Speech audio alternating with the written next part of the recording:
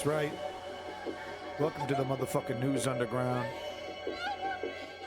Probably shouldn't show this incredibly violent imagery. Probably should avoid that.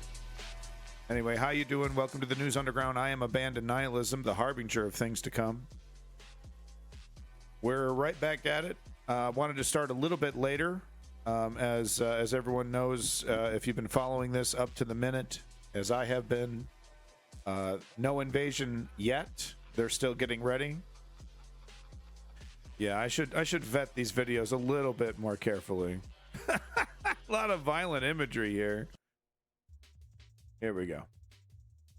We'll do some video game drum and bass, jungle mix. Good. But I hope you're doing well. Unlike the Palestinians and the Israelis, not doing so well. So let's jump right into it. Let's not waste any time bloviating. Let me just adjust my screen here. There we go. Where's the Subway Surfers gameplay? Well, when I have that up for for people that have bad attention spans. So right now things are quite exciting, and people's attention spans don't need to be stimulated. But if you really want that, the cutting the sand, the ASMR, there you are. All right, let's get into it, folks. I have a lot of my live streams up from yesterday. Al Jazeera's Shihab Ratansi reporting from UN headquarters in... Let's not start with Al Jazeera because, they are disgusting. I mean, both sides are disgusting in this. Both media sides are utterly disgusting in this. One side talking exclusively about, the barbarism of the Islamic terrorists, and then the other side focusing almost exclusively on the incredible bombing and killing that Israel is doing. Attack and Israeli retaliation. Common people caught in the crossfire are Welcome back, suffering Cam. Welcome back, the Hollow. worst here. In the next few minutes, we take a look at the lives of common people on both the sides, how they have been affected, and the situation which is extremely disturbing for this report. Is it ever okay to kill civilians? Is it ever okay to say we want to hurt your society and kill civilians? I know we did the terror bombings in World War II against Germany, and that did have an effect. But it's hard for me to cheer on a bunch of poor prisoners who are stuck in a cage, getting pounded on. For every one Israeli dead, 2, 3 Palestinian. That's what the numbers usually are. It's usually like 3 to 1 or 5 to 1. Do I think that's okay? No, I can't get on board for that. Yeah, no, Davey, you're 100% correct. This is why, I mean, this scene right here, is shocking. We're hoping that the stain is something else, but it is most likely not.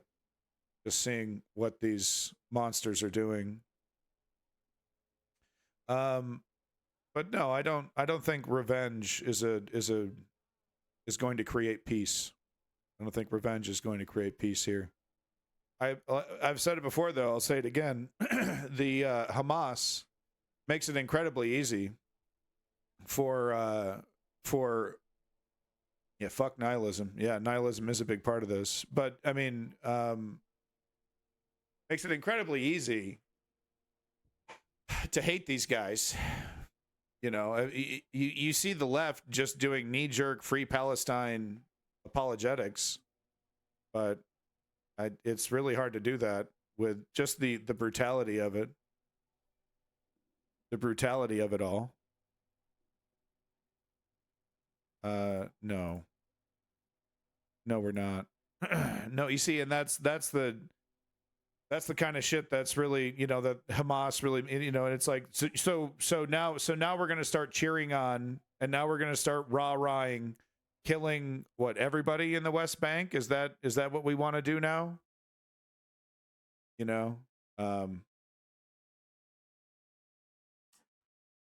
above. I couldn't move. I guess I have something in my back from the stress because I sat for 2.5 hours on the slope without moving. My legs were folded, so no, it's a bit hard for me to stand up and walk. And then she left and was immediately taken by a car. And then I left from the other side, and soldiers took us to the buses. There's no one like the IDF. The Hamas attack on Israel comes as the biggest in decades. Bodies have started. Davey is incorrect. Israel absolutely 100% targets innocent civilians, without a doubt, easily provable. Please don't participate in that falsehood, Davey. Israel absolutely targets innocent civilians. Gaza over the phone line. Get an understanding of the situation on ground. Here's what they told us. Listen into this.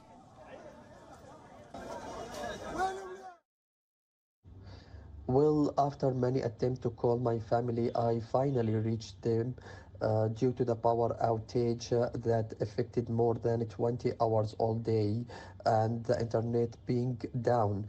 I had been able to contact them before. So I would also like to point out that Hamas does not represent all the Palestinian people. fire of rocket between the Israeli Defense Forces and Palestinian resistance was unprecedented.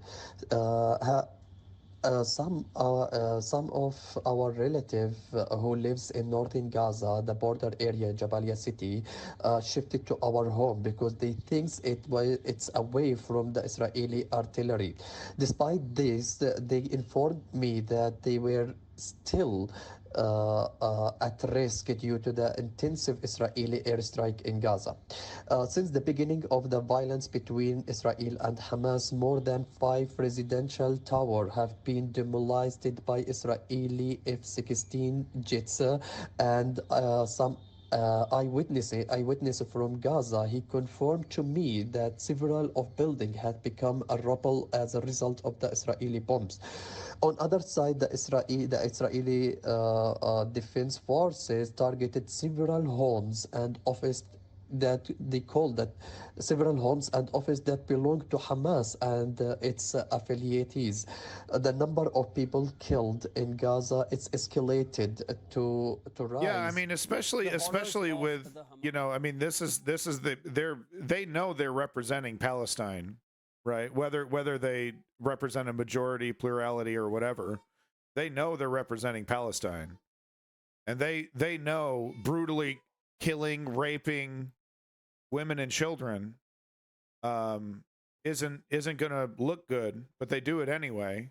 They think it's a viable strategy, so they do it anyway.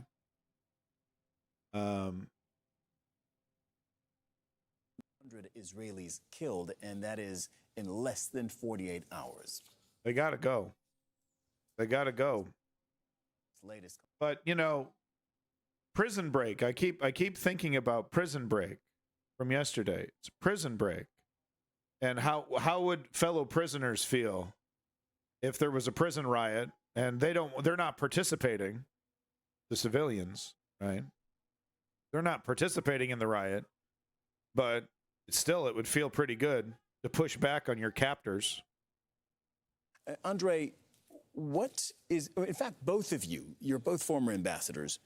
In your experience, what would you think is going on right now behind the scenes? Let's start with you, Andre.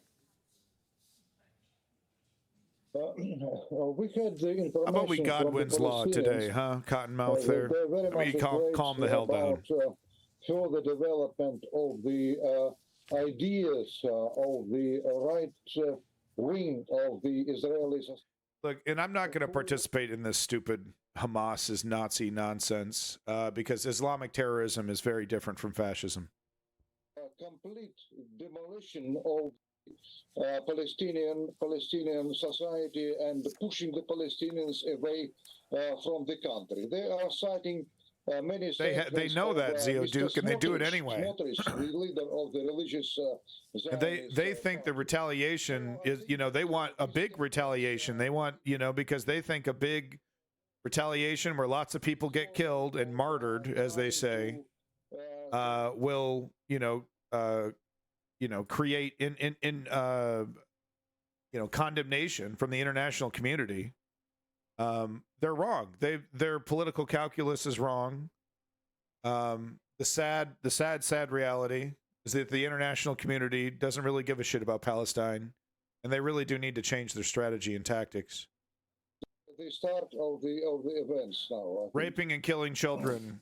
James Moran, go if I can figure, turn to you, not the best strategy. The same question, which I didn't quite get an answer to, which is, what do you think, in your opinion, as an ambassador who's been through events like this? There are contacts, there is diplomacy that goes on behind the scenes before it comes to light for the general public. No, the fucking Nazis had a plan. Okay, these Islamic terrorists are basically psychopathic hedonists. First thing you do is start raping. That says a lot about you. Whenever there are problems in Gaza, the Jordanians and others who are working on the ground trying somehow to find a way through towards a ceasefire, because that would be the first step, as has been the case so many times before in this kind of a Groundhog Day that we find ourselves in. Davey, the prison is because of Egypt. Does Israel have any responsibility? The prison is because of Egypt and all the other Arab states who enforce the, but not Israel though, huh? I notice I don't see the word Israel in your little paragraph here. Could you clarify? Is Israel maybe a little responsible for the apartheid that they're doing to the Palestinian people? No? Oh, okay. Egypt's fault, guys. Looks for the time being that will be very difficult at the UN, at least for the next few days, given what we know of the US position. The Europeans, the EU, have just said... So you can't believe the support of Palestine, or you can't believe the support of Hamas? Because Hamas does not represent all of Palestine. You think all 2.4 million people in the Gaza Strip wanted Hamas to do what they did? Oh, but there's celebration in the streets. Yeah, okay. Yeah, so that means kill them all then, huh? Why don't you just build, why don't you just get a big convoy of bulldozers? So you're saying yes to kill them all. Earlier, what would you say in your experience would be going on just behind the scenes? Just get a big convoy of bulldozers and right just now? push the whole thing into the ocean, huh? Well, I think is that what you're saying, Nova? Kill everyone in the West Bank? Are almost equally guilty for such. That's really ignorant. They all 2.4 million people all have the same agenda. What? Kill Israel. I hate Israel. So it's all justified. You're an idiot. You're an idiot. And how dare you speak for 2.4 million people?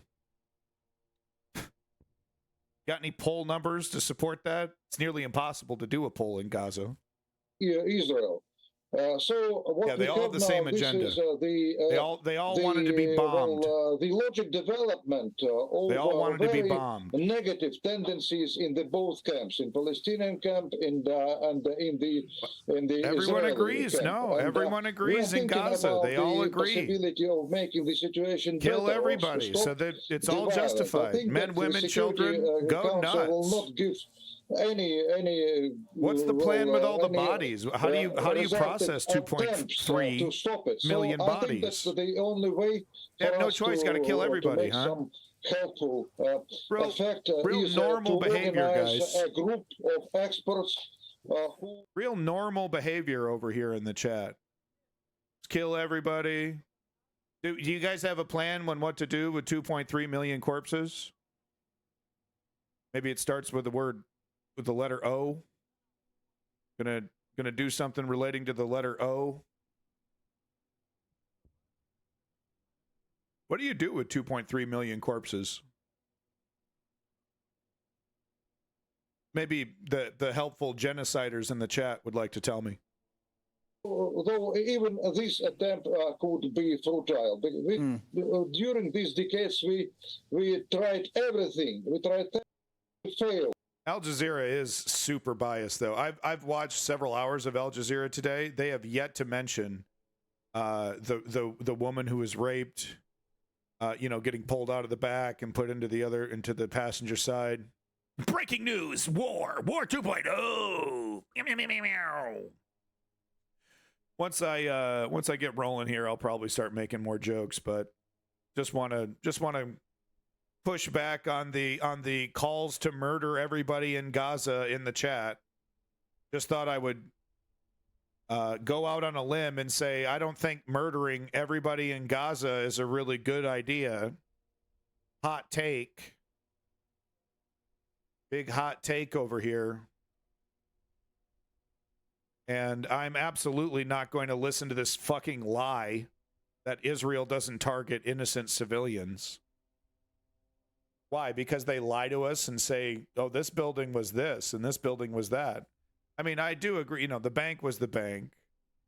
I do believe that tower. I took a second look at better quality footage, and that tower I said did have antennas. So the radio station, sure. But Gaza's being bombed. Gaza's been being bombed since we started yesterday. Every one of these targets military. Hell, they're not even knocking on every target anymore.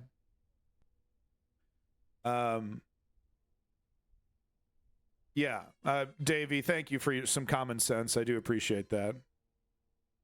Well, drunk physics, I think the best thing to do would be to annihilate them, kill everybody.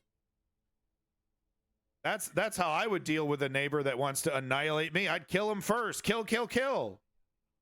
I'd become an innovator for corpse disposal. A lot of corpses.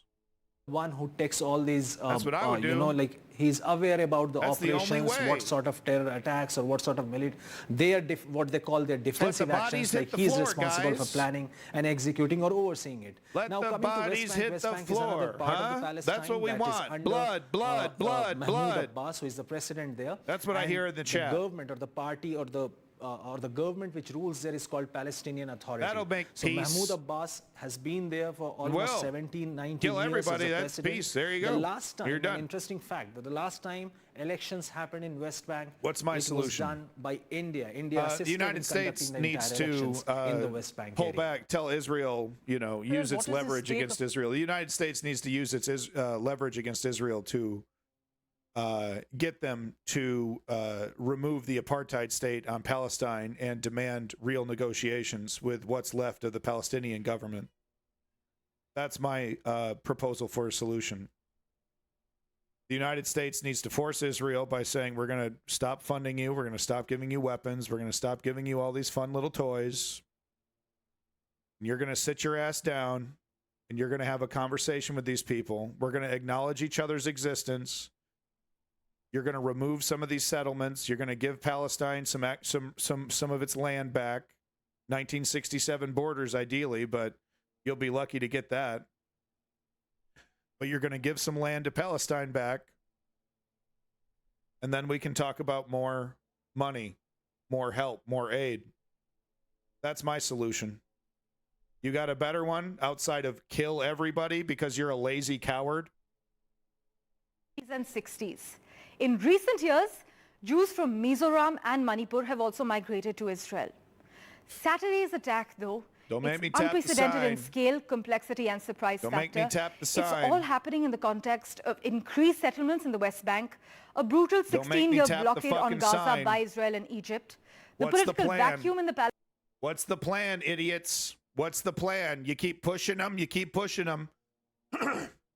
Squeezing them and squeezing them. You keep squeezing them and squeezing them. into smaller and smaller areas. What's the plan? What are you going to do? Push them into the ocean? You're going to push 2.3 million people into the ocean? And somehow you're the good guys. Now, to Hamas, I mean, this is the big failure of the Palestinian people, is that they're not marching against Hamas right now. They're cheering it on. And that's not everybody, but there's a good amount of people who agree with the politics of revenge. So third parties, mediators, need to come in here, because both sides, you got an immovable force versus, an immovable object, however the fucking phrase is. Well, we got two completely intractable entities. Third parties need to come in. Or just let the genocide go. Let the bodies hit the floor and feel bad for yourself later.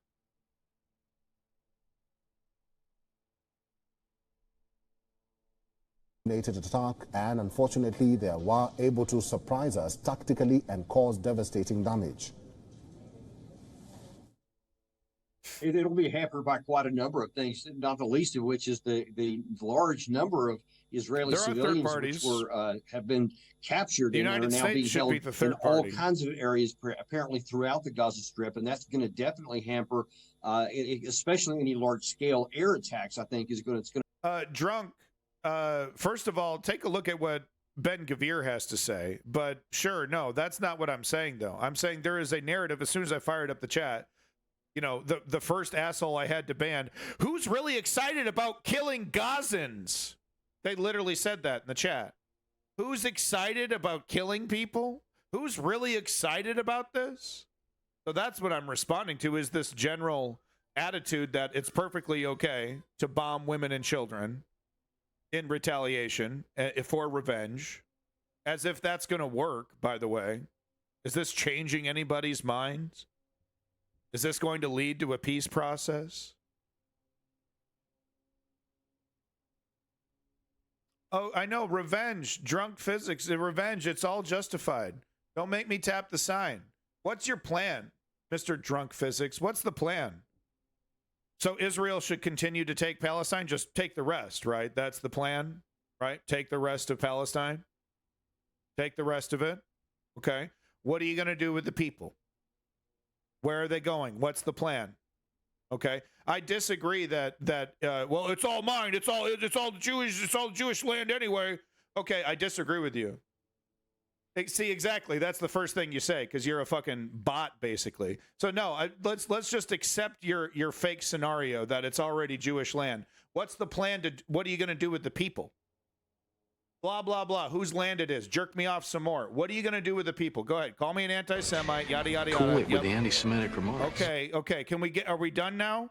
How about you answer my question? Annex from Egypt. Yeah, jack me off some more. What are you going to do with the people? You got 2.3 in Gaza, and how many more million in the West Bank? What's the plan? Kill them all? Exile them? What's the plan, Slick? What are you going to do with all the people?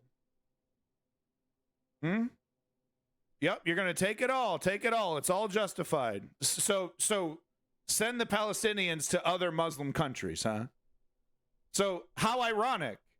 The solution being proposed is the exact thing that created this problem in the first place.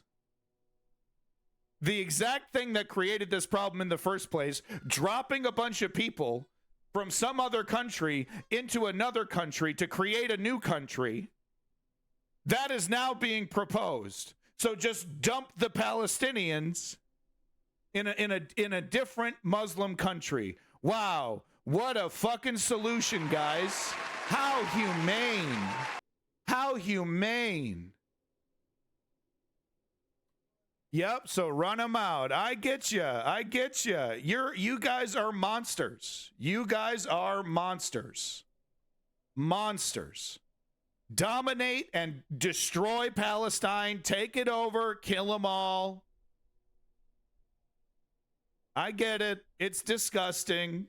I don't need to hear anymore. I think you guys are gross. I think that's not a solution to kill them all or to exile every single fucking person in Palestine. I actually don't think that's a fucking solution.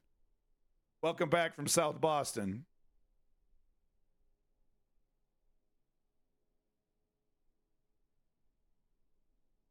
Until somebody can that doesn't want to kill everybody or fucking deport and what, dump plane loads and plane loads. I'm talking millions of people into Jordan, just dump millions of Palestinians and then bulldoze their homes and what, install some fucking trailer park like you do? Enough with the madness. Enough with the madness. How can Palestine get help? For the United States to acknowledge its part in this fucking travesty and to start pulling the purse strings against Israel. That's how we can help. Because it certainly isn't supporting Hamas. These pieces of shit running around kill crazy, raping women and children the moment they get a chance to, shooting up civilian vehicles. The minister, Yoav Gallant, has approved a wide-scale call-up of reservists and Israeli defense chiefs are facing growing questions over how the disaster... I mean, Davey, it's a fun idea what you're talking about. Is Egypt even remotely interested in such a solution? Because you know what the real solution is? For Israel to give up a little bit of its stolen land, the 1967 borders, that's the solution. Is for Israel to give back a little bit of what they've taken. Not even all of it, just a little bit. Not even Jerusalem.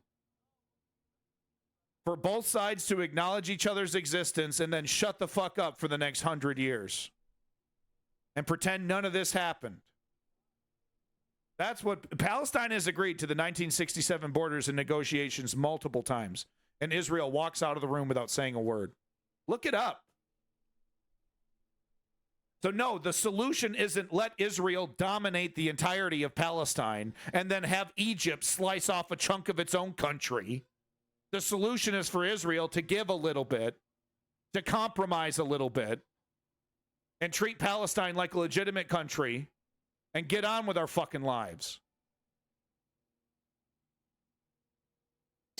The world to see. As they broke through the fence, some of the paragliders were filmed from a party in Israel. Before people fled, many were killed or captured. As they sent thousands of rockets from Gaza, this ex-user posted white streaks of rockets over the skies of Jerusalem. And this was posted from Tel Aviv airport as passengers were told to lay flat on the ground. Within a few hours, people in Gaza took to X to post Israeli airstrikes on Gaza. There has been much criticism across the platforms. Firstly, how Israel could have been blindsided.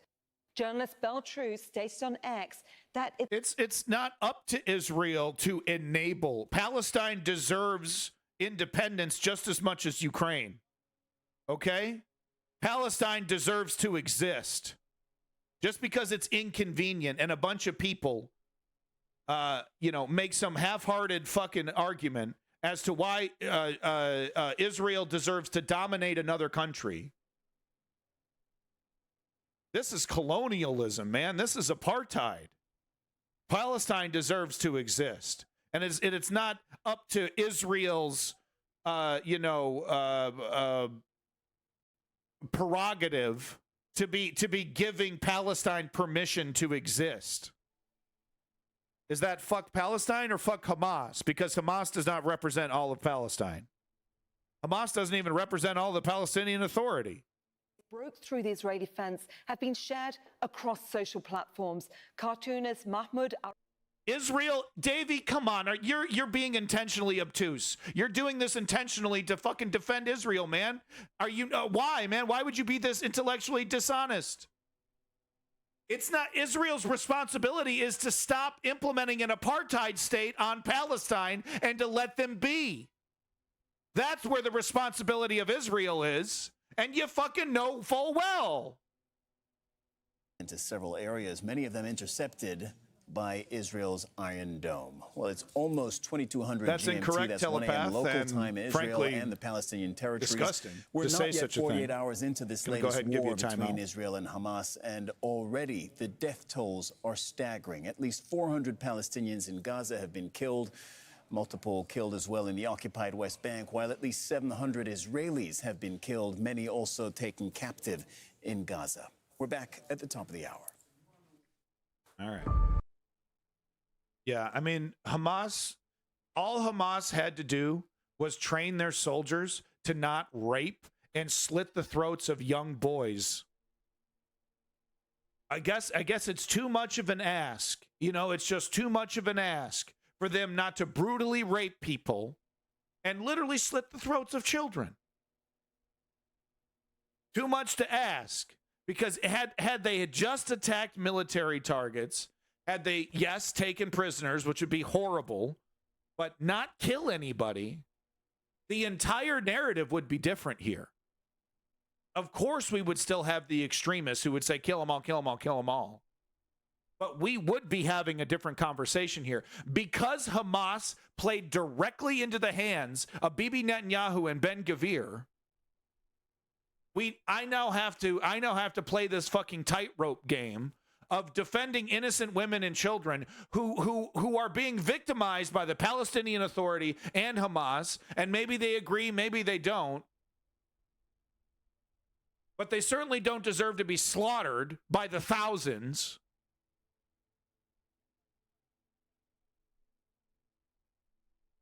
What, you don't agree with me about Hamas? Let me get my fucking band finger ready here. The Palestinian people need to rise up and all agree to kick out Hamas. We've seen this happen in places in Afghanistan where people get so sick and tired of the fucking Taliban, they stand up and push back and push against the Taliban.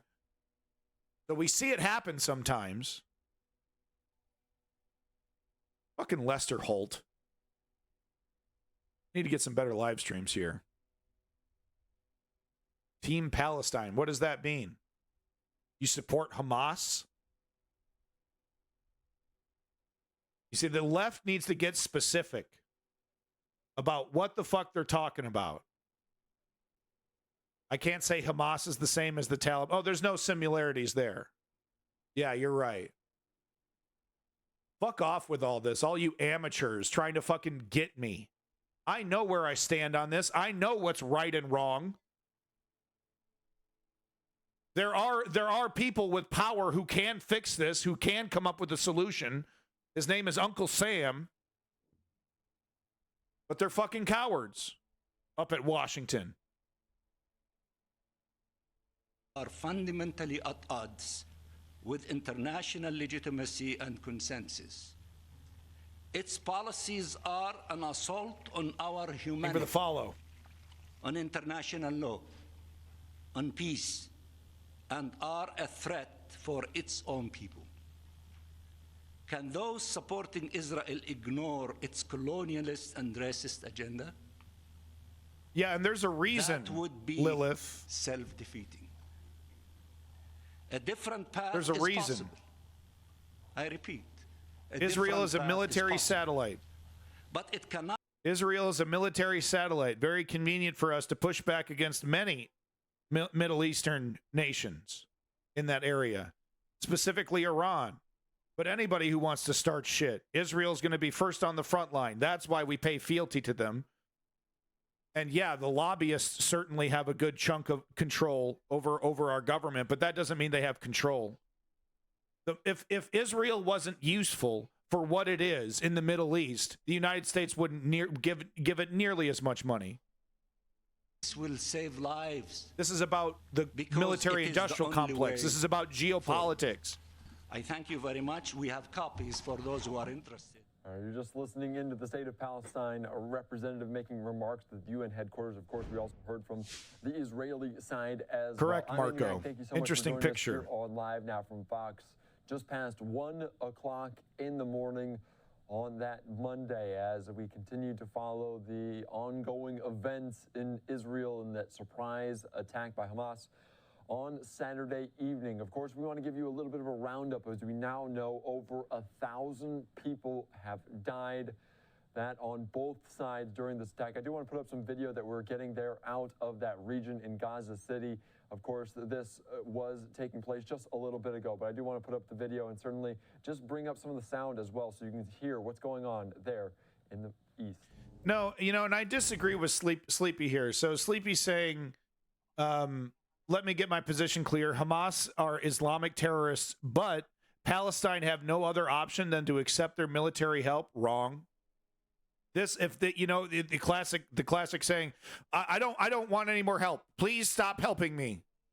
Should be part of the negotiation. Should be part of the fucking narrative here. If this is a Hamas's version of helping, then the Palestinian people need to realize how counterproductive raping and murdering women and children is. Okay? They absolutely have a choice. They have no choice but to participate in full-blown medieval-style barbarism. Fuck you! On to say there's a direct hit there as medics are responding. He has been on the ground for our Fox team, covering it very, very extensively. Let's go out to Trey Yinks one more time as he gives us an update there on the ongoing situation in Israel. Israel officially at war. The declaration coming after Hamas launched a surprise attack on Israel, firing thousands of rockets and sending hundreds of fighters from the Gaza Strip. We will not I'm bouncing back between Al Jazeera and Fox News, bouncing back and then showing, you know, Indian news as well, which is basically pro-West. The Indian news showing a lot of shit, a little spicy, you know, that I'm going to get in trouble for if I'm not careful. So I got to be careful with WION news over there. Officials say they are working to recover hostages who have been taken into Gaza, including children and families. The assault isn't over. There continue to be very active fighting around Gaza. At the same time, we've seen more quiet in other parts of Israel, but there is intense fighting going on. The UN Agency for Palestinian Refugees reporting that more than 20,000 people are crowding into schools for shelter. The violence upending the lives of thousands of... And the religion element here is also failing the Palestinian people, because religion lets you just say, just let me focus on my book. Let me just pray it all away. And that's, you know, that's great for people who want to control people. If I was trying to control a lot of people and then, you know, I kept fucking up, I kept having bad ideas and failing my people, but I didn't have to come up with any good excuses because I just tell people it's not my fault and pray to make it better. Wow, what a big benefit to me. You know, as a dishonest person who wants to, you know, who wants power and wants to control people. Religion is such a helpful tool to keep people ignorant. And they need the exact opposite. They need to embrace the tenets of activism. They need to confront Hamas. They need to confront the Palestinian Authority and say, you people and your solutions, your rockets and your rapes and killings are not helping us, is not finding us a solution. This is the furthest from negotiation that we've ever been, but it's more complicated than that, though. Because like I said, I keep thinking about what that fella said from BBC. Prison. It's a prison break. And I keep thinking about the mentality of a prisoner, right? And how even if it's brutal and even if it's disgusting and it's hard to agree with, it's something. It's because the apartheid is every single day for the Palestinian civilian. The apartheid is every single day for the Palestinian. You have to go through checkpoint after checkpoint. You have to allow Israeli people to shatter windows at your businesses and get away with it, and all kinds of abuse from the Israelis on the Palestinians. And then the Israeli military shows up, and you have to just like, I didn't do anything. I didn't touch anything. He came up and shattered and broke my storefront, and I didn't do anything about it. And then nobody's arrested. It's an everyday thing for the Palestinian people. Can't get cooking oil. Can't get basic goods and services. You have one under-equipped and underfunded hospital to go to in some cases. So it's the mentality of a prisoner who's like, yeah, well, whatever. There was a prison riot and some of the guards got raped and killed. Yeah, well, whatever. That's the mentality of a prisoner who's being, who's trapped. In this case, in an apartheid, right? Yeah. So you'd cheer it on. You'd cheer on anything, any pushback, any kind of pushback. It'd be a breath of fresh air. Doesn't make it right. Doesn't make it good. I hope there's a lot of soul searching. But this idea that all the Palestinians in the West Bank and Gaza want to kill every Israeli and that it's all justified. The slaughter of men, women, and children. You fucking knocking whole buildings down filled with people.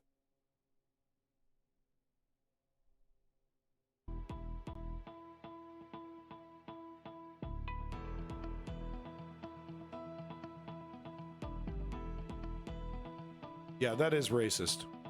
Fuck that shit.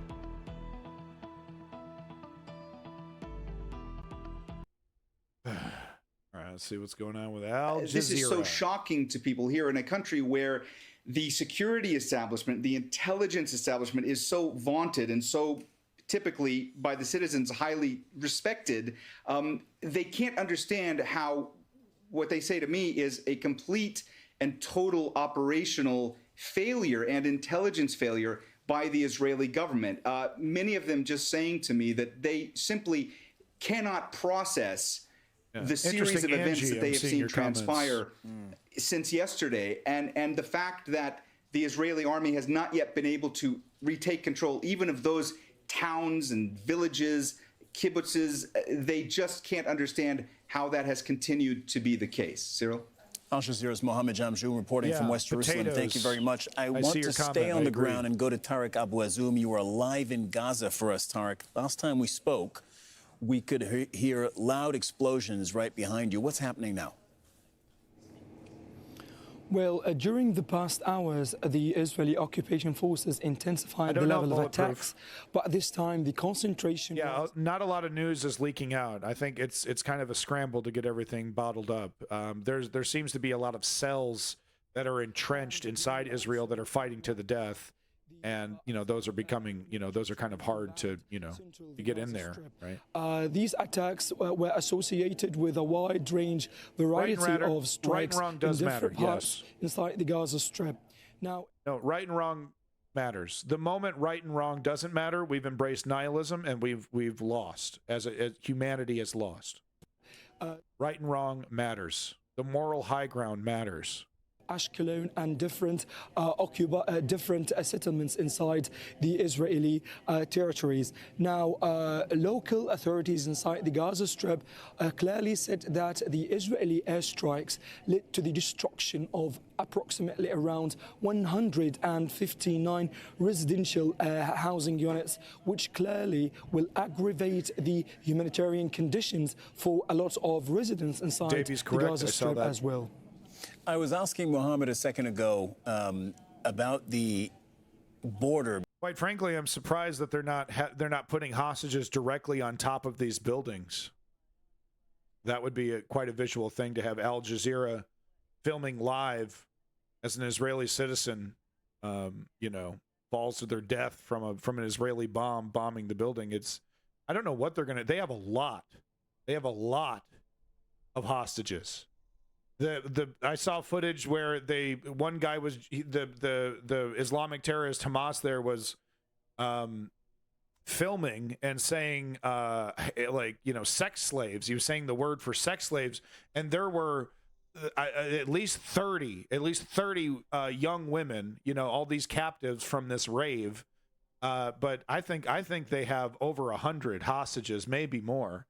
Apparently there's 750, at least 750 missing Israelis. I don't know what the plan is. It was around 100, mostly foreigners. Yeah, it's a lot of, it's like Germans and US and it's not just Israelis either. I don't know what they're going to do with these hostages. Islamic terrorists are absolutely terrible at keeping hostages. They don't feed them properly. They have to constantly watch them because people are constantly trying to attack them and molest them, and it's I don't know, man. Israel does have an obligation here to start these negotiations immediately if they want to save these people. I wouldn't be surprised if they start, murdering one person per building bombed. Crazy shit like that. Thank you for that follow, Lady Bonfire. But the kidnappings add a brand new element, add an escalation to, because usually it's just they lash out, blow some shit up, shoot some people up. They're never really planning that far ahead. But in this case, they planned a little bit far ahead, and they said, yeah, no, we're going to have some leverage after this. Had they not killed anybody and just taken hostages, but no point in fantasizing about what isn't happening. Been killed. A number have been injured. We're hearing that a few of those, at least, are very serious injuries. So we are expecting General Ron, it's not going to be good. To rise. Also in Shafat, refugee camp, in the high-level prisoner to an Islamic terrorist group. No such thing as a high-level person in the Islamic in the how they structure those Islamic terrorist cells like Hamas. He's a martyr. Moving on, just moves on to the next guy. So I don't buy this high level crap. I remember the Iraq War. I remember, we got the big one today. Oh, we bombed the big one today. You cut the head off the Hydra, another head pops up. Cut the head off the Hydra, another head pops up. Oh, we got a high level target today, boys. Whoop-de-doo. Yeah, no, they pulled his body out of the rubble. Yeah, I saw the headline too. They pulled his body out of the rubble. Whoop-de-doo. To rise. People here are incredibly sympathetic to Hamas. These terrorist cells don't work like that. They don't have, they don't have this simple. They do have a command and control, and that is they've been under occupation. They've been under siege. They do have a command and control structure, but it's not the standard one that the West is used to. Doesn't work like that. High level. More of these clashes intensify. What Israel has actually done is it stopped Palestinians moving from one area to another. Normally, it just surrounds the occupied West Bank and doesn't allow Palestinians, or makes it very difficult for Palestinians to leave. Now they've done that within the occupied West Bank. Zero chance of nukes. Imran, can you explain to our viewer the intra-Palestinian politics here? Because the Palestinian Authority... Unless Hamas got a hold of a nuke. There's zero chance of nukes. Israel's not going to nuke anybody. Whoops. Rather, this latest round of fighting, how is that working? Yeah, Estonian, it's pretty disgusting. Authority, how are they being able to put their stamp on this? Well, the Palestinian Authority was set up after the Oslo Accords in 1993. It was designed to unify. I think this comparison to 9/11 is dumb. I think the comparison to the Nazis is dumb. How about we live in reality? How about we come up with are we just all a bunch of simpletons? That reminds me of one of the three things I remember. Surely we could come up with some better examples than 9/11 or fucking Nazi Germany. It is the Palestinian Authority. Now, on Sunday, the Palestinian Authority haven't really issued that many statements. Like you say, Riyad Mansour, who is the Palestinian ambassador to the United Nations, he was speaking. That's an interesting point, just before that Security Council meeting. An unprecedented statement from him, squarely blaming the Israelis in much stronger language than we've perhaps seen from the. This is exactly what Netanyahu wanted. This is exactly what Netanyahu wanted. Facilitated. Think of that follow potatoes. This occupation to continue, and this is what Hamas are doing is a frustration of that. It's the reason that they're doing that is because the international community have just simply turned a blind eye to Israeli aggression. So it's likely that the Palestinian. I have yet to hear Al Jazeera criticize the strategy that Hamas is implementing. You got no pushback on Hamas. No shit. This is a viable military tactic, rape and murder children and women. Yeah? Al Jazeera, how about we come out and have a little pushback against this shitty tactic that doesn't help the Palestinians? Understand the sympathy, the support out on the streets of the occupied West Bank by ordinary Palestinians. Yeah, Al Jazeera is not great, but they're literally the only news organization I've seen so far with people on the ground. Many in Palestinians Gaza. see them. Imran Khan reporting from the streets of Ramallah in the occupied West Bank. Marks again. This guy, this fucking guy. You over here, really? You're gonna knee-jerk defend Hamas, bro? I got a solution. Uncle Sam needs to pull the purse strings on Israel, get them to come to the negotiating table like honest actors, force them to negotiate, give up some of the land that they've stolen, give it back to the Palestinians. And then we can get over this nonsense. The United States, instead of coming to the defense of Israel, knee jerk, full stop, no matter what happens, they need to say, this is too much. You've taken too much. You need to give back. You need to end the apartheid state. Stop with the checkpoints. Let normal trade through. Let cooking oil through. Or else we're not going to fund your military. But no, they're cowards in Washington. And quite frankly, there seems to have been a policy adopted by Obama, adopted by the conservatives. Just fuck Palestine, man. There seems to be, they would really like it if Israel could just pretend, but they're not bothered too much when a bunch of Palestinians die. And it's, if you listen to what Ben-Gvir has to say, there's no interest in peace. There's only interest in domination. And he's like second in command right now, Ben-Gvir. Bibi Netanyahu might want to, maybe he doesn't want to annihilate all of Palestine, probably just for political reasons. But yeah, I have a solution, Marks, and it's up to Uncle Sam. This idea that the only solution is Islamic terrorism, the left. So the fucking tanky Marx left over here going to defend Russia, and now the tanky Marx left is going to come out here and defend fucking Hamas?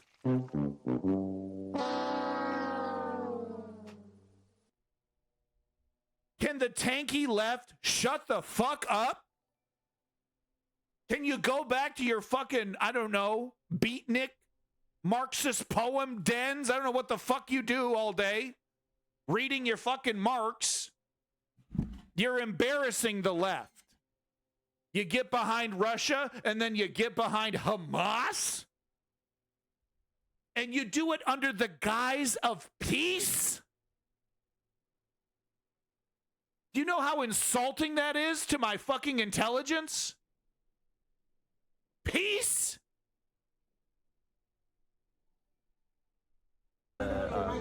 You put a little hammer and sickle next to your fucking name on Twitter and you think you know what the fuck you're talking about. I swear to God. Which is, pretty monumental since it hasn't happened since the 70s. I'm definitely very nervous about what's to come. All right, we're joined by Al Jazeera's Alan Fisher. Alan, a key part of this war and how things might unfold going forward is where the U.S. stands. And it's pretty clear the U.S. stands completely behind Israel. Absolutely. You've got to remember that Hamas... You don't even know how to spell insinuating. I'm not doing it with you today, dude. By the United States back in 1997. Go back to your safe space. Also... Go back to your safe space with some dickhead with a poster of Mao on the wall. You fuck. Times over the last 24 you fucking hours. Fuck. He spoke to him again today, again committed that they would have unwavering support from the US and that they would continue to give them the supplies and the military support that they needed. Further to that, the US has announced in the last few hours that the first parts of that military support is already being shipped.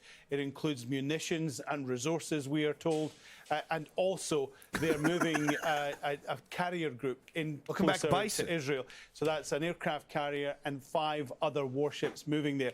This is meant to act as a sign of deterrence. Announcing that they support Hamas. He said that none of Israel's enemies should take this opportunity to exploit the current situation, but also they're there in case there is a need.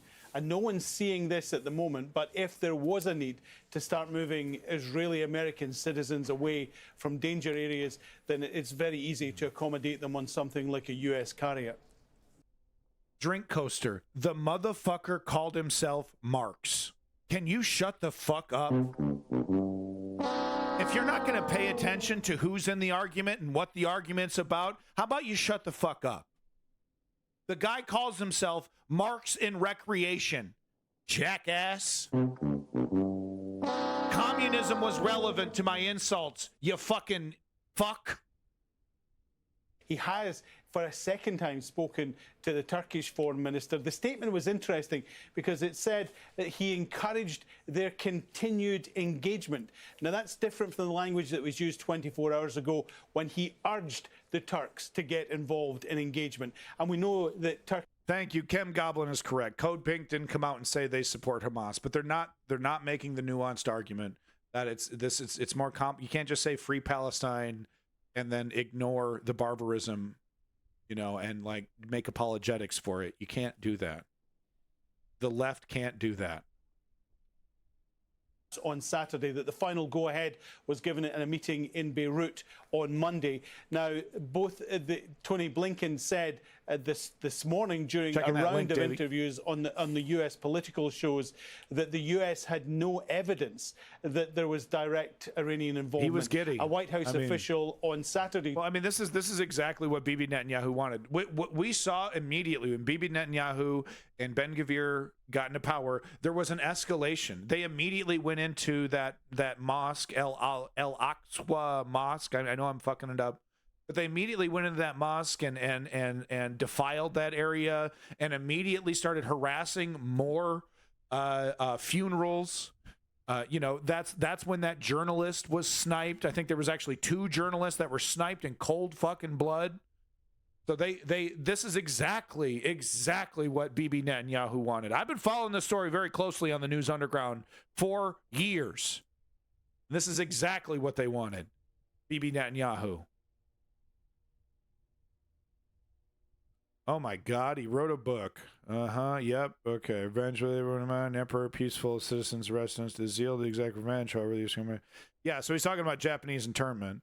Targeted everyone who happened to look like the people who had carried out the attack. Those of us who had done nothing wrong were forced to pay the consequences of the decisions of others far away or disconnect from us. We were interned for years, open air prisons, while America went off to fight Japan, Germany, and Italy. Yeah, it's one of the most shameful moments in American history, Japanese internment. Until we started torturing people in Abu Ghraib, and then then we forgot about it, and we still do it. It's so important that we carry these lessons of the past through to today. Merely because one group commits atrocities and acts with depravity does not mean vast hundreds of thousands or even millions of others should be lumped together with them and made to suffer. We must never point with the brush of justice and retaliation too broadly, or the toll of human suffering will rise immeasurably. 100% correct. Thank you, George Takai. George Takai is still on my shit list technically, but comments like this will help get him off my shit list. But technically, he's still on my shit list because he refused to support Bernie Sanders in 2016 and instead put his weight behind Hillary Clinton. So thanks a lot, George Takai. But no, I do like this statement here. Thank you, George. Let's see what Fox is up to. We'll be right back. Okay, thank you for that follow. Ooh, yikes. Nope, wrong.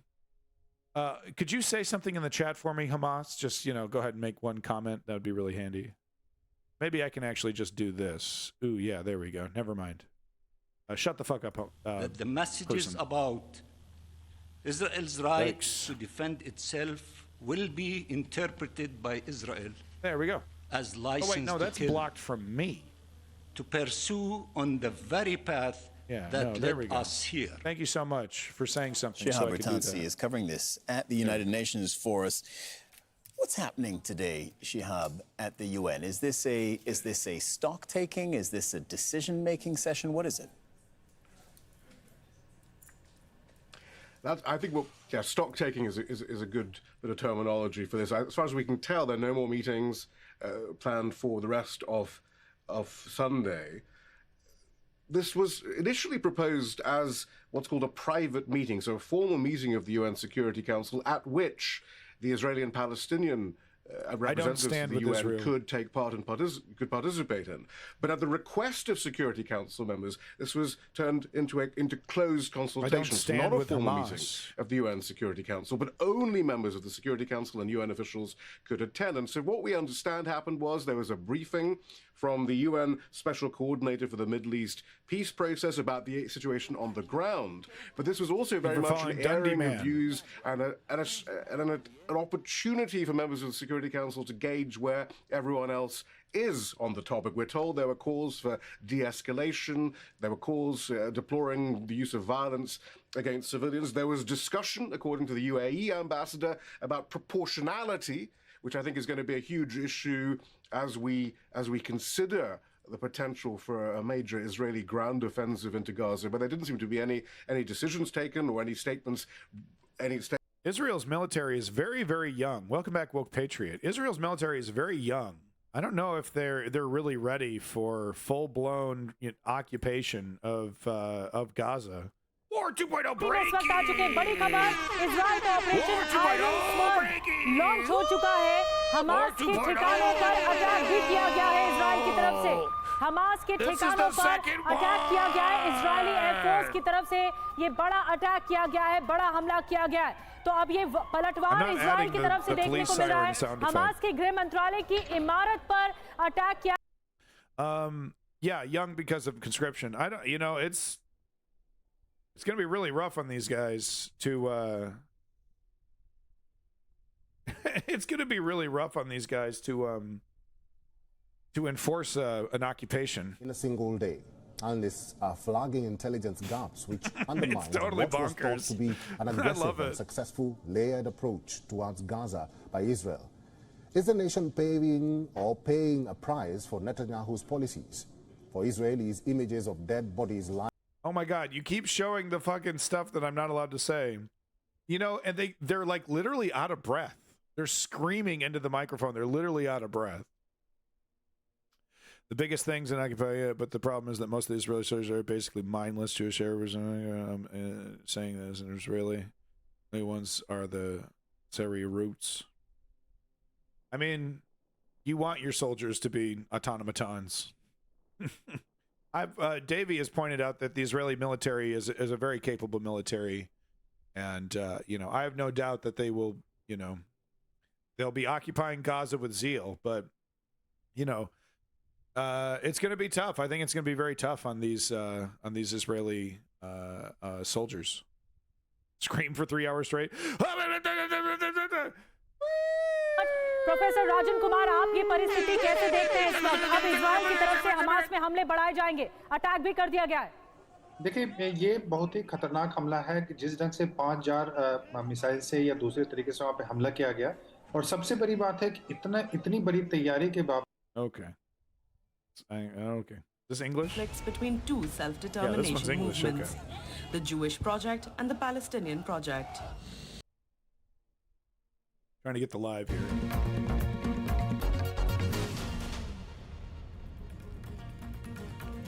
Hello and welcome. You're watching NDTV. The big story we are tracking very closely is battleground Gaza. Well, at least 900 people have been killed in what is being seen as the deadliest escalation in the Israel-Palestine conflict. And what has happened effectively is that West Asia has been pushed to a precipice, affecting the lives of millions of people in the region and also resulting in sharp divisions between the West and the Arab world and making the prospect of an extended war a strong possibility. In fact, an Israeli offensive on ground and Bibi Netanyahu told them to get out of there and no one left because there's nowhere to go. And like I was saying yesterday, what are they supposed to do? Stand in the ocean? They can't go to Egypt. They can't go through Israel to get anywhere else. I guess I'll just stand in the ocean. I mean, honestly, what are they supposed to, where are they supposed to go? They just supposed to dig? They become underground mole people? A very, very hard 24 hours. Thank you for that follow, Buck Elf. Unprecedented event. We were attacked with a combined offensive by Hamas yesterday, by surprise. Not only by the traditional rounds that we've had for years with Hamas. So guys, they didn't go for military targets. They went for civilians. A conspiracy theory. They went for... I have a conspiracy theory. Came to me in a dream. Came to me in a dream. I have a conspiracy theory. Bibi Netanyahu, Ben Gvir knew something was being planned for Yom Kippur. They knew something was being planned, and they intentionally diverted more resources than they should have to the West Bank to protect settlers. Then they wanted a big deal. They wanted this to hurt really bad, to give them the justification they need to, to become war presidents. That's my conspiracy theory for the day. That's my conspiracy theory. Terrorists on gliders. Boats were used as well. Many were intercepted and taken out. But the sight of... No, you're right. Bibi Netanyahu and Ben Gvir, they're nice guys. They care about human beings, those two. Totally, you're right. They would never put their own politics and their own political careers ahead of humanity. No way. Never. No. They're really good guys, actually. It's just a theory. A game theory. I don't fuck with you. Oh, wrong button. House to house in search of Israeli civilians, executed in cold blood Israeli civilians in their homes, and then continued to drag into Gaza Israeli civilians and military. And to the people defending Hamas, and their actions, look how well Israel has weaponized their brutality against them, against Hamas. Israel immediately starts weaponizing and propagandizing the extreme brutality of the Islamic State. It basically writes itself. You don't even really have to do it.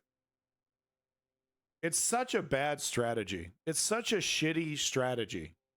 It's sloppy work. As a first step, electricity has been cut off to Gaza, followed by devastating airstrikes that took out several multi-story apartments. Why did Bibi Netanyahu immediately after getting into power allow for the desecration of the Al-Aqsa Mosque? However you say it. Why was that allowed? Why did Bibi Netanyahu allow the IDF to harass Palestinian funerals, especially the funeral of the beloved Palestinian journalist that was sniped in the head by the IDF? Why did Bibi Netanyahu allow the IDF to then harass her funeral? That was that famous scene where the IDF was beating the guy that was holding the coffin with their batons. And he was beating him so hard that he almost dropped the coffin that was carrying the journalist that was sniped in the head by the IDF. Why did Bibi Netanyahu allow that? The least aggressive prime minister. Gee, strange actions for a guy who's not aggressive. Of the situation as a result of the occupation, as well as of depriving the Palestinian people of their legitimate rights. Got a smart-ass comment for me? Systematic provocations against their holy sites. In a more strident statement, Qatar has blamed Israel and says Tel Aviv is solely responsible 24/7 newsroom. for the ongoing escalation due to its continuous violations. It's news time, baby. Welcome to the News Underground 24/7 newsroom. Thank you for that follow. They do not want dialogue. They do not want conversation. They want one thing Hamas. and one thing Hamas. only. The annihilation of the Jewish state. Hamas wants all these things, yes. Quote their charter. Hamas wants these things. All of Palestine does not want these things. The day of judgment. You're welcome, 24/7 newsroom. Until Muslims fight We love the news Jews here at the News Underground. and kill them. This is the Hamas charter. Yeah. And it also says that whenever a Muslim encounter a Jew, he must butcher him. That's the Hamas charter. No, and the fact that the Palestinian people aren't marching against Hamas right now, realizing how bad Hamas is for their survival, that is a failure of the Palestinian people. They are innocent. They are innocent people, the people that are not participating in this slaughter. you know, the moment we give into this idea that there is no innocent Palestinian person, that's the moment the genocide is fully justified. And we really cannot allow ourselves to fall into that dehumanization trap. The world has tried to reason with these terrorists, barbaric terrorists. The international community sought to rehabilitate Gaza, giving tens of billions of dollars in aid. Friends, these funds did not go to building schools or hospitals. It was exploited only for terror. Every inch of Gaza has become part of Hamas's war machine, a war machine. I mean, there's no choice. Hamas has no choice but to do that. It enters Gaza and then... Look at the map. Look at the map. There's no room left. Launch pads, missile manufacturing sites, and other terror infrastructure. Economic incentives cannot change genocidal ideologies. I repeat, economic incentives cannot change genocidal ideologies. It couldn't have worked with ISIS, it couldn't have worked with Al-Qaeda, and it doesn't work with Hamas. The era of reasoning with these savages is over. So I didn't know the leader of Israel, the president or whatever the hell. I didn't know Bibi Netanyahu had no control over the IDF, and the IDF is just allowed to harass funerals on their own. Wow, sounds like Bibi Netanyahu is a really strong leader who's got his country together for his military force to be allowed to just harass Arab funerals on their own, and no accountability. How great. Wow, no accountability either. Wow. You really suck, General. You know, I think you should look in the fucking mirror and see what the fuck you're trying to defend here, man. There is nothing defensible. The world will pay the price. About what Israel is doing. As the Security Council prepares to meet to the today, Palestinian people. Israel has one sole demand. That's Hamas's basically their war religion, crimes huh? must be unequivocally condemned. Kill Israel, that's this their religion? unimaginable atrocity must be condemned. Cool. Israel must be given steadfast support to kill all Israeli people. That's their religion. That's what they worship. Okay, bud. All right. False immoral comparisons between a savage terror group that targets innocent and the democratic state of Israel. This is not the comparison that the UN or the Security Council can do. It's all normal, there is guys. No reconciling with genocidal terrorists. Israel will exact a heavy price on Hamas. All right, General. Yeah, so because you don't care about Palestinians, you think it's okay to offer half-hearted, pull out of your ass excuses and to forgive the Israeli government for its extreme barbarism, for funding and implementing an apartheid state, literally stealing slivers of land every single month until the map looks like this. This is an old map. This is 2012. This is 2012. Where are these people going to go, Ron? Where are these? Oh, I'm lying. Oh, yeah. There's no apartheid. So it's a lie, guys. Okay, look. This is great. I'm seeing this on Twitter. All these pro-Israeli people are now saying this map's a lie because it was always owned by Jewish people. See, I'm way ahead of you. You can stop typing, jackass. The only question I want you to answer is, where are you going to go with it? What are you going to do with the people? What are you going to do with the people? No, you guys stop with your justifications and saying it was always Jewish, yada, yada. It's all justified. I know all that. Okay, stop. Call me an anti-Semite. Cool it with the anti-Semitic remarks. Right. So literally export. So literally export millions of people into Jordan. That's your solution? To exile millions of people. God, what does this sound like to me? It's so funny. It's so ironic that Israeli people, whose country was created by plopping them down in someone else's country, is now suggesting we do the same thing to Palestine, but just dump them into some other Muslim country. So that's the solution, huh? Millions of people exiled into some Muslim country that doesn't, I'm sure they're going to disagree with this. Yeah. It's a terrible solution. You're fucking monsters. You're monsters for even suggesting it. And you're not going to do that. Because you're ultimately cowards. You're ultimately cowards. And you're just gonna kill a lot of people. Israel needs to accept that they need to give back something to Palestine, and the United States needs to force them to do it. Okay?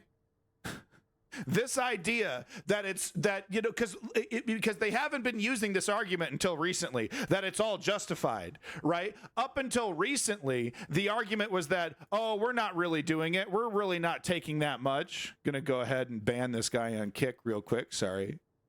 But that's been the argument up until recently. Oh, we just want to do negotiations. We just want to do negotiations.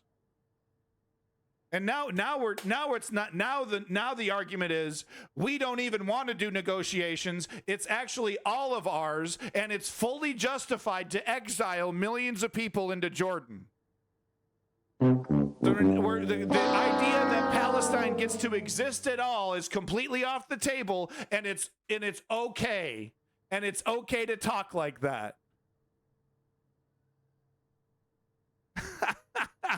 I think I've had enough of General Ron here. You can go ahead and see you later, buddy. Another one bites the dust. Because it's such a terrible, terrible idea, right? And don't you love how these people evolved from, oh, we're just trying to find the right negotiations. We're just trying to find the right negotiations. And then look at the fucking map. They're almost done. They're almost done with their complete dominance of the Palestinian land. And now the argument is, well, technically it was always ours, so we're just going to take the rest and exile millions of people into some Muslim land. We're just going to dump millions of people into Jordan or something and take everything. Yeah, no, we're not really, we were never honest about the negotiations. Oh, that map's a lie. That map's a lie. Didn't you know it was always Israel? It was always Jewish land. That map's a lie. Everything's justified. We can kill as many people as we want and take whatever we want. It's all justified. Didn't you know that? We were just having real discussions about a pretend negotiation like 10 years ago. My, how times have changed.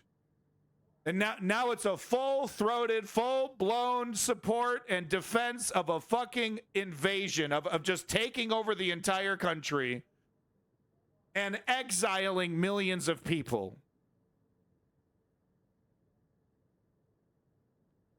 And then what is the left doing? What the fuck is the left doing? Defending Hamas. Coming out and making excuses for Hamas. When the left should be screaming at Uncle Sam. When the left shouldn't be giving Joe Biden a chance to fucking parade around. The left should be calling out Joe Biden and the failure of the West to get Israel to change.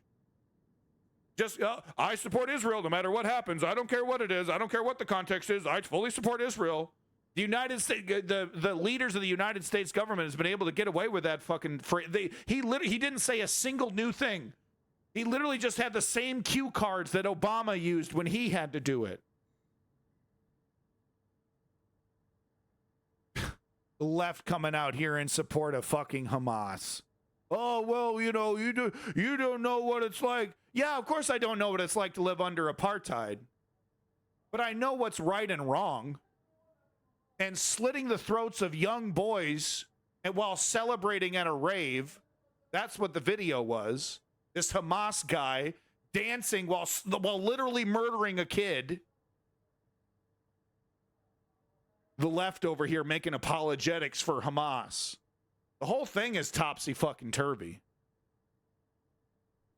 All moderate countries who should stand together against radicalism, against terrorism. And obviously, that's what Iran wants to achieve, to separate us all. They definitely want to derail the chances of having normalization between Saudi Arabia and Israel. We still want it to happen. We'll do everything that we can to live in coexistence. You know, and this idea that Israel can just continue with business as usual while they're implementing a brutal apartheid state, taking over they can just operate like it's just normal stuff. Yep, we're just, you know, it's just everyday business, just this constant 24/7 abuse of an entire population.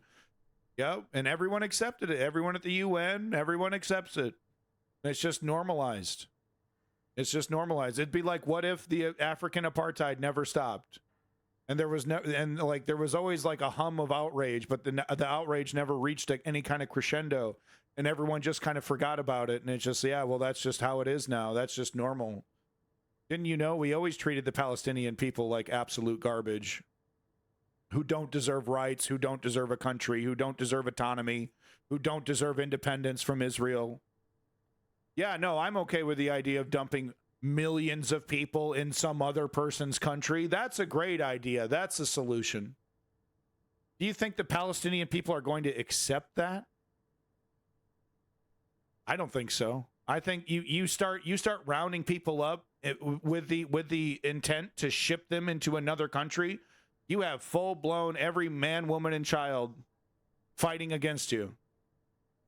So I guess the solution is what? Just carpet bomb? It literally annihilate every square inch of Gaza. Just bomb until it's all a fine red paste, and then come in with the bulldozers and push everything into the ocean and then start anew.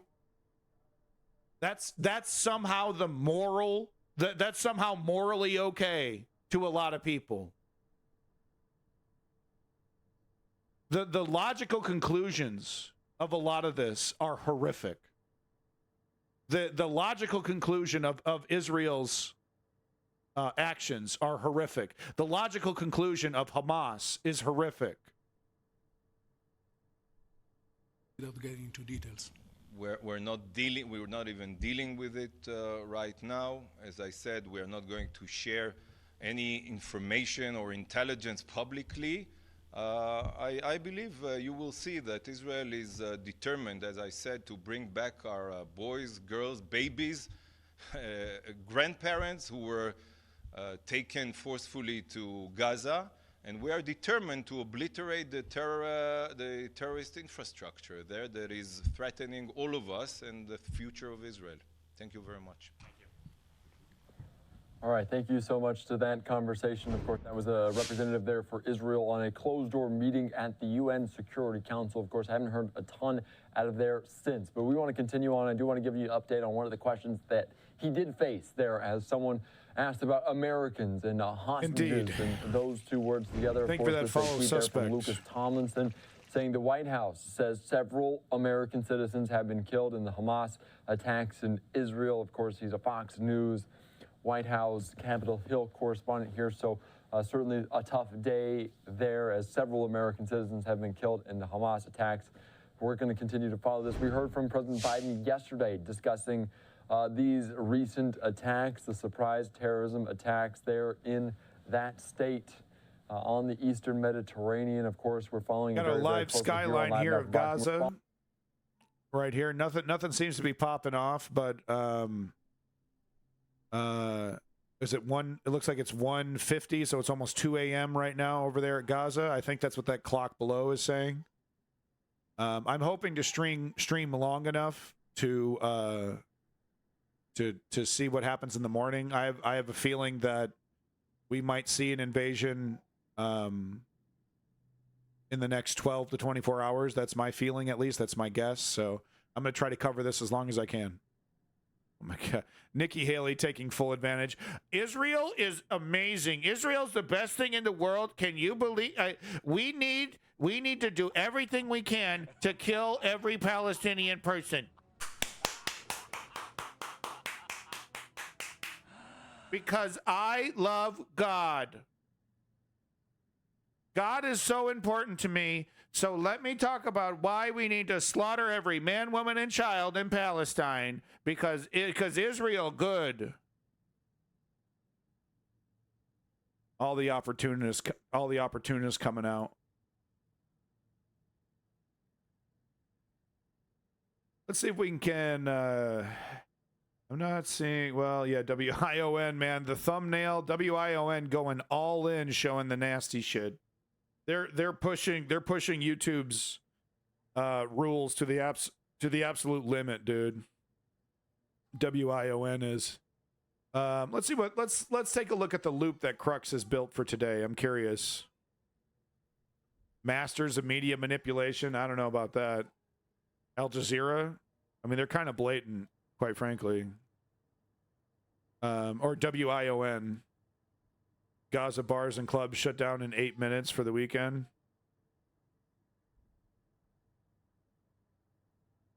Ooh.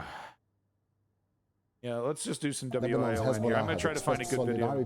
With the unprecedented Hamas offensive. Now, according to Israel, the army has so far hit 500 Hamas targets, including the group's military infrastructure, homes of commanders and symbols of the Hamas regime. The Israeli forces have taken control of points from where militants had infiltrated into Israel from the Gaza Strip.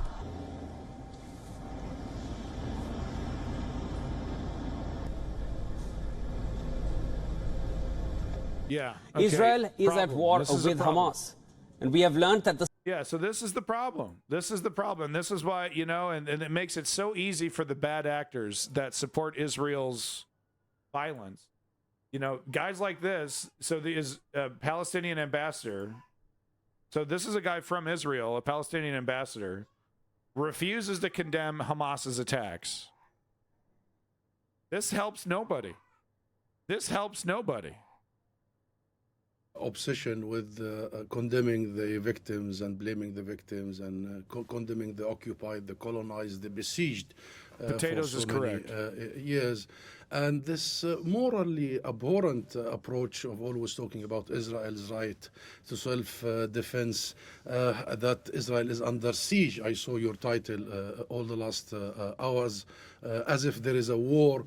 This dehumanization of Palestinians has got to end and stop immediately, especially that lives are being lost, and this is very tragic. No, and I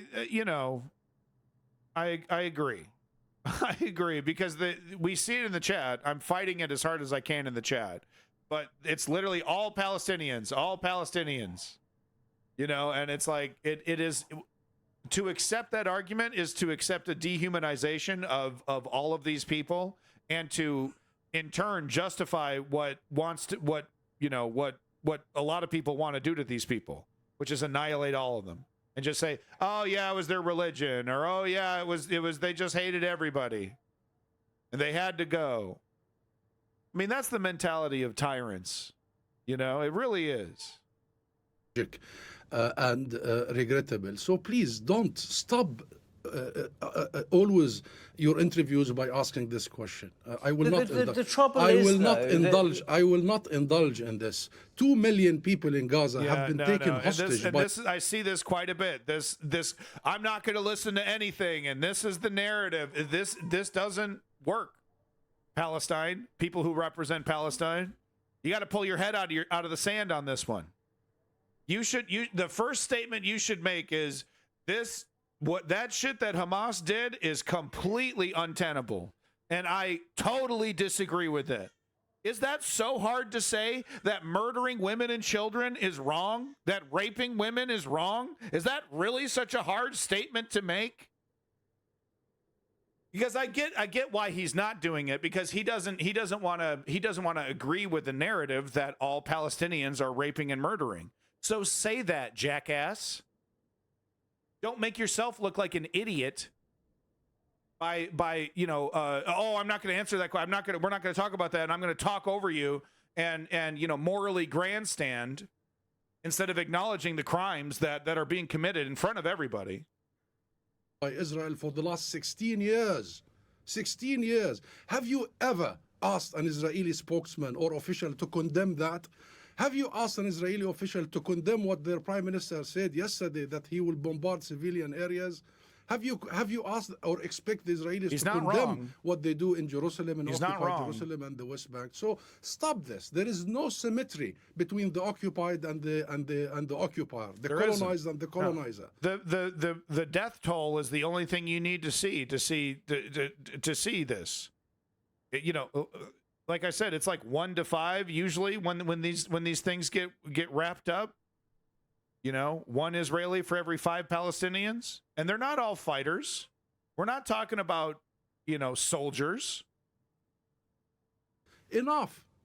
These attacks, though, will do nothing, will they, to stop the occupation? Gaza is now facing the prospect of a ground invasion by Israel. So the desired effect hasn't worked. Because this also fuels into the whole thing. And all the official statements from the US, the UK. So how is what? Really? What? He just said, yeah, no, Hamas's barbarism doesn't really help your cause. And this is your response? Israel. So the desired effect hasn't worked. Because this also fuels into the whole thing. And all the official statements from the US, the UK, that Israel is going to do this and that, and now they... What? What? Will bombard the entire Gaza. Israel must be told by the international... He just straight up ignores that. He just completely fucking ignores that. He's on a completely different planet. This is the problem. One of the problems. It's not like this is causing Israel to implement an apartheid state, but this is why it's so difficult for the international community to come in. There needs to be a full stop in terms of defending ancient barbarism. Rape as a weapon? Sexual assault as a weapon? It hasn't worked. Because this also fuels into the whole thing. And all the official statements from the US, the UK, that Israel is going to do this and that, and now they will bombard the entire Gaza. Israel must be told by the international community. Doesn't make it right, potatoes. That it has to respect international law, that it as an occupying force has the full absolute responsibility to protect civilians under its occupation, not to target them, as you have seen in the last hours in Gaza, bombarding entire residential That's your weak sauce argument, that they're obligated to protect the people that they're occupying? Pounds, wiping out entire families sleeping in their homes. The world must understand that this isn't about some clashes here and there. This isn't about Hamas. This is about a people, more than 13 million. No. You don't get to shoot up a fucking rave and you know, and there's footage of raped women getting pulled around by the hair, dead women being paraded in the streets. You don't do that and then just get to hand wave it away. And like, what about Hamas's barbarism, dude? It's ridiculous. It's ridiculous. If you're a member of the left and you are whatabouting actions of Hamas, reevaluate yourself, bro. Reevaluate what the fuck you're talking about. Take the Mao poster off the wall. Reevaluate, man. Palestinians inside and in the refugee camps outside that have been subjected to oppression, systematic for the last 100 years. You are correct, Potatoes. That is also not a justification for slitting the throat of a boy on video while dancing and celebrating. And it started here in the UK when the UK gave on it needs to be acknowledged. It needs to be shamed. Because you know what's not going to fix it. You know what's not going to prevent it from happening again. Making excuses for it, going out of your way to make some half-assed intellectual excuse for it. That's not going to prevent it from happening again. I can fucking assure you. And here he is over here, literally doing the motherfucking Bill Clinton fist.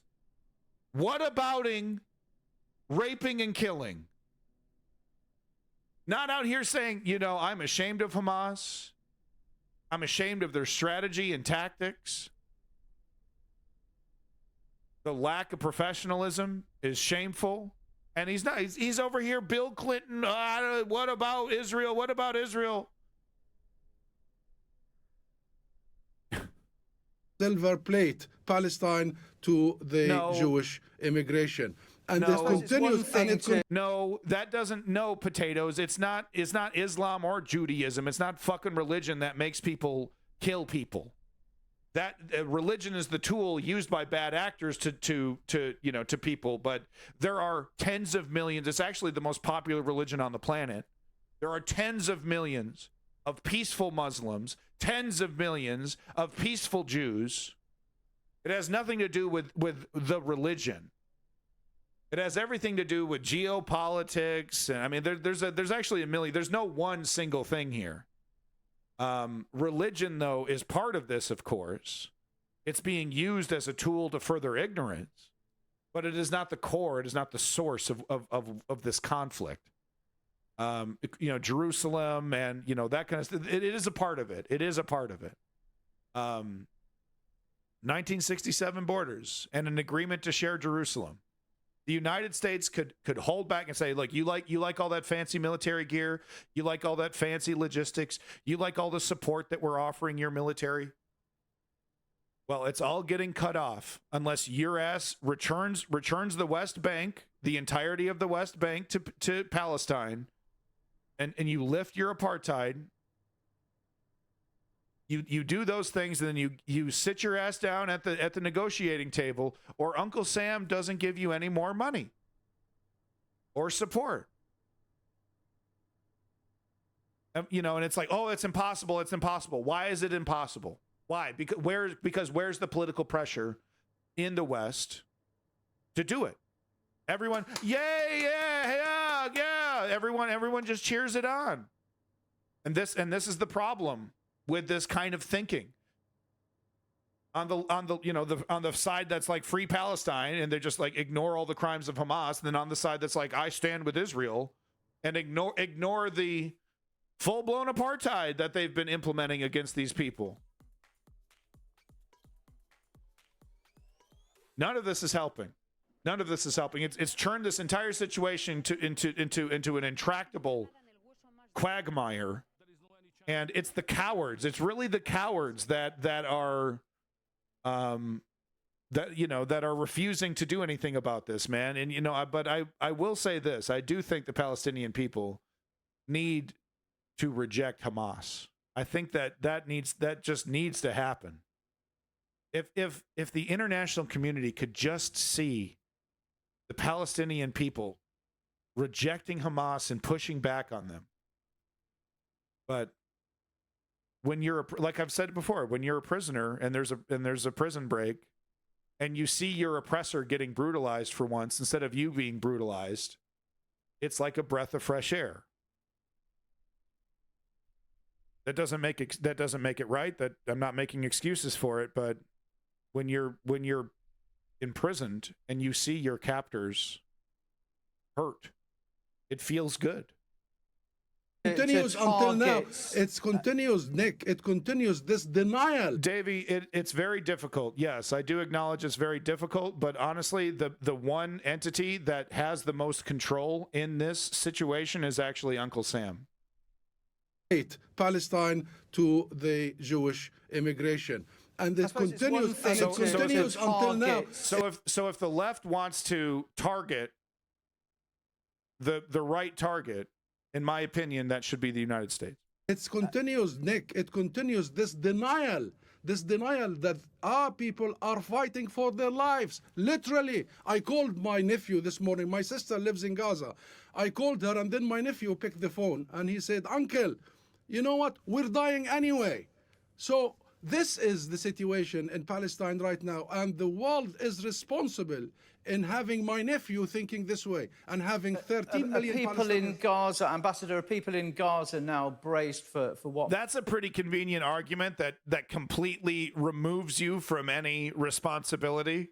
That's a pretty convenient argument that just like, I'm not responsible for how my children are raised. That's pretty fucking convenient. And the world is responsible in having my nephew thinking this way and having 13 million people in Gaza, Ambassador, are people in Gaza now braced for what might happen? Hot potatoes. The United States supports Israel because Israel is a very convenient military satellite that it could use to, act as a frontline proxy fighter against Iran, Egypt, or anyone else that wants to disagree with the United States on that level. right? It's you know, the United States loves using proxy actors to fight its wars. It seems to be the strategy du jour of this century. So Israel that's what they're there for. That's why they get all the weapons, they get all the support, and the unequivocal, right? Israel can do no wrong. Because when shit really gets popping off with Iran, guess who's going to be on the front line? Guess who's going to be dying? It's not going to be little Billy and Susie from the United States. It's going to be Israel.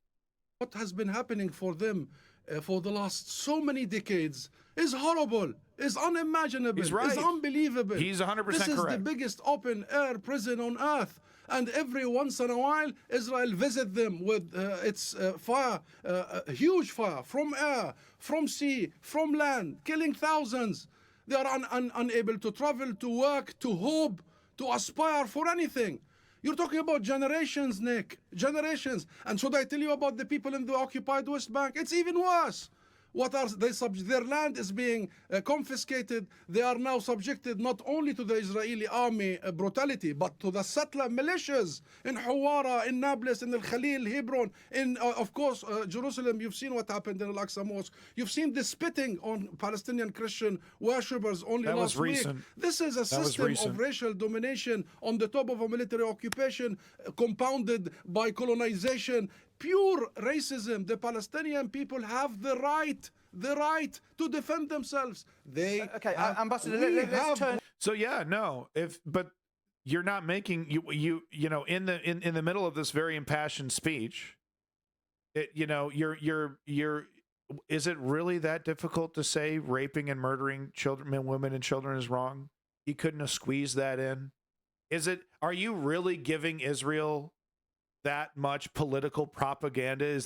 Because that's the calculation. That's why you're what about it, because he's a representative, he's an ambassador, he's a political person, he understands media. That's why he's refusing to do it, because he doesn't want Israel to say, oh, you see, even the Palestinian ambassador acknowledges the brutality. Yeah, what's wrong with that? What's wrong with that? Isn't that like acknowledging that bad things are wrong is the first step in changing them? Why is there no desire to change the strategies? Why is there no like it works, like it's the magic fucking button? Rape and murder and chaos and shooting unarmed civilians in their vehicles, driving around having no fucking clue what the fuck's going on. All of a sudden you're driving to the grocery store and then you're getting shot up. Like that works, like it's the magic fix everything button. And it needs to be defended at all costs. It's the life hack that everyone is pissed off about because it works so well, except it doesn't. So why are you defending it with your whatabouting? Oh, I might piss off my bosses or Hamas might get mad about it. So fucking what? Hamas learns that these strategies and tactics aren't popular and don't work? That's a bad thing? It's so frustrating. The left is incapable, seemingly. The big names, are incapable of. And we got this guy right here, man, an ambassador. You can't squeak in rape and murder bad. You can't squeak that in. We have the right to shout out, and we have the right to say enough. That wasn't the question. By the way, that wasn't the question. The question was, hey, isn't it bad for your politics to rape and murder people?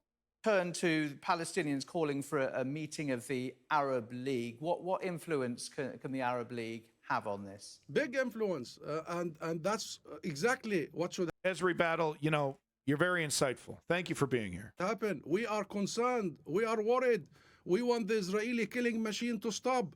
We know who's in government in Israel some now. Drugs. We know the likes of Netanyahu, Ben I need Gvir, some drugs Smotrich. right now. Those I'm are having a hard supremacists. time, man. Those are capable of committing genocide. All this defense of murder, right? The people that are defending murder and genocide, you think they're going to be on the killing fields? You think they're going to smell the gore and the blood? You think they're going to feel it, know it, and see it? The people that are calling for this solution, for the final solution, I guess. You think they're going to see it? I don't think so. And I think that's a big problem, that there's a lot of people calling for this as a solution who couldn't stomach it, who couldn't really stomach it. You know what 1 million dead bodies looks like? I don't. I don't ever want to see that. Nick, genocide, and that's what they are preparing for. So we need wisdom, we need statesmanship, and we need the international community, starting with the Arab League. So we are looking forward to the Security Council to enforce international law equally. Israel has grown for 75 years accustomed to the fact that it is the exception to the rule, that it is above the law, that it has complete immunity granted by the US, by the UK, and the rest of the West. This is about time that we learn the lessons and we stop repeating the mistakes and we stop dehumanizing the Palestinian people. We are a people under oppression. We seek freedom. We seek independence and sovereignty. We seek to take back our land. Israel must just get out. They're not going to get out, as you put it, yet. This is going to go on for a long time, isn't it? You asked me about the Security Council. The Security Council decided 56 years ago in 1967 that Israel has got to leave now, immediately. You asked me about the United Nations, numerous UN resolutions that Israel is committing violations of international law, war crimes, crimes against humanity. You asked me about the international community, Amnesty International here, Human Rights Watch in the US. Every major international human rights organization confirms that Israel commits the crime against humanity of apartheid, of a system of racial segregation. So the world for so many years, decades, 75 years, is not heeding us. And the world is trying to bypass us. And you are seeing what happened. Since we signed the Oslo Accords, we, the Palestinian National Movement, have committed in iron way to our own commitments, to recognize Israel, to commit to negotiations and non-violence, and thirdly, to commit to international resolutions and international legitimacy. Israel was expected to end its occupation, was expected to stop its colonial expansion. It has never done so one time since we signed 30 years ago. Every day there is a new settlement. Every day there is a new expansion. And the world has failed miserably. We'll have to leave it there. Time is against us. Last sentence. This is an opportunity. This is an opportunity for the world to wake up and resolve this issue that will be the beginning of stability in the region and worldwide. Ambassador, thank you very much indeed for your time on Sky News today.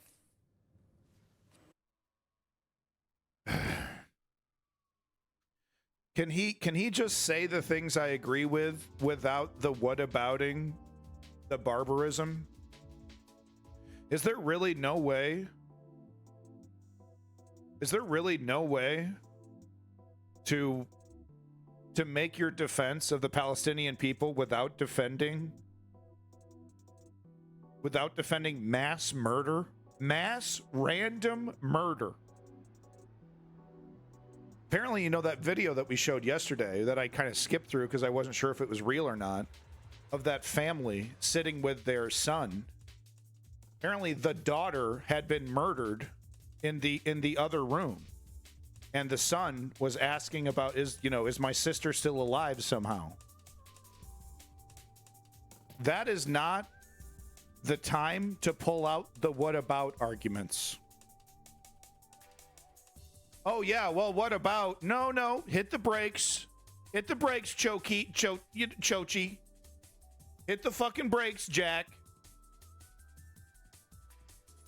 Okay, no, not what about. How about you acknowledge the crime, you say it's wrong, and you say, just express that you wish we could have done things differently.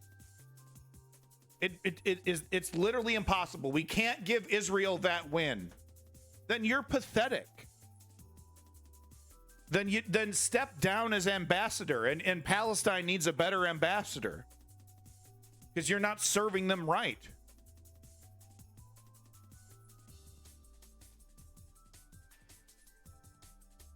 Things, not the least of which is the large number of Israeli civilians, which were have been captured and are now being held in all kinds of areas, apparently throughout the Gaza Strip, and that's going to definitely hamper, especially any large-scale air attacks. I think it's going to make that very difficult for Israeli defense forces.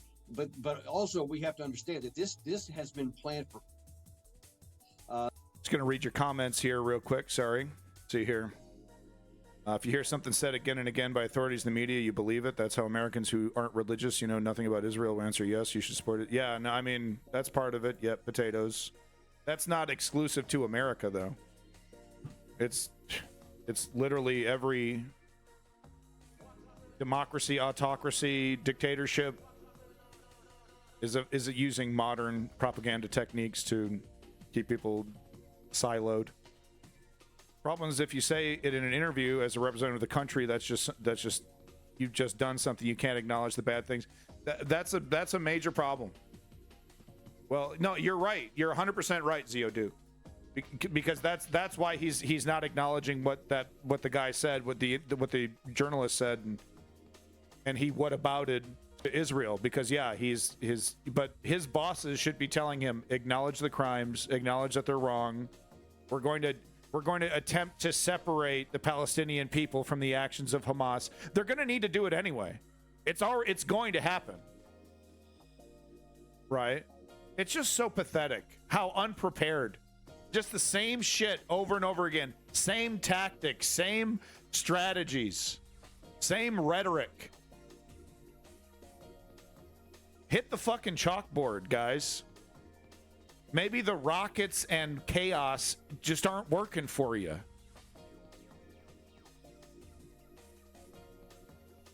Bad things are only inevitable by bad actors. You know, that's the cynicism that I reject, that bad things will happen, are inevitable. I do agree that, like, peace needs to be found between these two. And then they need to spend the next 100 years completely ignoring themselves, because time needs to repair this rift. There's no amount of Bill Clinton, you know, drinking sessions gonna fix that divide. It needs to be settled. Trade relations need to be normalized with both. And guess who could fucking do it all? Yeah, you fucking betcha, dude. Uncle motherfucking Sam could do all of this. I'm not saying overnight, but Uncle Sam has the leverage. Uncle Sam has the money. Uncle Sam has the connections for third-party mediators. They have the resources. It's the will. It's the will. They have the resources.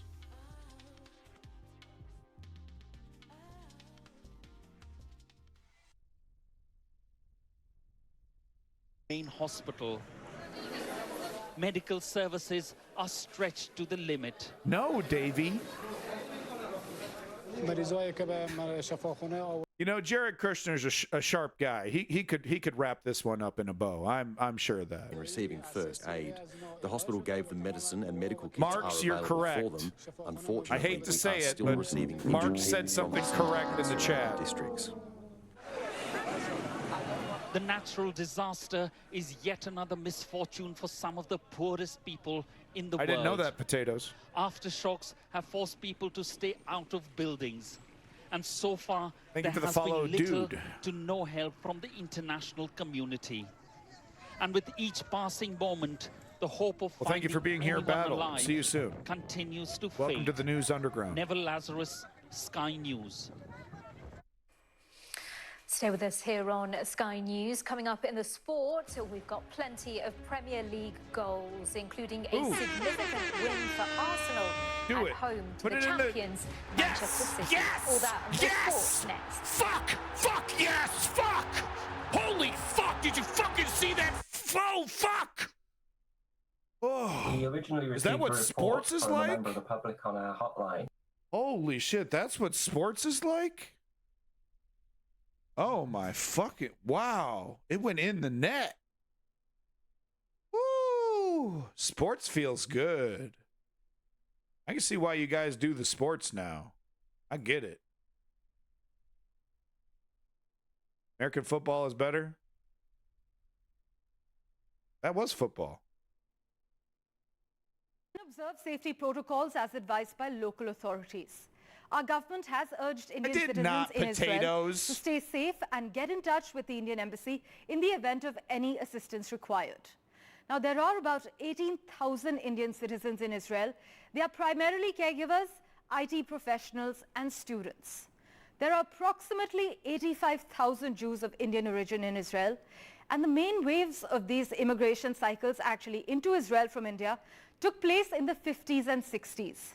In recent years, Jews from Mizoram and Manipur have also migrated to Israel. That's my favorite one. Saturday's attack, though, it's unprecedented in scale, complexity, and surprise factor. Sports feels good, guys. You know, sports feels better than news. Sports feels a whole lot better than news, guys. Ain't nobody having philosophical debates about football. What about an Arab Satagaraha like Gandhi did? Massive, persistent.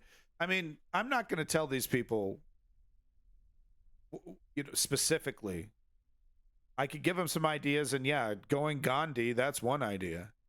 But I do think that there is a failure of the Palestinian public at large to come to terms with the strategic failures of the Hamas, but also the Palestinian Authority.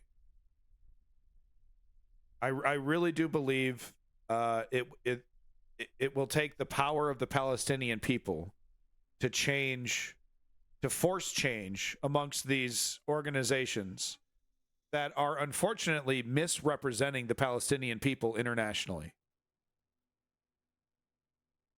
You know, if I was a regular Palestinian Joe, I'd be pissed at Hamas. You know, I wouldn't blame Allah or the devil for my you know, misfortunes.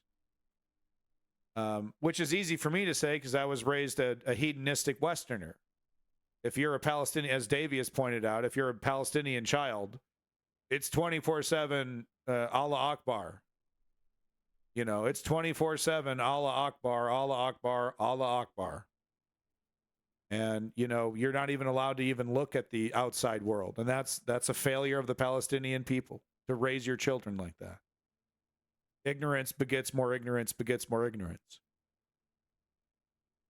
So, you know, does that mean they deserve to be fucking annihilated with Western made, with fucking, you know, Western designed and Western made and Western funded super bombs, you know, some J dams blowing up, you know, going 3 stories deep and blowing up the entire foundation? Make sure you get all the human beings in the basement too. Kind of bombs. Oh yeah, ripping them up, man. Great. So glad I paid for that. All in the face of internal protests about their new judicial reform, as Netanyahu has is this old footage or judicial reform law. And the problem is the pressure that Israelis my live cam says it's 2:30. What's this footage? It's all going to die down, and you're going to have in Israel the effect that you had in America after 9/11, after we were attacked. Israelis are going to band together. They're going to see that common enemy, and they're going to say, we got to put that stuff on the back burner while we go take care of this. Does it make it a little tougher? Because I know that we have been covering those protests here. They've been happening just about every weekend against Netanyahu, his policies. Does that make it a little tougher for everyone to unify, or do you believe, like you said, that, you know, they can do that during a time like this? Well, when you have existential threats to your actual survival, now, look, Hamas is not going to be able to drive the Israeli defense forces out of Israel. Jesus, leave it to the communists to get so more cynical than we already possibly could be. God damn it! It's so true though, because and we see this with the attempt to normalize relations with Saudi Arabia. You know, just like, well, it's just normal business, just the normal stuff now, guys. It's just how we do business. full-blown apartheid against the Palestinian people while continuing to take chunks of the West Bank, pushing these poor people, into, tighter and tighter corridors. It's totally sustainable, guys. Totally sustainable. Great idea. Nothing could ever go wrong. It's just business as usual. Anyway, so yeah, let's have some trade deals and let's just pretend like this brutality isn't happening on a daily basis. Activities, even in the face of the things that the Palestinians are going to say are legitimate grievances, terrorism is not a legitimate response to legitimate grievances. And the United States is never going to support a terrorist operation or attack. So we will be supporting Israel. How that support comes to light, it will be financial. It will be through intelligence sharing. It will be in strategic planning operations, and the ability of the Israelis to reach out and grab hold of the things that they don't have that America does, except for our troops. Our troops will not be involved in this fight. This is an Israeli-Palestinian fight right now. The world hopes it stays that way because if you think about the aftermath of Afghanistan and our engagement there after we were legitimately exercising our Article 51. So what hope is there for the entire Muslim world at this point? Where is a bastion of reasonability in the Muslim world, Jordan? Lots of places. Bulletproof. Lots of places. Right now. No, I mean, I'm sure I wouldn't have to dig hard for Muslim organizations renouncing Hamas. Let's just type it in there and see what we can find. Muslim organizations. My spelling's so bad. Muslim organizations renouncing Hamas. Oh boy, yeah. This is why I don't go full screen when I'm typing. God, my spelling is atrocious. It's so bad. So let's see. So we typed it in. Muslim organizations renouncing Hamas. Let's see what we can find. Hamas and Fatah. What are these two groups different? Hamas softened stance. This is a problem, guys. Look, SEO is hard, okay? Let's admit that, first of all. Search engine optimization is difficult, okay? Not everybody can do it, right? So let's admit that. But I'm not convinced that the problem is the religion. I do think the religion is catalyzing the ignorance and the apathy that the Palestinian people seem to be exhibiting. Similar apathy that we see in Russia. These people are Russia and China as well. Full-blown dictatorship, no privacy. You're basically slaves to the state. Oh, well, as long as I can have my creature comforts, whatever. Go ahead and keep track of me. Is my masturbation file this big or this big? Pretty fucking pathetic for humanity. Where's the desire to be free? What about liberty? You give a shit about that? Well, no, as long as I get my creature comforts, I don't really give a shit that I'm a slave. Pretty fucking pathetic. And I'm not saying there's a one-to-one with Palestine, but it's this attitude, right? Like, it's just going to magically fix itself. Hamas is not going to magically fix itself. Hamas is not going to magically fix itself. The United States is not going to magically fix itself. Israel is not going to magically fix itself. All of these countries derive its power from the people. So how in the hell are the people not somewhat responsible? All of these countries derive its power from the people. So how in the hell are the people not somewhat responsible? Tell me I'm wrong. Tell me I'm wrong. Tell me I'm wrong. Yeah, I'm not seeing a lot of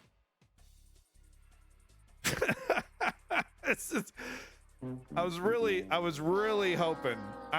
hoping to find. Guys, this does not mean it. This is a Google search. Anybody can fail at SEO. I know for certain, I feel very positive that there are Muslim organizations that are calling out Hamas. There has to be. There has to be. I refuse to believe that there's unanimity on barbarism amongst the Muslim community. I don't have the time to look to find it, though. So I guess I'm wrong. All Muslims are bad. Kill.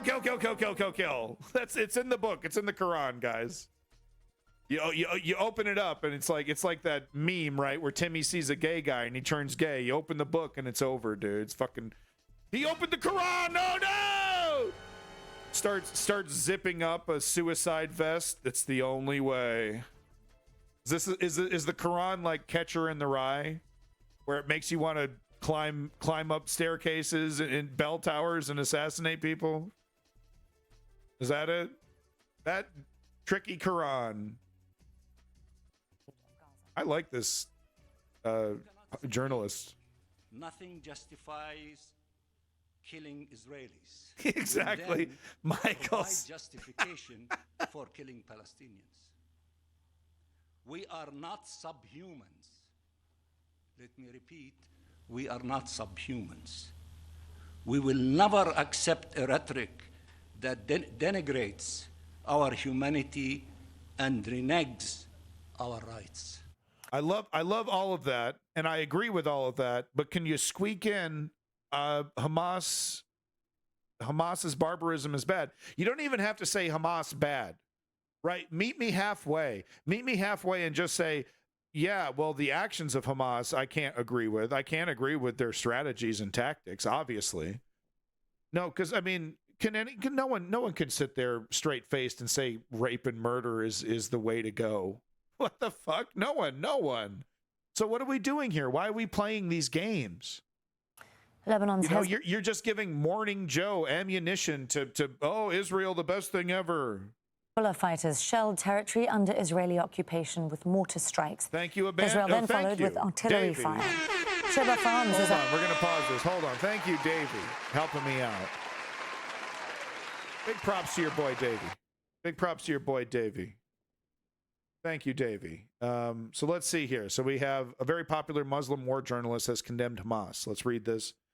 Ukraine correspondent, British Lebanese conflict journalist, and filmmaker based in Kyiv. Okay. I know I should just ignore it, but it makes me very angry when I say that killing civilians is wrong. And then idiots who don't know the first thing about my career reply, these people don't care when Israel does it. Yes, I do. I cared long before you even heard of the conflict. Boom. Now, there's a lot of like armchair, like, goofballs coming out of fucking left field who haven't thought about this issue for 3 seconds. Kill them all anyway. Next, kill them all. Yep. That's the solution. Have you thought about this for a millisecond? You don't even know what you're going to do with the dead bodies. I'm Lebanese. I was born into a pro-Palestine family. I've spent my entire life advocating for the creation of a Palestinian state and opposing the occupation. I am frequently attacked on here as being pro-Palestinian Muslim. I oppose anti-Semitism and murdering civilians for the same reasons I support Palestinian statehood and oppose the occupation. This all you need is a little bit in there, man. You just need a little kernel rattling around in there. That's all you need, man. A little bit of critical thinking on this. A little bit of nuance. Is that impossible for people, for the Palestinian government or the representatives of the Palestinian government in the UN to do? Really? That's impossible? I should give them a break on that? You can't say murder, rape, bad. Nope, can't do it. Can't give Israel the come on. It's such bullshit. It's such bullshit.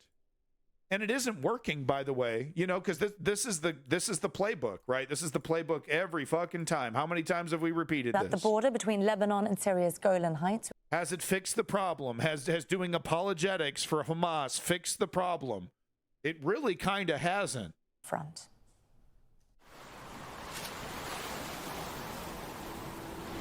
What? day 2. No way. Day 2. There can't be some produced fucking art thing about Israel Palestine. It's day 2. No way.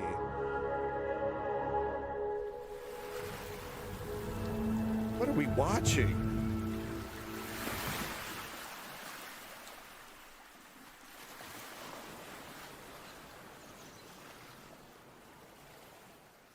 All right.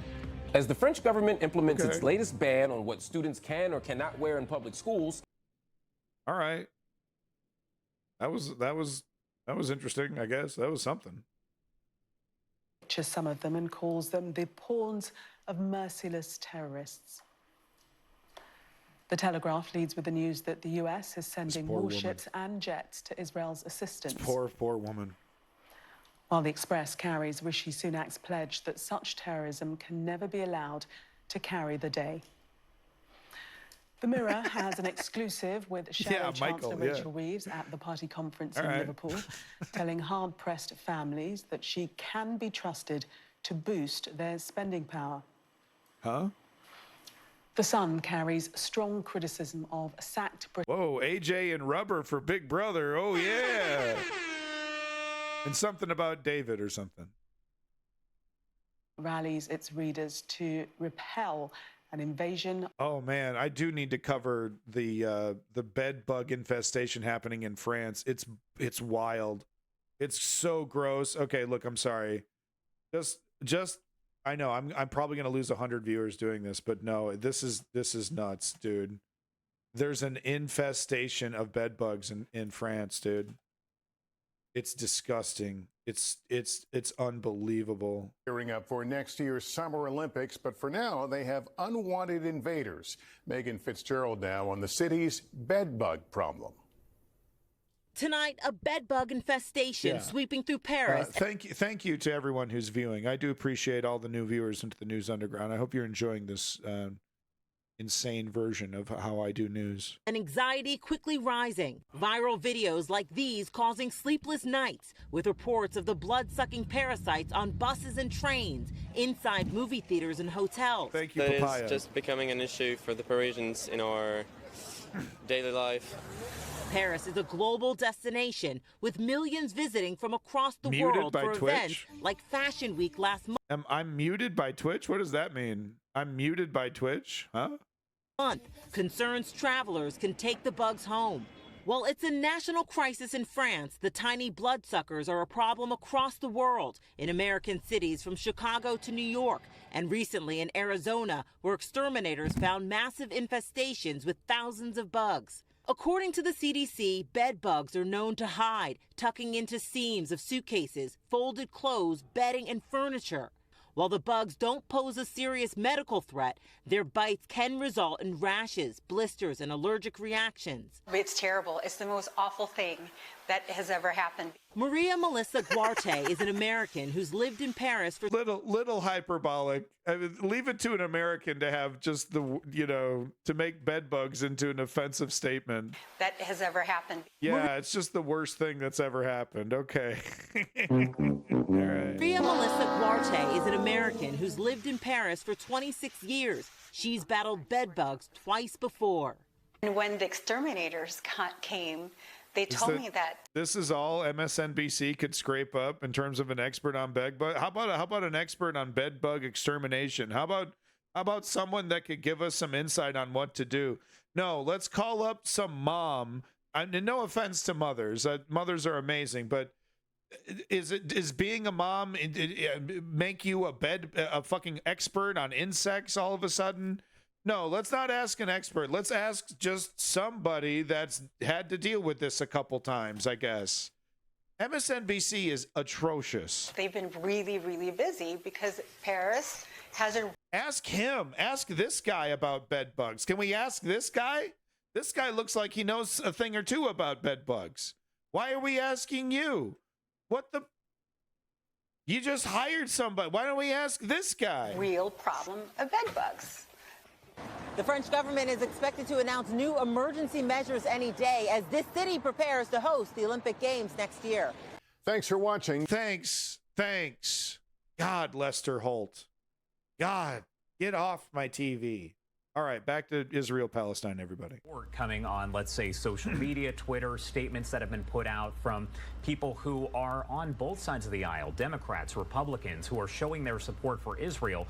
What does that mean to people of the Jewish faith to hear that? It's very encouraging. And, you know, let's remember, the United States Congress doesn't do almost anything in a bipartisan way these days, right? So it feels almost miraculous that we can raise a bipartisan voice in support of Israel.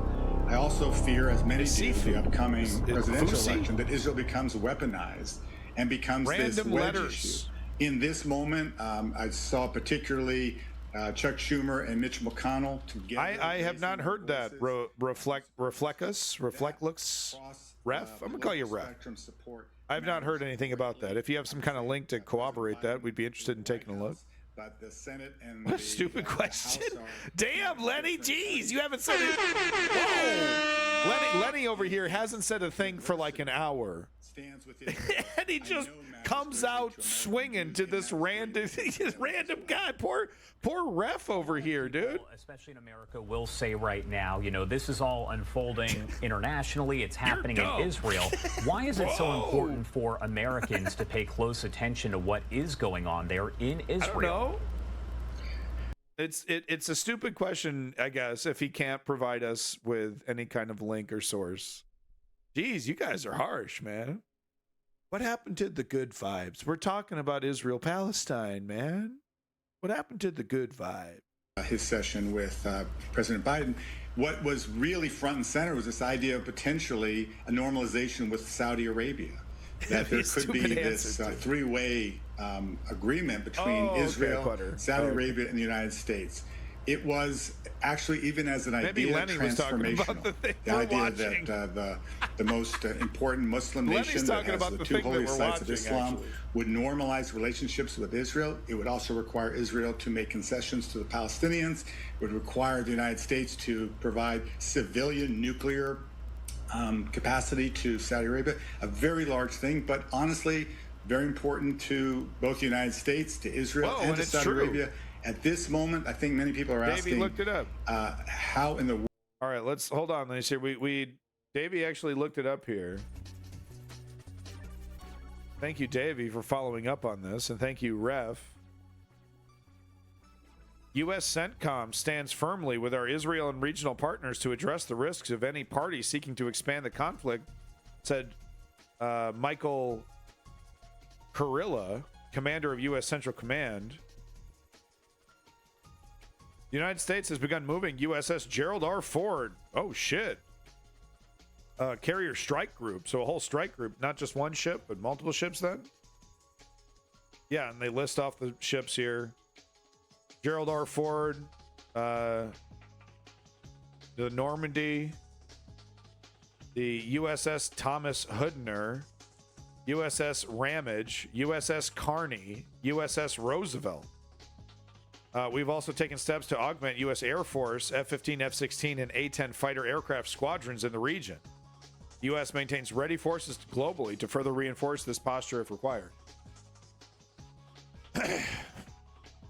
How about getting on the phone with Bibi Netanyahu and saying we're going to cut the money off unless you sit your ass down and do something about this? Just totally off the table, huh? Blow everybody up. You just keep hitting them with pounding them with weapons and bombs, and then they'll acquiesce more to Israel's apartheid? Is that it? Is that really the only solution? Fuck them up.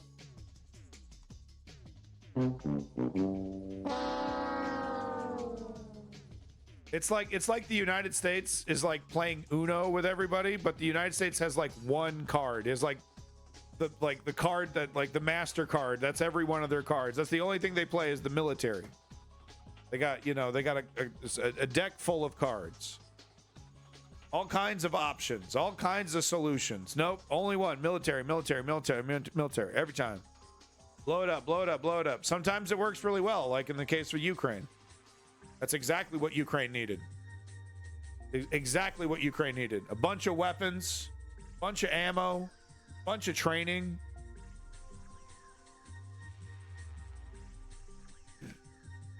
Let's just blow the fuck out of Palestine. That'll eventually fix it. The beatings will continue until morale improves. The beatings will continue until morale improves. All right. Looks like it's true. Looks like Ref is correct here. Our right as a Jewish state to exist, to be Davey. A beacon of hope totally, and Davey. Of, the core values that have animated the Jewish people for millennia. So yeah, people it could should, be one of the other refs. Get into the complexity, but don't miss the main and very clear distinction of what is transpiring and what's at stake. And we really appreciate Turkey warned the U.S. for interfering. That's funny. In this very, very dark and difficult moment. All right, we do another war where if things get out of hand, we'll send young Americans to die.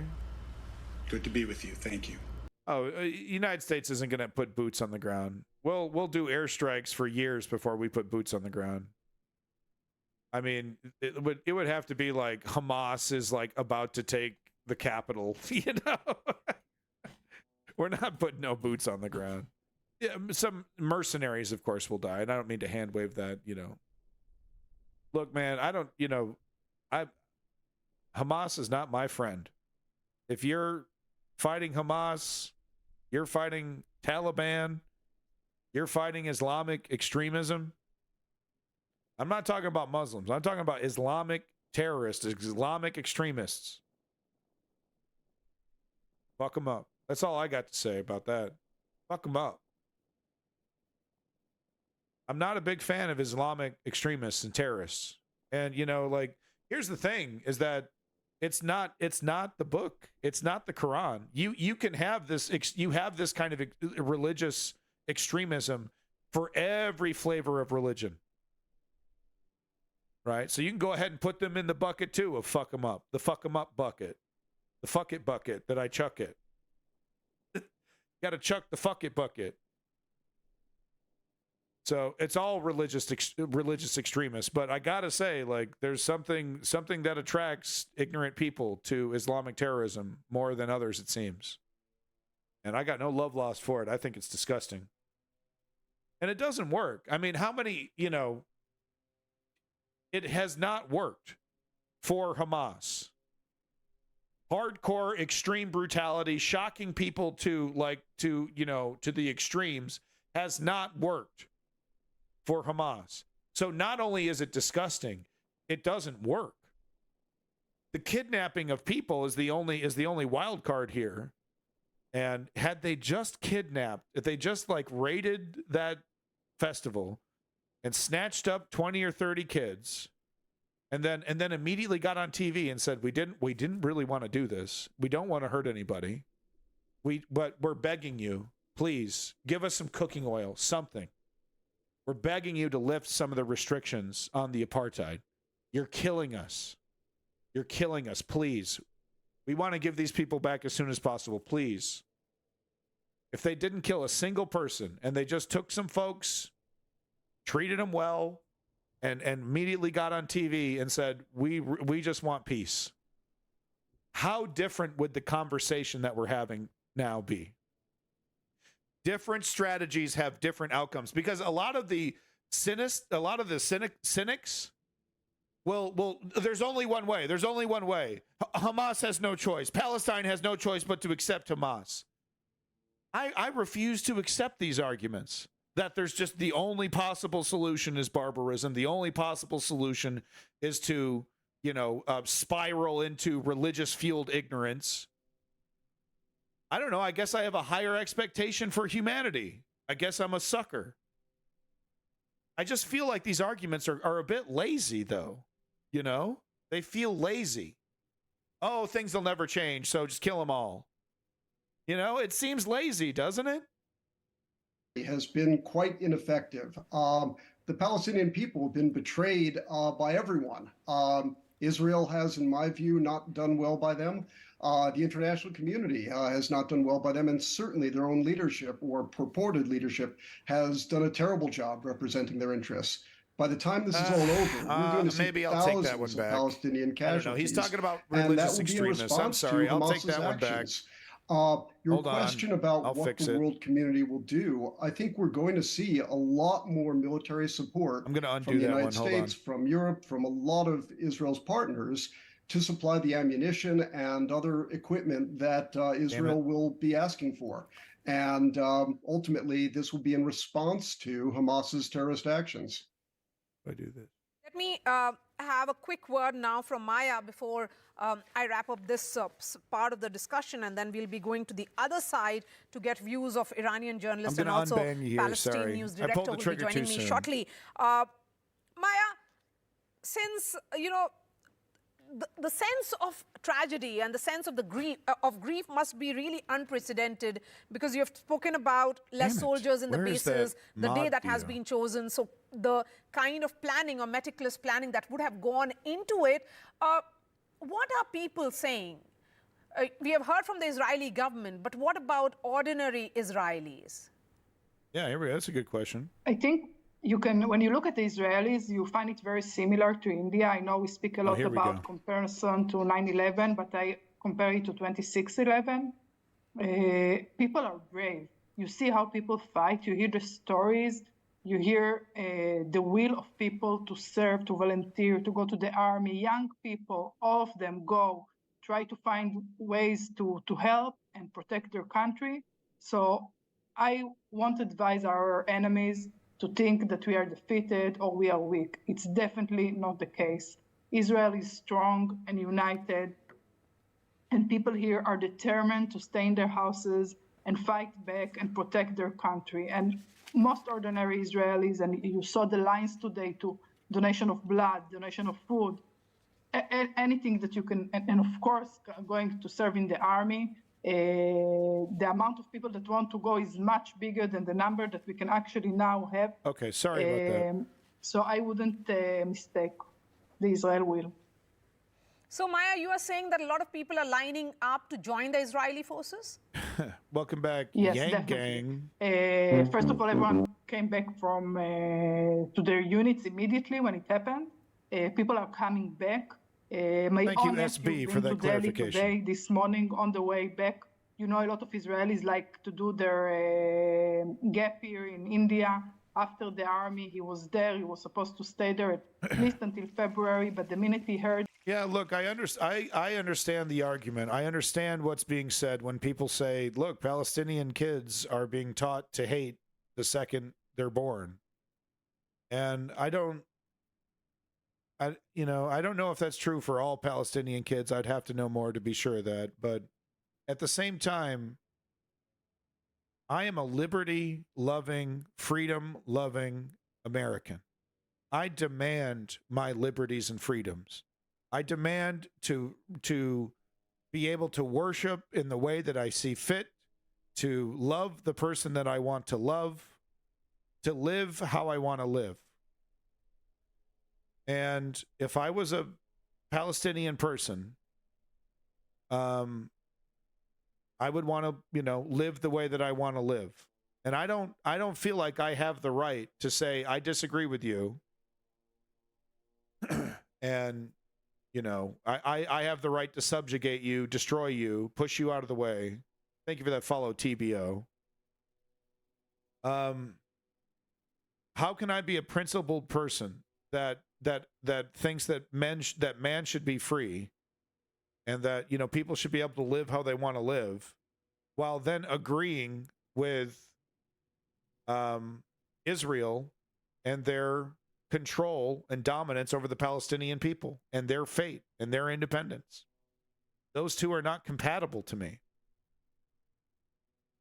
Oh, they're talking about the quake in Afghanistan. The Taliban appealing to the international community, which raises an eyebrow. It does, yeah, absolutely, because, of course, the Taliban was adamant that it would go it alone, and British forces, American forces had to leave very quickly.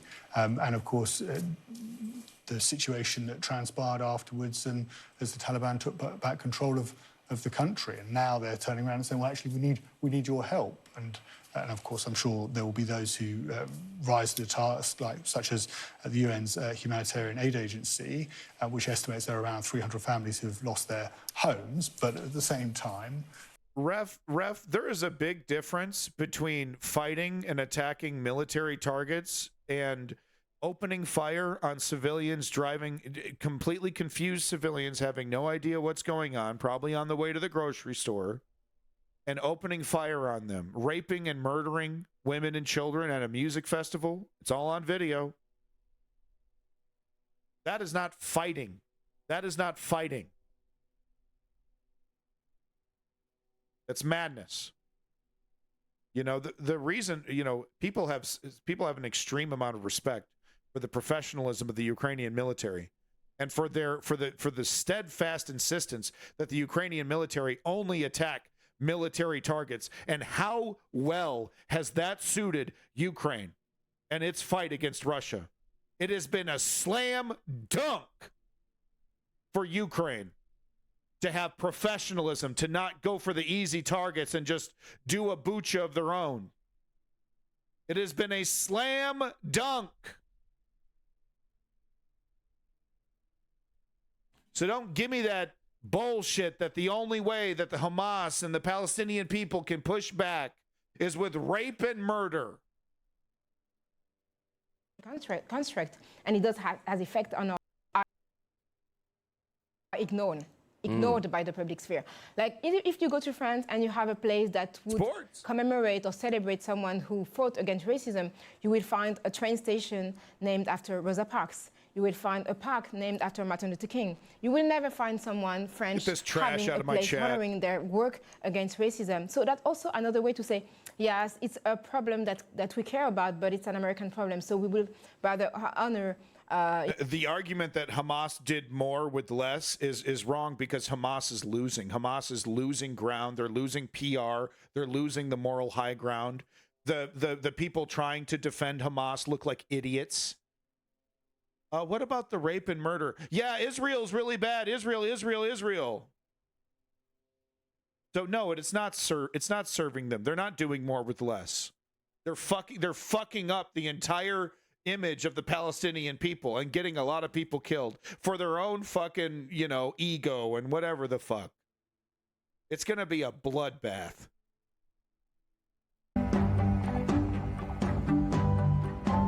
So it's not working for Hamas. They're not doing more with less. Violence has raged across the West Bank. Gaza had been relatively quiet, apart from hot potatoes. I refuse to believe that the entire Muslim world thinks rape and murder is a good thing. I'm not going to sit here and say that I have, like, you know, the entire Muslim world on my Twitter and I'm keeping up with everything every Muslim organization is saying, but I have a good feeling. Gonna go out on a limb. Fabric, missiles, and 3 types of drones. Hamas has controlled Gaza since 2007. Netanyahu's right-wing government has always made great play of its security credentials and taken uncompromising stance towards the Palestinians. I didn't say Hamas, it was a victory. Are you saying I said? I didn't say that. This has not been a victory. I mean, the only smart thing they did was take hostages, and I bet you they're not going to be able to keep them alive. They're going to be too tempted to kill them on camera, rape and torture them. They're not going to be smart with the prisoners, do some kind of exchange, do some kind of like beg them, hey, can you lift the cooking oil ban or the medicine ban or whatever Israel, because like Israel will ban certain things for a little while, then lift the ban and then ban them again and then lift the ban. Right. So I haven't. Where's the official statement from Hamas on demands? Where's the official statement from Hamas saying, you know, we have these prisoners and this is what we want and we want this now and this is the timeline? Where's that statement? Where do I get the idea that they're going to rape and kill them? Gee, maybe from the videos I've seen of Hamas raping and killing.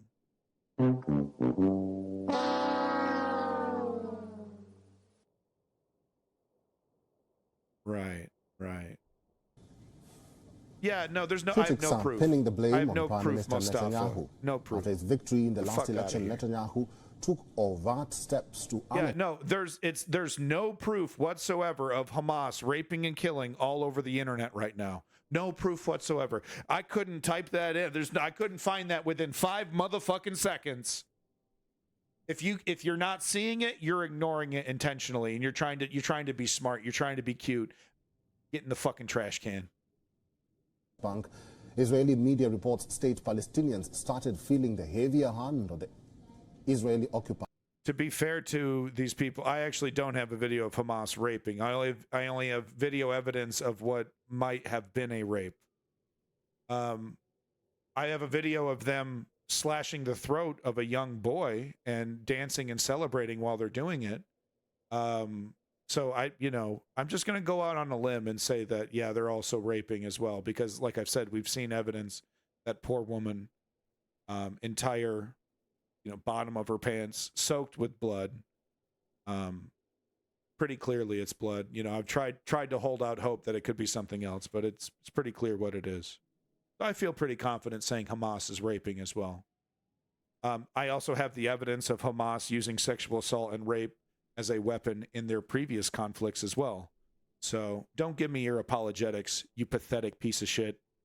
Stop trying to fucking carry water for Hamas, accept the crimes, and say we got to do better. Where's the calls to do better?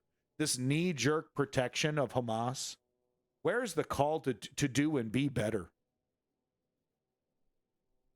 Where's the video? You're not paying attention, Yang Gang. Just stop talking.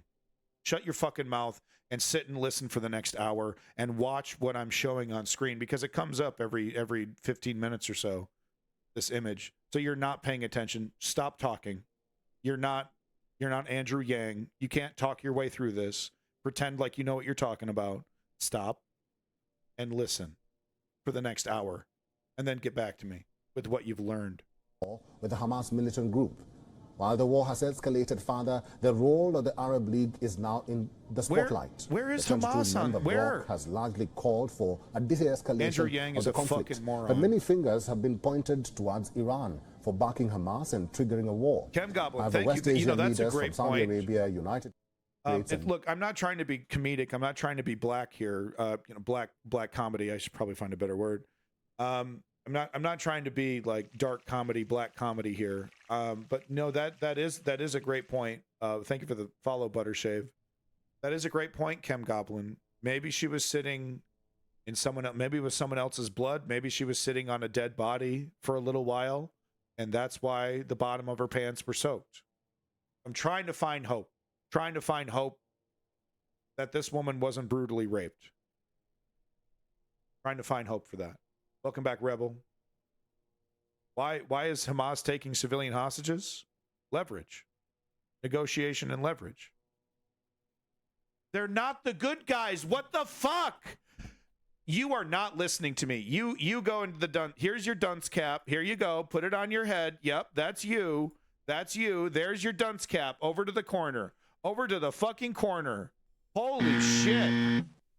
Not listening to a word I've said. Well, how come Hamas good guy then? You over there. Stand there and think about what you just said. Groups of civilians being driven or marched into captivity in Gaza literal came children. as a profound shock. The minister, Yoav Gallant, has approved a wide-scale call-up of reservists and Israeli defense chiefs are facing growing questions over how the disaster could have happened. Welcome back, There's no way that such terrible consequences would have occurred if Israeli forces, intelligence were at the kind of readiness that we know and expect. All right. Thank you so much. The 50th anniversary of the start of the 1973 Yom Kippur War, Israeli appeared once again. This footage is totally bananas. I think this boat is on fire, and they're trying desperately to put it out before the boat sinks.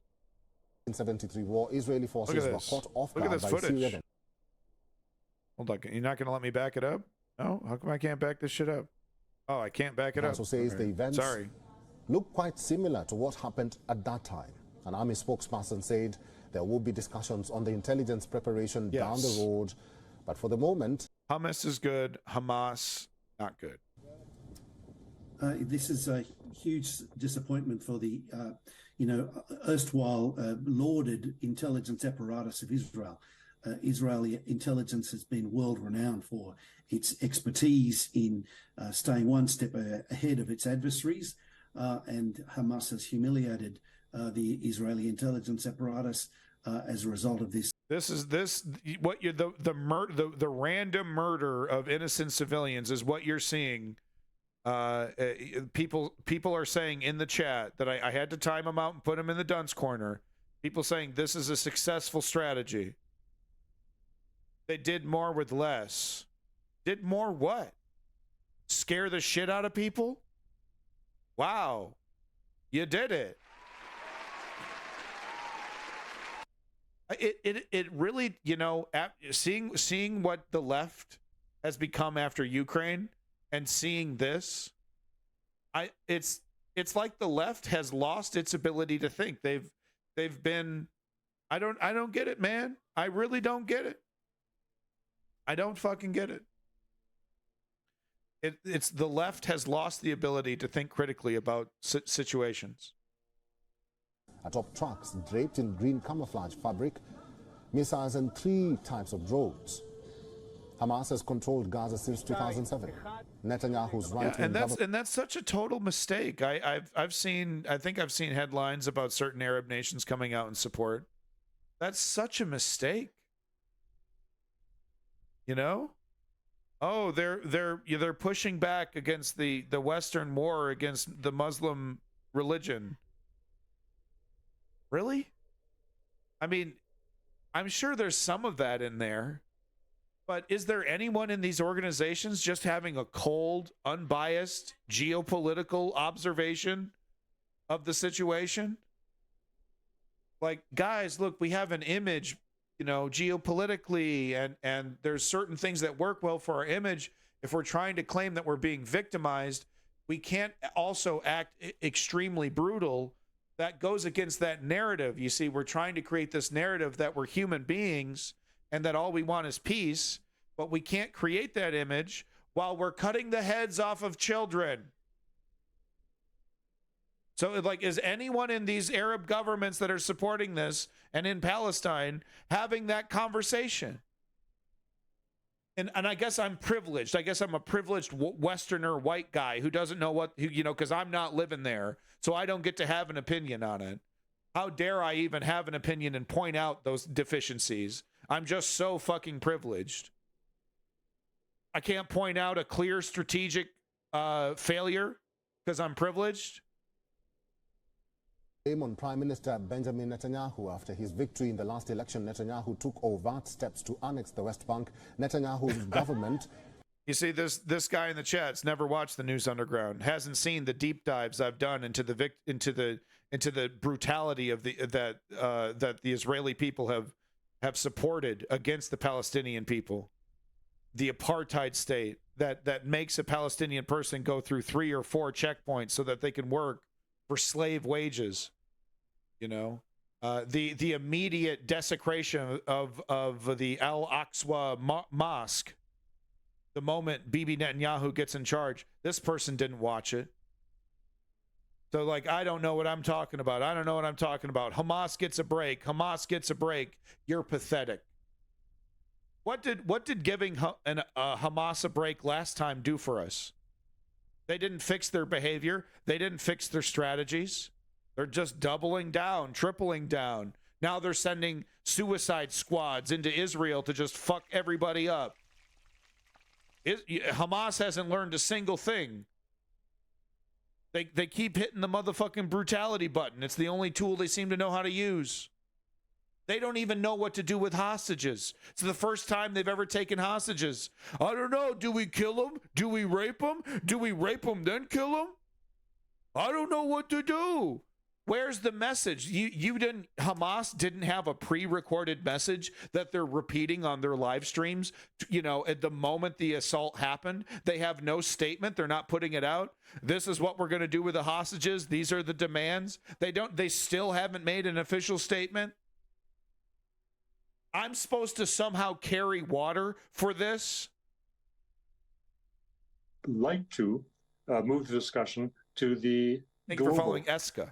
Background. It is not a matter of coincidence that the head of the Arab League is on his way to Moscow. That underlines the international dimension of what is happening in a very localized area of the Gaza Strip and the Israeli borders. It has global importance. I also, with your permission, would like to call attention to the date. Your other panelist remarked that this has taken a long time in preparation. In the fucking corner with you. Media have this morning reported, yes. In the stupid corner. There you go. Thank you, Yang Gang. In the fucking dumb corner. You were destined for the dunce cap. Change your fucking name. You're still running around repping the Yang Gang?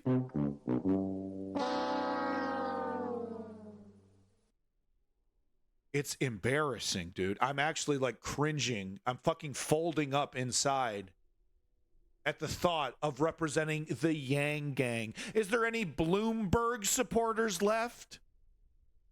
Holy shit. Load up the Roblox.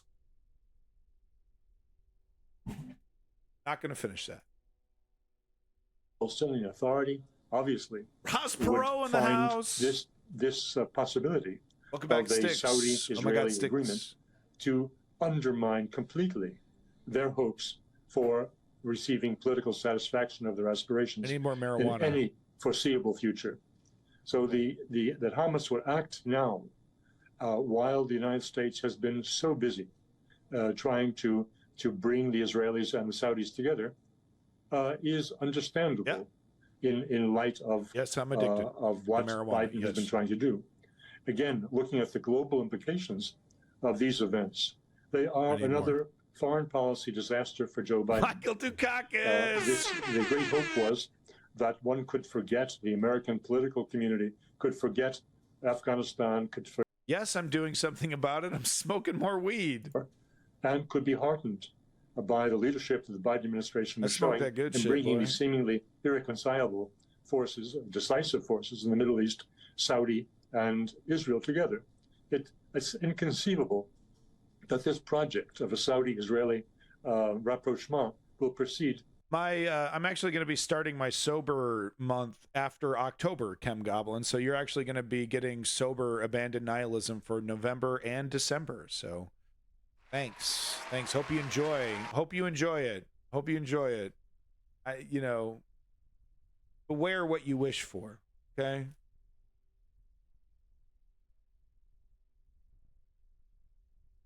I realized that the last 24-hour stream that I did, so this is the video, by the way, Yang Gang. This is the video. Could be that she was sitting on something or somebody that was bloody. That could be it. Let's try to hold out hope. That that's the case. God damn it. All these there's this video circulating. I'm surprised the news media hasn't gotten a hold of it. I got a hold of it easily on our combat footage. But there's this video circulating of, the Hamas terrorists taking this video of like a warehouse filled with like 30 or 40 young women that they kidnapped from that rave. And I can't even imagine, man. I honestly can't even imagine to be that parent going through that. Through those developments. Gabriel, talk us through what's exactly emerged. Thank you for following, Maureen. Yeah, that's right. The Security Council met for closed consultations at the UN headquarters in New York. I'll accept that criticism. I don't need to be right, and I hope I'm wrong, quite frankly, Bulletproof. I'll accept that criticism. I have not seen a video or seen confirmation of that. We've only had circumstantial evidence of the rape and, of course, the history of this organization to go on. So I hope I'm wrong. I want to be wrong, and I hope you're right, that no rapes are happening. No, you're right. We got to stay factual here. Trump isn't a rapist. He's a sexual assaulter. That's the difference between us and the rest of the hacks. You know, truth hurts. Palestine, and for the Security Council members to get a better sense of what is really happening there. Events are moving very fast. We did That's all I could have think of when it was my source child, inside the meeting that told us that the generalizations, the UN hyperbolic for Middle comments. East peace process. The left needs to get back to academics members that they were and certainly action. worried about this conflict spreading regionally, and that was of immediate concern. We have to strongman our opponent's enemies and no longer strawman them. We need to be better than this to defeat the enemies of the left. As well as humanitarian aid that is potentially going to be needed very soon, if not right now. Now, even though the Palestinian ambassador was not in the meeting, he did show up at UN sexual assault, and Rebel he spoke Phoenix. to I don't like it journalists either. before the meeting. And the U.S. deputy ambassador to the UN spoke Butter. after the meeting Some people was adjourned. say This is what each of them had to say. Some people say Israel keeps saying the blockade and repeated Thank you for assaults following. in Gaza are to destroy Valerian Hamas Dread. military capabilities. I'm gonna call you and Dread. ensure security. Thank you for following.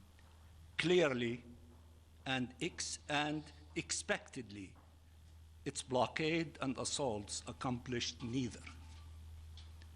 The only Bolshevism. thing they did accomplish was inflicting. Fuck Stalin. Fuck Bolshevism. I don't know if someone, you know, if there's a Bolshevism that is acknowledging the crimes of Stalin instead of apologizing for them, and changing the structure of Bolshevism so that it could never repeat the crimes of Stalin, okay, maybe you have my attention. But if you're over here riding the coattails of Stalin and trying to pretend like that's how it should go, fuck that shit. Stalin can rot in hell. They need to end, and they condemn them. So, Okay, given the level of urgency, do we yet have a sense of the next steps here for the international community? Well, it should be said that from this Security Council meeting, there were no resolutions, no joint statements that were issued. The Chinese ambassador, as he went in, said that he thought it would be. I'm not hearing a whole lot about how you agree with my statement about Stalin rotting in hell, Bulletproof. You want to give me a couple more details about what I said about Stalin? Agenda, potentially meeting in an open session, trying to potentially hash out some sort of resolution. But outside of the Security Council, the UN is working. I refuse to answer a question by someone parading around with the icon of the Joker. You want me to answer your question? Change into something more appropriate. You run around with the Joker face. What is this, a joke? Is this a joke to you? Is funny? Ha ha funny? Society meme? Change your icon. It's embarrassing. Bodies that the UN is trying to work with to get some sort of diplomacy moving. That's strike two, Bulletproof. That's strike two. Do you agree or disagree that Stalin was a monster? Yes or no? Probably that will happen early this coming week. Gabriel Elizondo there with the latest for us from the UN in New York. Thank you, Gabe. Well, let's now bring in Thomas Pickering. He's a former U.S. ambassador to the United Nations. He joins us from Washington, D.C. Mr. Pickering, do you have any real hopes for a UN-led process here? Grandpa's doing a news interview, guys, and he just sat the laptop on his lap. You know what, though? He uses a nose hair trimmer. Okay, a lot of people don't, and we're getting a good look at his. You know, he's doing really well here.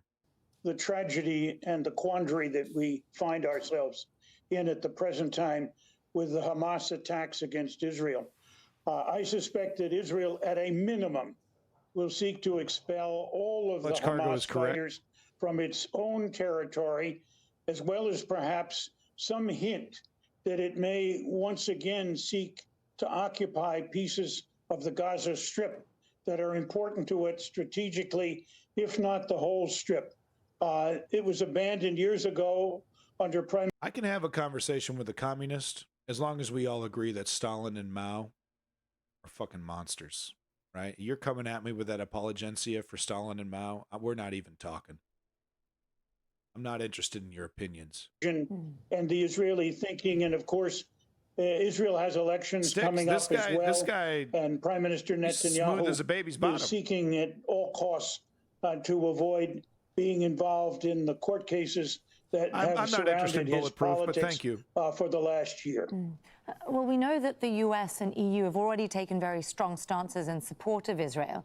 Where do you think that leaves the space for mediation? And I'm wondering here about potential diplomatic efforts by regional leaders, for instance. You're welcome to put the damn link in the chat. I don't give a shit. There can be. I don't need to read Turkey that shit. is always of interest. I don't give a shit. In this regard. I'm not aware. Prime Minister Erdogan has made clear that he has some interest in seeking to find a way to stop the fighting in the weed shit that I don't really focus on. If he can, but it's a very difficult process at the current time, with deeply entrenched feelings, with the very high loss of human life that's already been involved in the 36 hours of this Hamas assault, and the deep concern that it brings, particularly to the Israeli political sphere.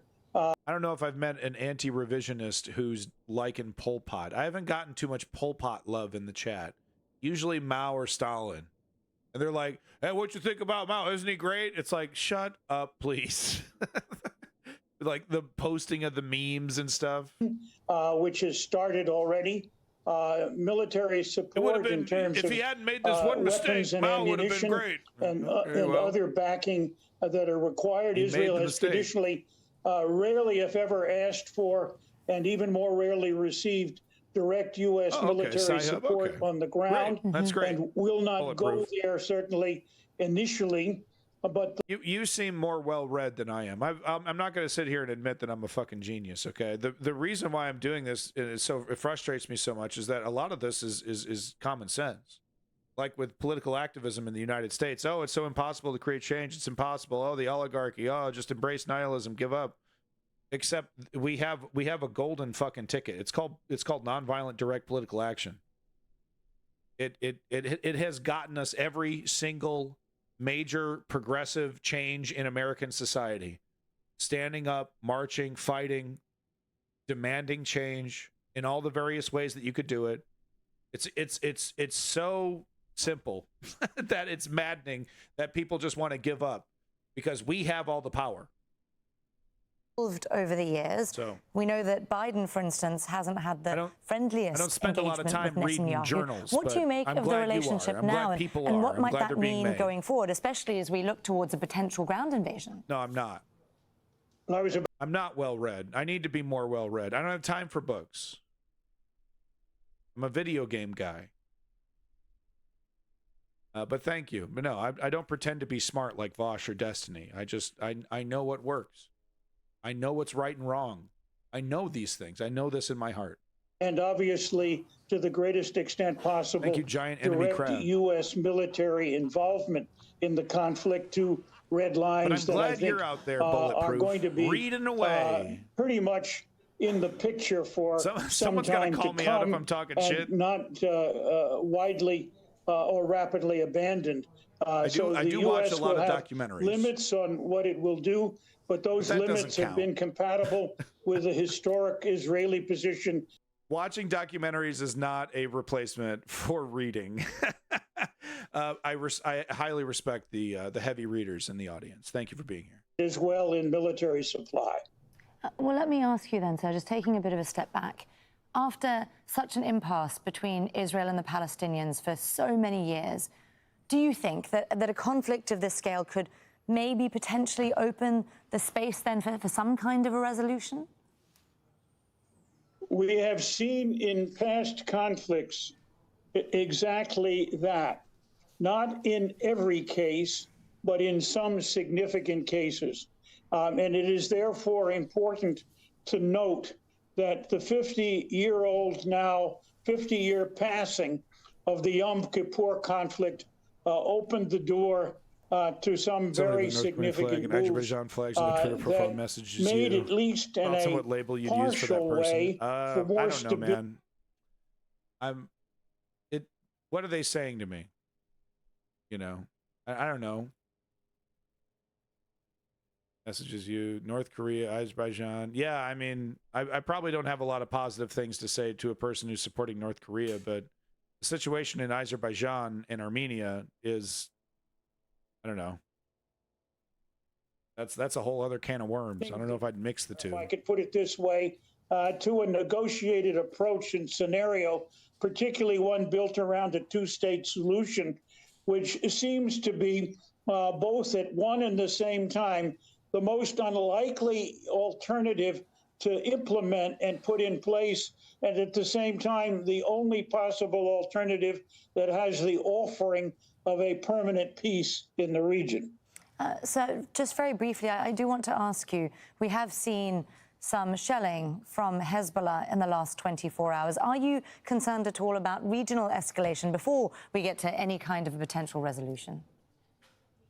I think it is very important that everyone guard as much as they possibly can against a regional escalation of this conflict. It is in no one's interest to do that. There already is much talk about in the United States going after Iran, which has undoubtedly played a supporting role to Hamas. It's very difficult, even perhaps in these early stages, to doubt that that has taken place. Certainly, we will see with more investigation and more care whether there is supporting evidence for that point of view. The U.S. has been a little bit hesitant about it in the last few hours, but that may change. Israel needs to accept the fact that they need to negotiate to get those people back, or they're going to be killed. If Israel takes a hard line, we don't talk with terrorists, yada, yada, yada, we're big tough guys, hard line, Hamas will waste them. You don't think Hamas has the balls to fucking kill them all? Israel needs to come to terms with the fact that they got to do some negotiating, get those people back alive. Have tilted on the side of doing what they can to stop the conflicts, work in the direction not necessarily of some kind of modus vivendi, and do what they can to bring about a change. No, think about it. We might be seeing a delay because there might be an internal conflict of people that are like, yeah, let's cut their heads off one by one and send the video to Israel. And other people that are like, guys, this is a golden opportunity to literally lift some of the apartheid. We could actually have done something substantive here instead of just jerking off. We could actually achieve something here, guys. Maybe that's why we're seeing a delay in the communication, because there's this internal conflict. You know, hey, we should actually do something substantive with this opportunity that we have hostages. No, lop their heads off. No, that's what we should do. Rape them and kill them. I got to stop saying rape until I get confirmation. So I don't know. Maybe that's why we're seeing a delay in communication. Maybe the hostage taking was a pleasant surprise. Maybe they never expected to be able to take hostages, so now they don't know what to do with it. With them. On and Israel border. A new front in the war between Israel and Hamas. The hostages are the smartest part of this operation. Hezbollah if they were hit smart, Israeli positions they wouldn't have killed in a anybody and taken hostages. Heeding a call from its ally Hamas to join the fighting. The hostages are the only part of this operation that make any sense. The random killing of people is the thing that's just like, oh great, well you just shit the whole bed. Thanks. Occupation. Hezbollah's response appears to be contained. It's within the rules of engagement that have been in place since its last war with Israel in 2006. The target was carefully chosen. Israel, too, was careful in its response. Hezbollah showed solidarity and support to Hamas, two groups that are part of the so-called axis of resistance against Israel that are backed by Iran. But it stopped short of risking a wide... All right, so Israel is going to get its own people killed because it is literally incapable of doing any kind of negotiating, even on a basic level. So the idea that they're ever going to negotiate a peace should be out the window. The international community should accept that and demand a mediator be used, and the United States should start leveraging its power to achieve this, because Israel is literally never going to compromise, never ever. They would rather see their own people bombed by their own hand than compromise even an inch with Palestine or Hamas. So that's when the United States needs to say, okay, the only people that can solve this problem is the West. Ability of the entire Arab and Muslim nation not to remain neutral. And in this battle, we are not. From Poland. This is one of the most volatile borders in the region, and the risk of a serious escalation can't be ruled out. Sana Khudr, Al Jazeera, along Lebanon's border with Israel. Well, still ahead for you here on Al Jazeera. We'll be bringing you more coverage of the Gaza-Israel war. I think we've watched enough Al Jazeera here. Let's see if we can find a different source. Been switching between Fox and Al Jazeera. They seem, this and this Indian channel seems to be the only ones that are really talking about it. Yep, Fox is busy. Let's see what's going on over here. Have called this their 9/11. A very, very hard 24 hours. Unprecedented event. We were attacked. Davin, I don't know. With maybe a combined offensive by Hamas yesterday. Really, the Discord link's invalid? Oh my not God! Only Hold on.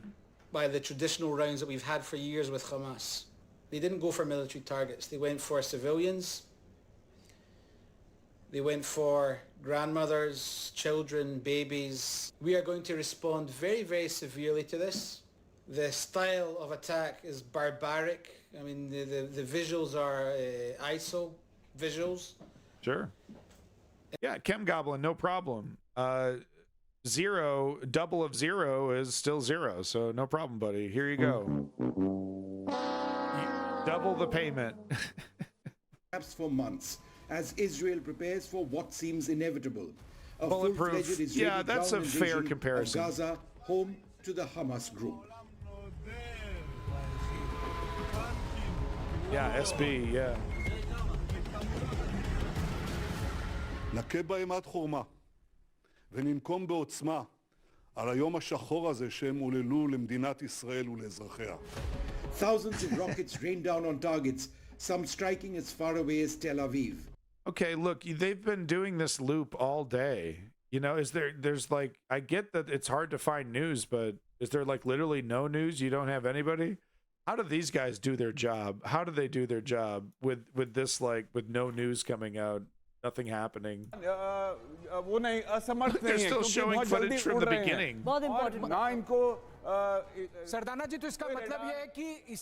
They're literally just showing the same shit from yesterday. इन तस्वीरों पे हम लौटेंगे एक और खबर आ रही है उसका रुख करते हैं इजरायली सेना के एक्शन में पत्रकार की मौत हुई है ये खबर सामने आ रही है फिलिस्तीनी पत्रकार के मारे जाने की खबर सामने आ रही है तो देखिए पत्रकार भी इस पूरे युद्ध की विभीषिका का शिकार हो रहे हैं ये जानकारी आ रही है कि फिलिस्तीनी पत्रकार की मौत हो गई इजरायली सेना के एक्शन में हमले में पत्रकार की मौत हुई है लगातार यहां पर तनाव बना हुआ है दोनों तरफ से हमले हो रहे हैं. Yeah, all right. Let's take a quick peek into YouTube here and see if we can't find anything. All right, Fox News chatting it up. Let's see if we can't find anything here. No problem. We can do that. See what we got here. We got MSNBC putting something out. Airstrikes on Lebanon. Oh, this is interesting. Israeli military launches airstrikes on Lebanon after shots fired on their positions. So I haven't covered this yet. Let's go ahead and dive into this a little bit.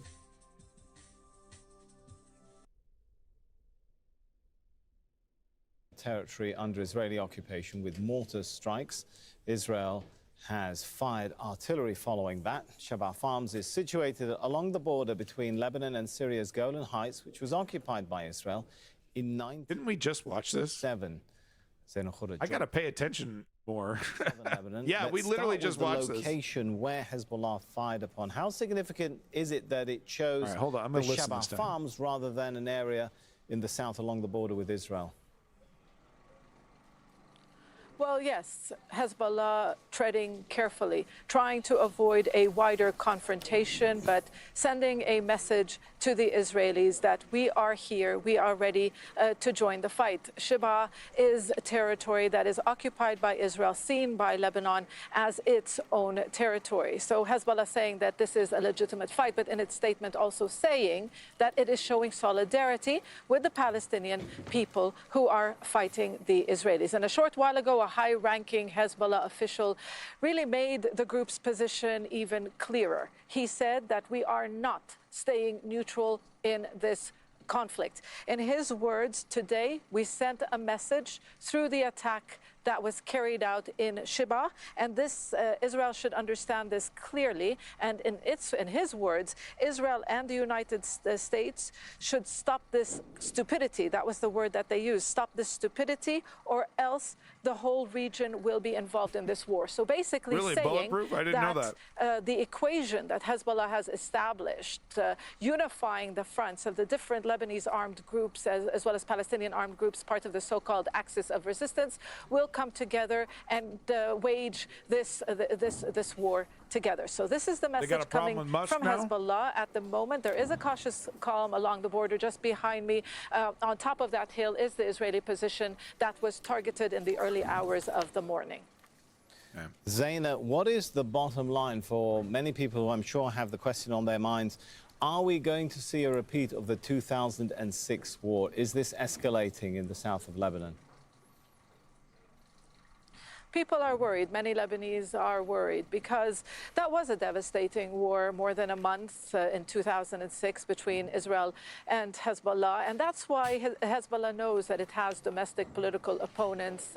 And many people here will say this country cannot afford a war. The state is nearly bankrupt, and there is a dire economic crisis now in its fourth year, and there's also a political crisis where there is no president, there is no functioning government, there is a need for billions of dollars to revive the economy, and many people believe that Hezbollah should not act on its own. It should respect the state's sovereignty. It should not be the one who decides whether this country is at war or peace, and many accuse the group of being an arm of Iran and implementing Iran's policy. The group does not hide away or shy away from the fact that it is backed by Iran and it receives funding from Iran. So this is definitely Hezbollah's involvement in this war will definitely divide the society even further and deepen second front, the or are they just going to throw some missiles over? All right, thank you so much. That's the question for Nimrod me. Goren is joining us now from West Jerusalem. He's a senior fellow for Israeli affairs at the Middle East Institute. Good to have you with us. So first of all, how much of a failure, how politically compromising is this for the Israeli government? The Israeli discussion is still dealing with the security rather than with the political, because we are experiencing a security event that is unprecedented in Israeli history, very different. I think I've seen evidence of Hamas using some American equipment, but I don't think there's any confirmation that it's, that it was traded to them by the Taliban. But you never know, man. Sky's the limit. Still ongoing, many being captive. The Taliban has come out in support of how Hamas. to solve the current security situation and deal with the politics later. You say out of the blue, but let me read to you here a statement by the Secretary General of Amnesty International dated October the 7th, where from what she's saying, it doesn't seem out of the blue. She references the need for the Israeli government to refrain from inciting violence, tension in the occupied West Bank. Yeah. She calls for the root causes of the violence to be addressed and goes on to list the 16-year-long illegal blockade on Gaza. What about ending other aspects of, quote, Israel's system of apartheid imposed on all Palestinians? Do you think this might shift Israeli thinking somewhere to start thinking about dealing with the root causes? What about? I think those are different things, because, we know the Israeli-Palestinian conflict is long-lasting, and it has different attitudes towards it and different approaches. There are different reports mentioning different situations, but the reality is bad. The reality is bad for the Palestinians under occupation. It's bad for Israelis who do not enjoy peace with their neighbors. And this is ongoing, and we saw lots of escalation along the way and lots of efforts to resolve the conflict, which usually did not succeed. When I mention out of the blue, I'm referring to the immediate situation prior to yesterday's attack. If you recall previous cycles in Gaza, usually there were either assassinations or rockets towards the nearby villages Peace in Gaza. with Palestine doesn't get Israeli politicians' votes. It may not have been very reported in all parts of the press, but we have been covering incidents of Israeli actions in the Al-Aqsa Mosque compound, which the Palestinians and Palestinian factions even in Gaza are warning that this is very provocative. We've seen a rise in settler attacks, which we've covered extensively. Do you think this is not in the Israeli public opinion is not part of the story of why these people are breaking out of 16 years of siege and going on this kind of attack into Israel. Yes, sir. What I'm saying is that this incident has happened even before. Remember, before Ramadan of this year, there were tensions in Al-Aqsa. There were several rounds of escalation with the PIJ, Palestinian Islamic Jihad, based on similar there's issues. a reason. So the core apartheid. issues of the conflict is definitely there. The practicalities of how this conflict is handled have been managed differently until what happened yesterday. So this is why what is happening is different. Okay, the reality is there, and nobody's denying it. But what is happening is very different than before. What? And the type of action. Is he trying to make an argument here that these things are not connected? That this isn't a response to Israeli oppression on the Palestinians? Has been taken yesterday against Israeli civilians in a scope that never happened. So there is ways to do the warfare. I think what we saw yesterday. The Israeli mindset crosses those lines and enters a new reality, again, without denying the difficult situation that Israelis and Palestinians are living at during the last decade. Actually. It's related, Nova. Given the large number of Israeli casualties so far, do you think that this Israeli government, is going to be under intense pressure now to Hamas make not only very intense and bloody airstrikes, which have cost a lot of Palestinian civilian lives, but a ground offensive as well? Do you kind of feel like there's no way out now for this Israeli government other than going with a ground offensive into Gaza? Yeah, Hamas sucks. I think it's difficult to anticipate, and it's not necessarily that one solution will be taken over the other. We do not. I feel it's safe to say that Hamas is not legitimately interested in peace with Israel. I think that's fair to say. The goal is to prevent the fighting to continue within Israeli territory. There are still incidents ongoing within the Israeli borders. Alex Jones is correct will there. To take action against the military wing of Hamas. There is a willingness to prevent further escalation into other areas. We spoke before about Lebanon in your report. These are things that Israel is not interested in. So I think that's what we'll see in the coming future. Whatever tactics will be used to achieve that, I think it's difficult for us to anticipate. If Israel does launch a ground offensive, where does it go to next? It doesn't really link to the ground offensive because the political or the strategic goal of such a cycle of violence should be the same whatever tactic is being operated. Yes, what the Prime Minister said is about taking a prize from the Hamas and having it lose its military capacity. That doesn't mean that this goal could be achieved only by one mean of action or the other. So I would say the tactic that is being used is unrelated to the overall goal, and these two things can be discussed in parallel. Has it been a surprise? Nobody is taking seriously the idea that Israel is going to fall. Hamas doesn't have the ability, even if they had all the resources, which they don't have.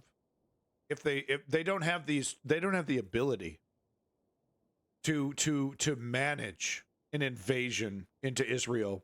So can we stop with the hyperbolic pearl clutching about the potential invasion of Hamas into Israel?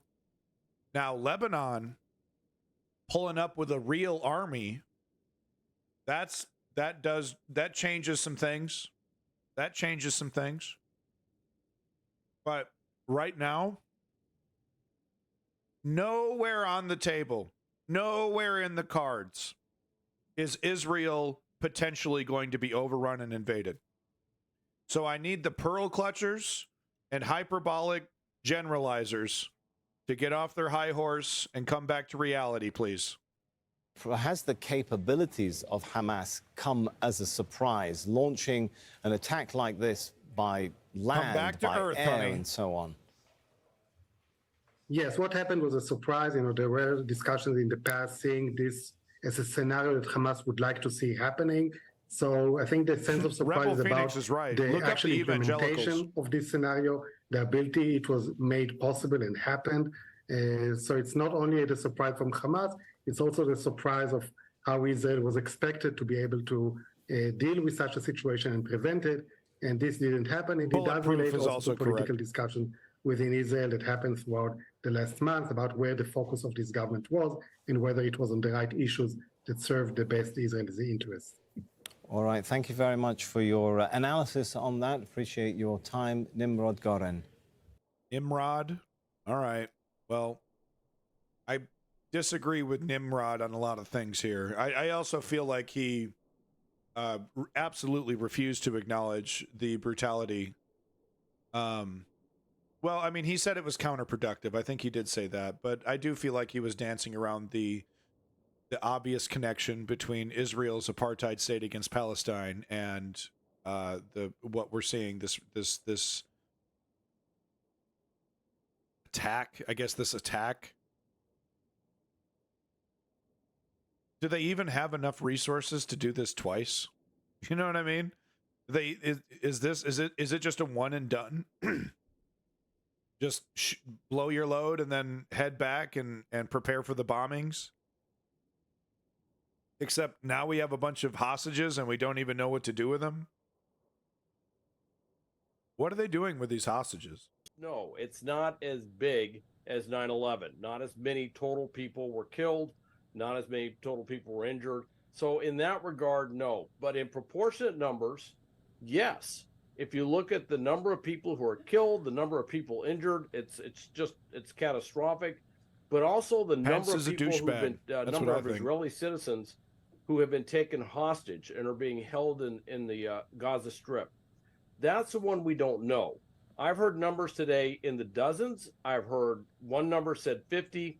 I heard a very recent estimate that it could be up in the hundreds of potential Israeli hostages. I think it's shameful that Israel is not really caring about these hostages. We talk about, they're going to strike back.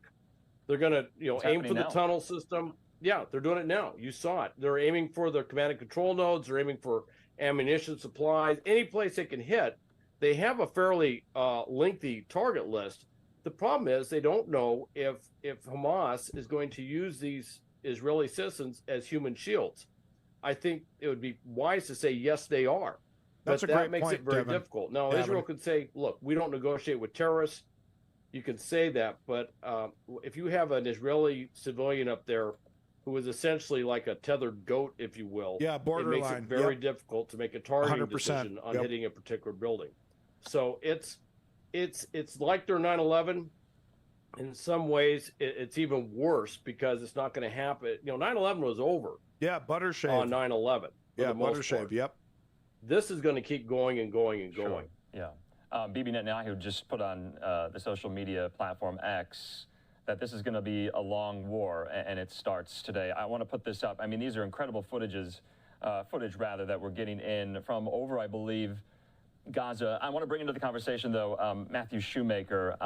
Matthew, thanks for being with us. My question to you, though, is this. This was so coordinated. That's why this was, somewhat so successful, because of the coordination, the precision of all of this being carried out by Hamas militants and fighters. And you had it from all over there in Gaza sides and all mediums, from the air, from the land, from the sea. I was even seeing, parachutes dropping into southern Israel by these Hamas fighters. The coordination must have taken so much legwork, yet it seems like Israel was caught off guard. Do people in your circles tonight feel that way too, that somewhat of a failure was at play here because Israel was so caught on their back foot? Well, Andrew, thanks very much for having me. And you're absolutely right. From the moment the first group of black-clad fighters crossed the border from Gaza into southern Israel, it was absolutely clear that this was an extraordinary moment of success, however bloody and fleeting it might be for Hamas. It's also cleler that they could not have done this alone. The time. Oh my fucking God! You can't see this. It's a replay. Holy shit! I'm like, yeah, we know all this. What the fuck? It's a replay. Okay, sorry. Like, yeah, moneymaker. Tell me something I don't know. Or shoemaker. I gotta be realistic. My sister's dead. More than 4 weeks on, there's... Holy shit, MSNBC. Fuck, man.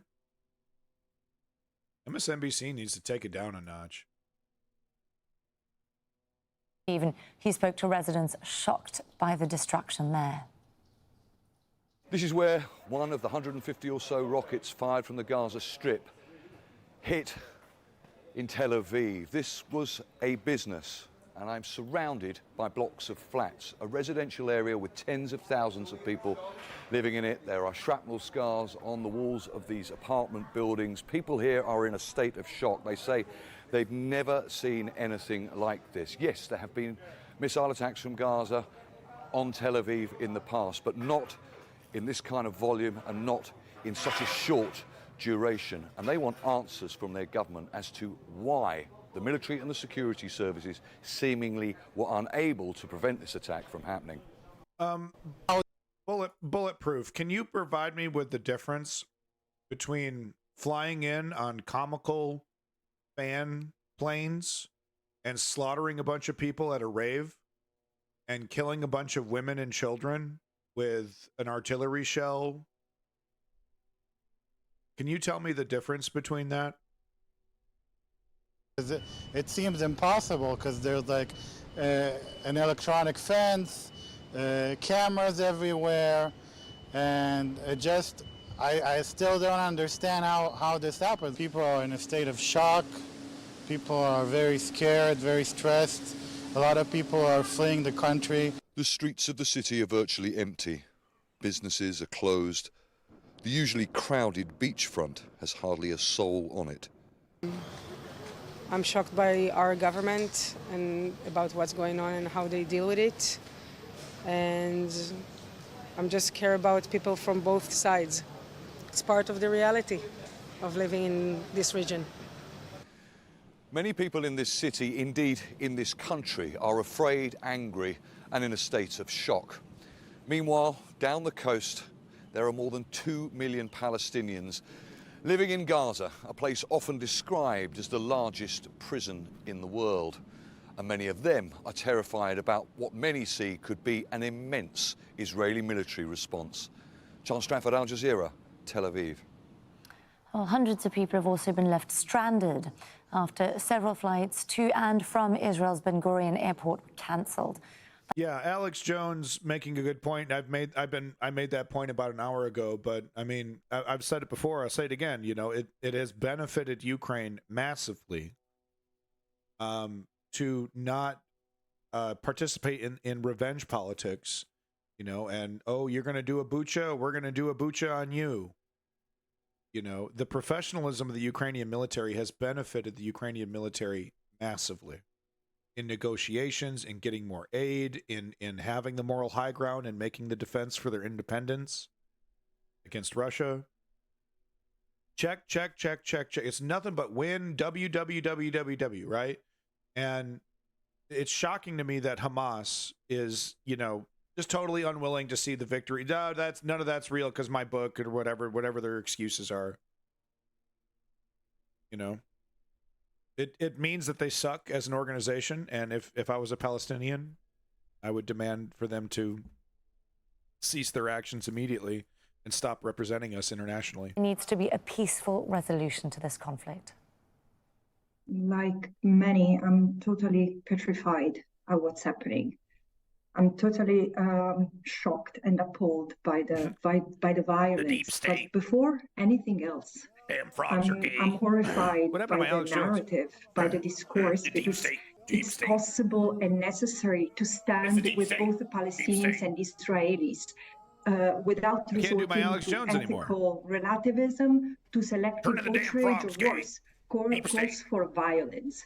Politicians, policymakers should prioritize restoring legality and accountability, using diplomacy and peace as conflict resolution methods, rather than advocating for more violence or standing with one side or another. Okay. This is not what either the Palestinians nor the Israeli needs. I've been in this role, serving this role for 16 months. A bunch of now. dead people is and not I've said cool. Since the very beginning, as I saw violence mounting, escalating against defenseless Palestinians, and this is something that has been ongoing for over 6 decades now, 56 years, just in the context of the occupation.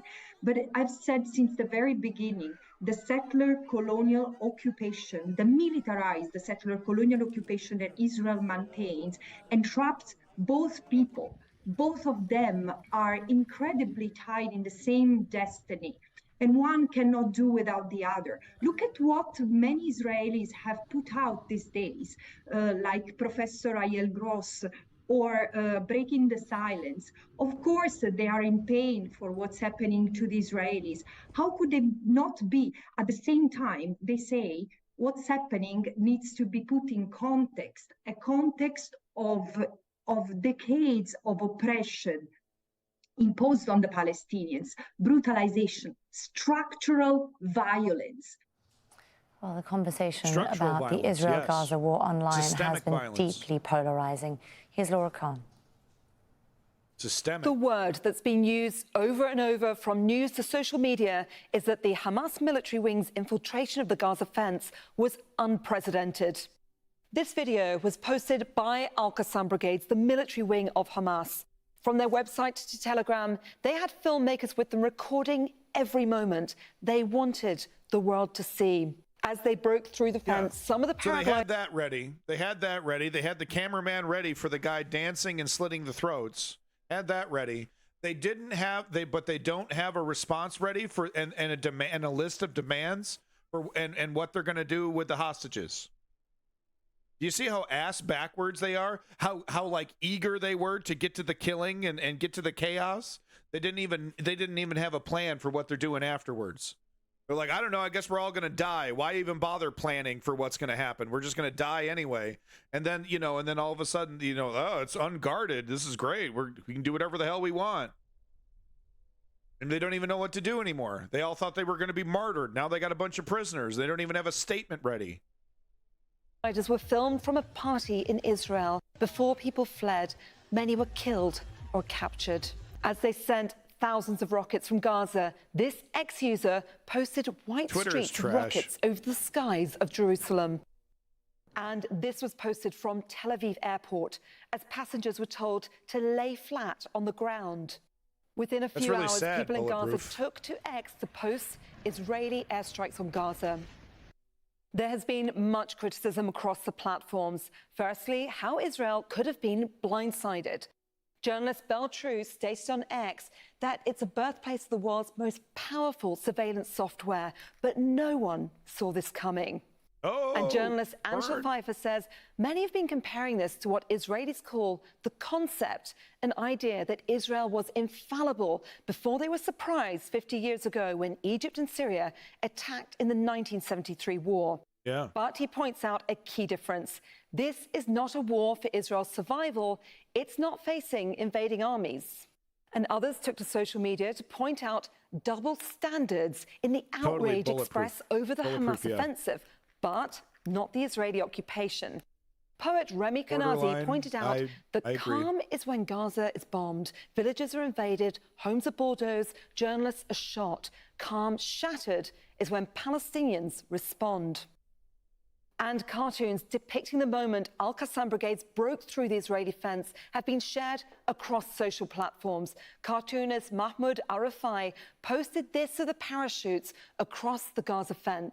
Okay, now do the exact same style, but show what happened an hour later. Yeah, no, the liberation. Go ahead and show the kid getting his throat slit. Do a little picture of that one too. You see how their brutality just spoils the whole thing? The unnecessary violence and how that is damaged Palestinian liberation. And this effort by these people to like just put a curtain, right? Put a curtain over the failures of Hamas. Putting a curtain over the failures of Hamas. Oh, well, it's understandable because of the position that they're put in and they have no choice, and brutality is the only tool they know, so it's okay, kind of. Not really, but I can't acknowledge that. This would mean something.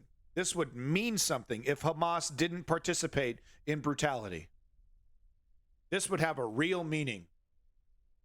You know, and I'd be like, yeah, hell yeah. Right? They scooped in and took 30 people and immediately started the negotiations to remove the apartheid. And no.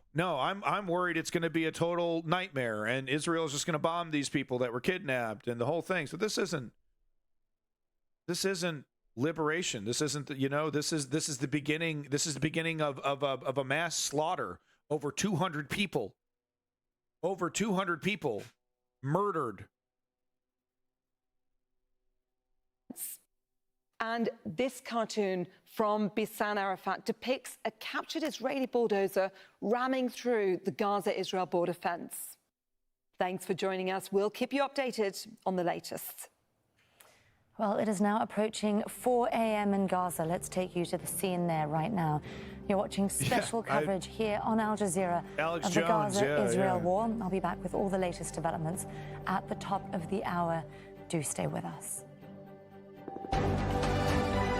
Yeah, it's, stop putting your faith in the Hamas party, dude. Or whatever they are. Are they even a party? Israel has formally declared a state of war. That's cost 413 Palestinian lives in just 2 days. Among them, 78 were children. For Hamas. This was the scene in Gaza just a few hours ago. Israeli airstrikes have hit the besieged Palestinian enclave from all sides. And it's now amassing troops near the Gaza-Israel border. Hospitals, meanwhile, are already overwhelmed. Israel has blocked supplies of fuel, electricity, and other goods. More than 700 Israelis have been killed in Hamas's unprecedented military operation. In the last few hours, it's going to be pretty hard to be a pro-peace with Palestine Israeli right now. Alex Jones is not incorrect. Reporting that at least one person was injured. Hamas has continued to fire a barrage of rockets from Gaza. Well, nearly 2 days on, Israeli forces are continuing to battle Hamas fighters who are still inside Israel. Gun battles are happening in 3 main areas there in southern Israel, at a kibbutz there in Karmia, also in the cities of Ashkelon and in Sderot, where an army commander was reportedly injured. Well, the spokesman for Hamas's military wing. I mean, Marx, you make a good point, and my response to that is that it's not going to happen until the Palestinian people start demanding, better people to represent them. That doesn't mean they deserve to be slaughtered for their ignorance, for their stupidity, for some Palestinians putting their faith in Hamas, but it doesn't help. We're not making that progress. We're not getting to that negotiating table. Look at this crap, man. Look at these poor fucking people. God damn it. I want to get this guy's statement here. Hold on. Injured. Well, the spokesman for Hamas's military wing, Qassam Brigades, has vowed to continue the fight. What about the hostages? We announced that a number of our fighters today were able to take a new group of enemy prisoners that were moved to Gaza. Our fighters have also reported some cases where the enemy caused the death of some of the captives. Praise to our heroic people who is seeking freedom and causing pain and defeat to the enemy. What are you doing with the hostages? Meanwhile, a senior official from Hamas has confirmed that the armed group has taken more than 100 Israelis as captives. After several gun battles, though, Israeli forces did manage to free some of them taken by Hamas in neighborhoods near the Gaza-Israel border. Some 260 people, though, died at a music festival that was attacked by the group on Saturday. Willem Marx has more. All right. Let's see how the death toll in Israel soared above 700 on Sunday, a number likely to numb much of Israeli society. Many of those killed close to Gaza had come to dance. But as Hamas fighters attacked, crowds of ravers ran for their lives. Many were dragged into Gaza as captives.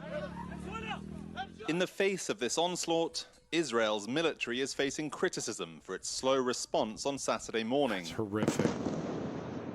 By Sunday morning, its warplanes smashing the strip with near constant airstrikes. Israeli Prime Minister Benjamin Netanyahu has promised to turn Gaza into an island of ruins. For some residents, that devastation already a reality, with Gazan health authorities reporting many hundreds killed in Israeli attacks.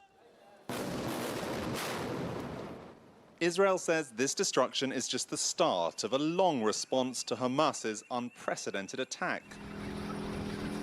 Tanks and munitions also massing by the border with Lebanon, following artillery and rocket fire back and forth with Hezbollah to the north.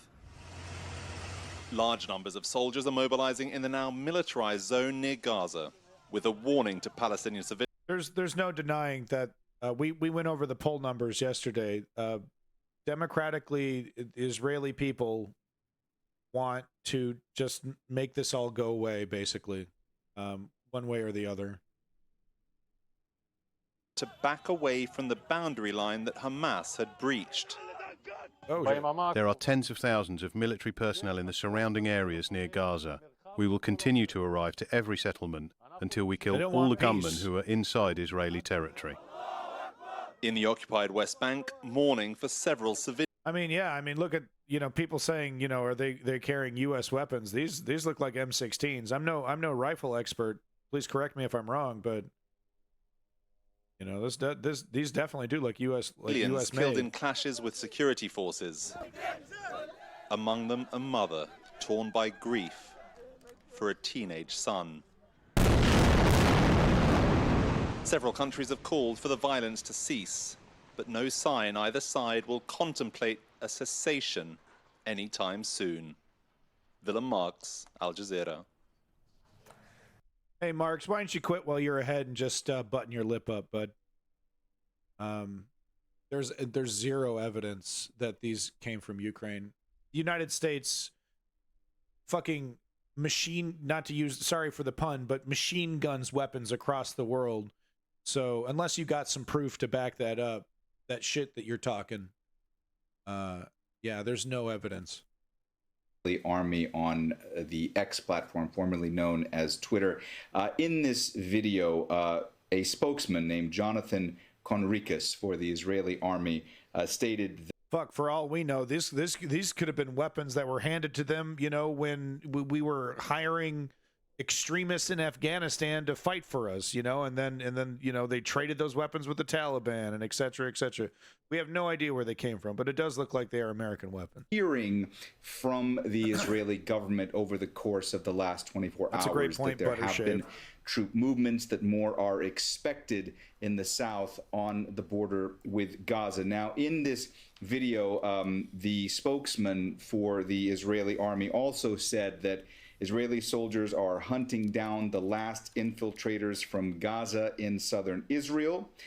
Theoretically, not impossible. It will take a few more hours or maybe more than that. You better come correct with that one. And he said that Israel's aim later would be to make sure that Hamas neither has the military capability to threaten Israeli citizens nor to be able to govern the Gaza Strip going forward. So that certainly goes to show just how serious this troop movement is at the moment. As we mentioned last hour, we had heard that the Defense Ministry had been calling up more reservists, and that the matter is also going to be taken up tomorrow in the Knesset as far as discussing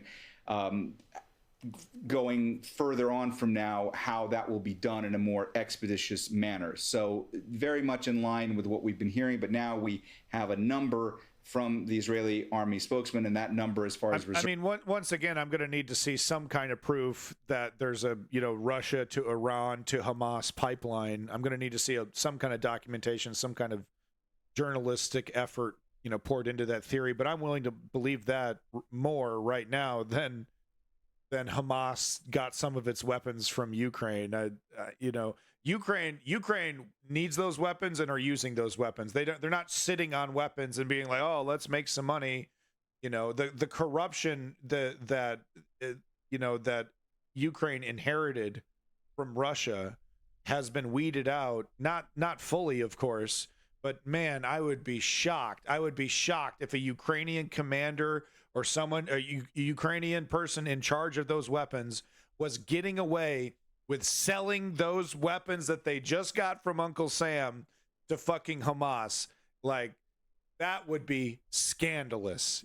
Even for Ukraine, which is still, like I said, has a lot of work to do with its internal corruption. We're already seeing a lot of positive movement in that direction. But that would be scandalous even now. According to the Israeli army, is that there are around 100,000 reservists in southern Israel close to the Gaza Strip. Nastasia? Mohammed, given the scale of the response that we've been seeing... You see what I mean? You see how bad, how these fucking tankies are such bad actors? I literally very carefully fully acknowledge the corruption of Ukraine in that statement, pointing out the history of corruption, the fact that they haven't fixed corruption, and this fucking asshole, Marks and Recreation, AN would be shocked and chagrined to discover corruption in Ukraine, as if I just made some argument that corruption doesn't exist in Ukraine.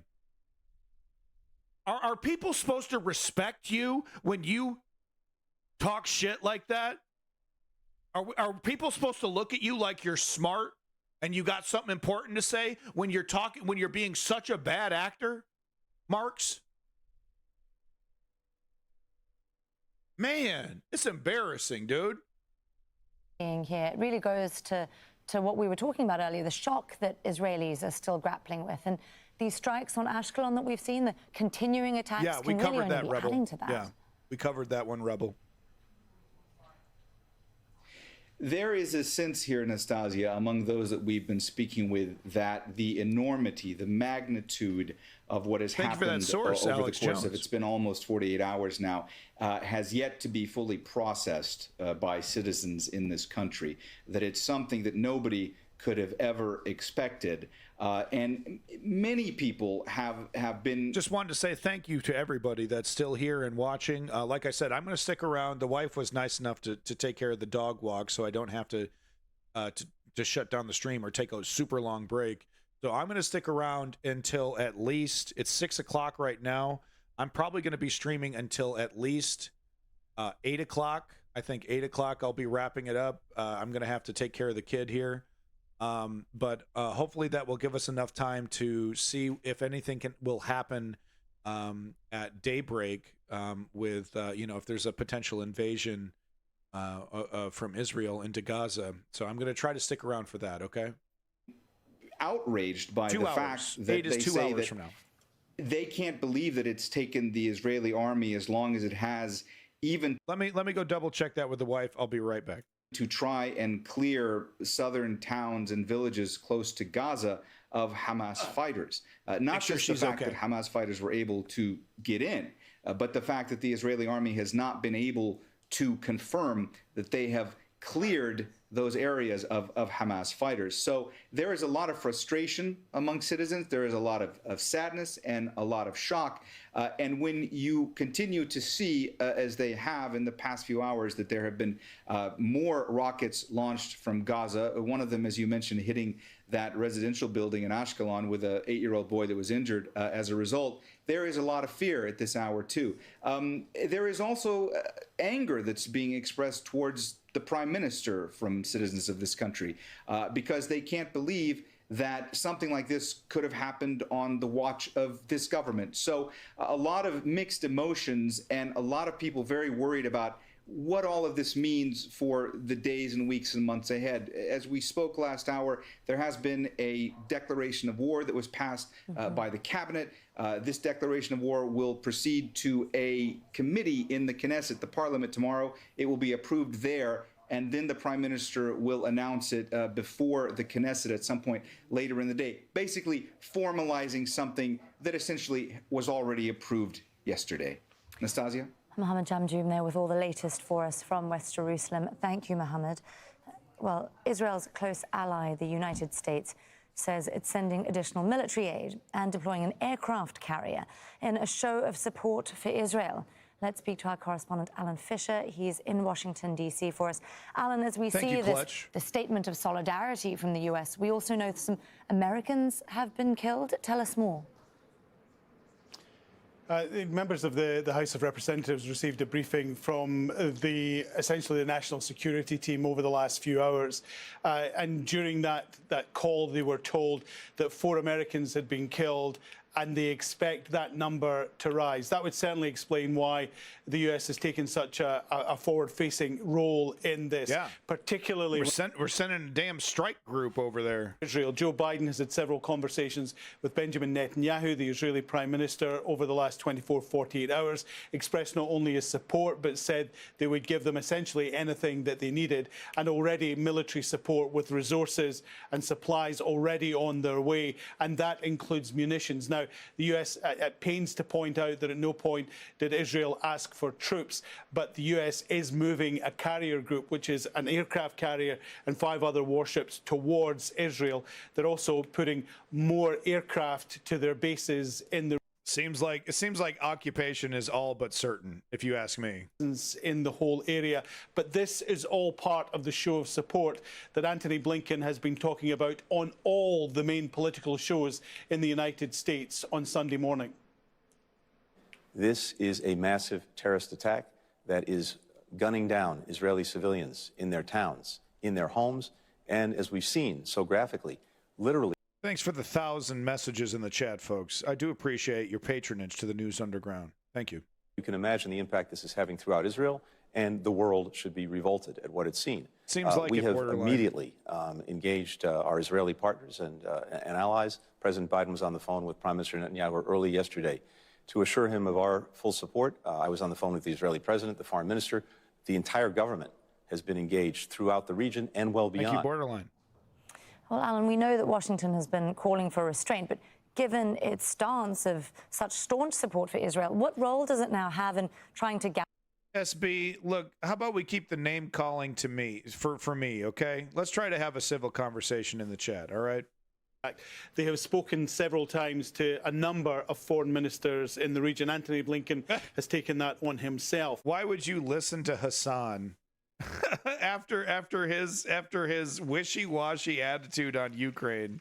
Why would you want to listen to Hassan? 2 of the most important calls are to the Turks and also to Saudi Arabia. And both countries, according to the official readout of those calls, were encouraged to continue their engagement, which suggests that both are already engaged. Both, we know, have contacts with Hamas. The thing that the United States is working on initially is to try and get the... I begrudgingly agree with Alex Jones. With that said, I'm happy for Hassan's success, and I hope for him to more vociferously and strongly support the progressive movement instead of, enjoying his life as a millionaire and no longer paying attention. Like, I need you to double. Now that you have all the time in the world, Hassan, and that you got all the money in the world, you got all the time in the world, so like, let's stay on top of this. Become the activist we need you to be. You have a lot of power and clout. You could actually make a change politically, Hassan. Don't disappoint me, buddy. Violence to stop, and also to get the return of civilians who've been taken into Gaza, particularly because the United States at this stage isn't publicly clear whether or not there are Israeli American citizens or even American citizens who've been taken. So clearly getting them released would be important, which is why Antony Blinken mentioned the Holocaust survivor, women and children. He's playing on the emotional ties, but he's also using the diplomatic levers with allies in the area who have contacts with Hamas, hoping that they will be able to make some sort of breakthrough on those that have been taken by Hamas, even if they can't stop the fighting at this stage. Never heard of Fisher, Denim across TV. developments for us in Washington, D.C. Thank you, Alan. Well, speaking of mediation, the UN Security Council has held an emergency meeting to discuss the conflict. Shihab Ratanzi reports now from the UN in New York. These emergency UN Security Council closed consultations are an opportunity to get a briefing from the UN as to the situation on the ground, as well as an opportunity for members of the Security Council to get a sense of where each other stands on the current violence. There were calls for de-escalation. There were calls for an end to violence against civilians. But two Security Council members clearly had divergent positions on what to do next. Okay, this the could be US interesting. expressed its support for whatever Israel has to do to, quote, defend itself, while the Russians called for an immediate ceasefire. Good for her. President Biden said, I think very clearly today, we will support Israel. We will help them in carrying out their inalienable right to their self-defense. So I would just leave it there for the moment. We will obviously be having discussions with Israel as to how we can best support them as they take on this violent terrorist entity, Hamas. My message is to stop the fighting immediately, to go to a ceasefire, and to meaningful negotiations, which was stalled for decades, and that is partly a result of an unresolved issue. Given the difference in those two positions, I mean, it's so easy for Russia to say the right thing on this. You know, it's so easy for them to say that. Don't just because it came out of a representative of Russia doesn't mean it's not necessarily untrue. It is true that Israel has been stalling these negotiations for decades, and the West just apologizes for it, doesn't really push them, doesn't leverage them to change that behavior. Two permanent members of the UN Security Council. Alex It's Jones, perhaps understandable that no one has yet drafted any sort of resolution for the Security Council to vote upon. The UAE's ambassador to the Security Council expressing the opinion that she expected many more meetings and briefings to come on the situation. Shia Bertansi, Al Jazeera, the United Nations.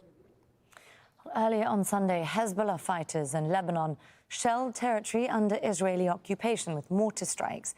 Israel then followed with artillery fire. Sheba Farms is situated along the border between Lebanon and Syria's Golan. Like I said, I would be curious to if we could just separate the Palestinian Authority and Hamas, and if we could get, like, you know, what is it, 538, whatever that polling agency into the Gaza Strip, and we could get the actual opinion of the Gazans. I feel like we would be surprised of, like, you know, the amount of people that are just like, yeah, fine, Israel exists, I don't care anymore, just can I live in peace? You know, I'll acquiesce if we could just live in peace. I really don't. I feel like the opinion of the people, the proletariat, if you will, I feel like their opinion is not being properly represented by the Palestinian Authority or Hamas. Heights, which was occupied by Israel in 1967. Our correspondent Zaina Khoda has this report for us from the Lebanon-Israel border. Okay, we've already seen this. Yeah, this is her. With the group. Yeah, we've already that are gone backed through this. by. Yep. War with Hamas, and the people of Gaza are bearing the brunt of that. Yeah, we've already seen all this. All right, just, you know, I can't make the news, folks. You know, you don't want me I just fly my ass over to Gaza.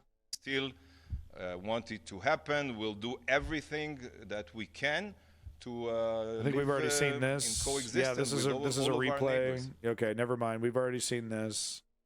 Not really seeing a lot of new stuff here, but that's okay. I'm going to stick around until 8 o'clock. No, not 4K. I need live. 4K. No. Oh, we got the Sun dipping their head in. They just have a live stream. All these little news networks. Do you think they're monetizing? No, they're not monetizing any of this. So I guess they're using their resources to just provide a live stream. Okay, that's fine. As long as they're not making money. Trying to get a little something off the top here. Man, WION. Jeez, oh Pete's. Is India Today doing anything different? We haven't seen any India Today. Let's go ahead and watch just a little bit of India Today. It's exclusive, you know. That you are, in fact, you and your family members and everybody there, do stay safe. This is a very difficult time for Israelis. I'm going to go back to Jonathan, who in fact continues to be with us. Jonathan, the failure of the army here is my question to you. I don't want Jeff Bezos' money. Why did they not see this coming? The Israeli army. How did they not see this happening? How was that the militants, the terrorists there, enter Israel in this fashion and reach cities, attack residential buildings, attack civilians like we've seen in these very disturbing pictures, you know, most of which we can't even put out. Jonathan. Yes, I agree. The gruesomeness of the atrocities are too graphic to be shown to the public. Unfortunately, I mean, this is the same interview they did yesterday. India Today, dude. India Today sucks even harder than Fox. Bulletproof. The opinions of one person does not represent the opinions of all. I have a hard time feeling confident about what the actual Palestinian people want, because, like I said, I feel like they're wildly underrepresented. You know, I don't think the Palestinian Authority is listening to them. I don't think Hamas is listening to them. Israel over several weeks. The Islamic Revolutionary Guard Corps gave the final go-ahead last Monday in Beirut. So you guys should actually like and subscribe to this guy. It's No Agenda TV, but he has an agenda. Everyone has an agenda. My agenda is liberty and freedom, of course, but I think it's funny that he calls himself agenda free.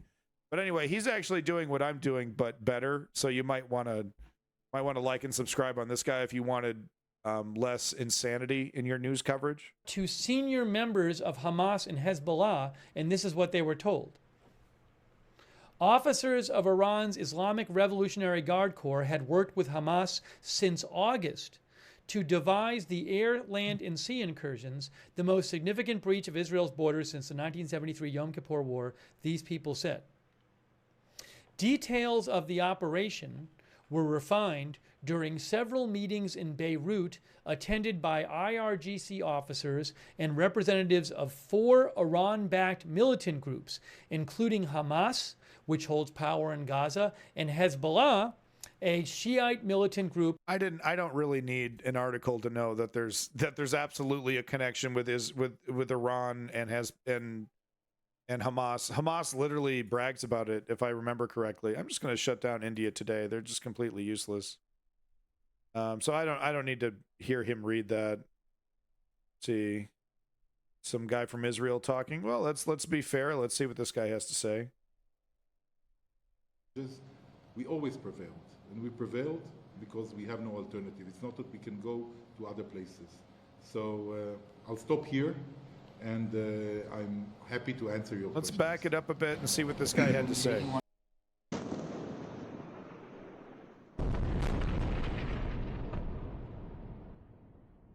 It's not justified.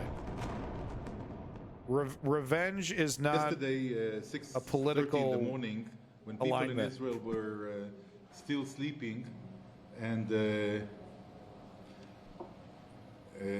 during an important Jewish holiday, there was a coordinated attack of the terror organization Hamas from Gaza.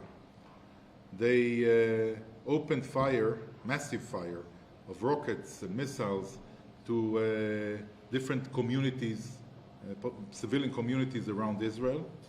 And in parallel, hundreds of terrorists it's of objectively Hamas true, borderline infiltrated different Jewish communities which are in the vicinity of the Gaza Strip. This was an unprovoked move. Now that the information is starting to flow in, we understand the size of the disaster. We understand the atrocities and the war crimes which were committed. They murdered, hijacked children, Palestine. women, What do you elderly. mean Palestine supports I'm Hamas? Sure that you saw the. I do not believe that the majority of Palestinian people. I don't know. Maybe they do. I don't. You know, maybe a majority does, but I refuse to believe that everyone in Palestine agrees that the only possible solution is terrorism, is murder, and God knows what to people. You know, because if you go down that route, you go down that dehumanization route, that it's all of them, and they it's all deserved, it's all justified, right? So. Okay, look. Okay, it's been a couple hours, but I guess I gotta tap the sign. Here we go. Here we go again, tapping the sign. So dissect tone. So dissect. Okay. You guys got plopped in 1946, 1947. You already took this big chunk. 1967. You took this. How come you didn't stop? 2012. Look at the situation. All right. And let me guess, you're already typing into the chat, oh, this map is fake. We actually owned Palestine. It was already ours. Okay, I disagree with you. But what are you going to do then? So the idea is you're going to take everything, right? It's all yours. You're going to take everything. What are you going to do with the people? Dissect. What are you doing with the people? What's your plan? The only two things I've heard is kill them all or dump them all into Jordan or some other Arab country. So what do you think? Dissect. You're answering a question I didn't ask. I'm asking you a very specific question. Where do they go? Where do they go? What's your solution when you've completely dominated Palestine and you've kicked every single Palestinian out of their house? When you've emptied the Gaza Strip, where do they go?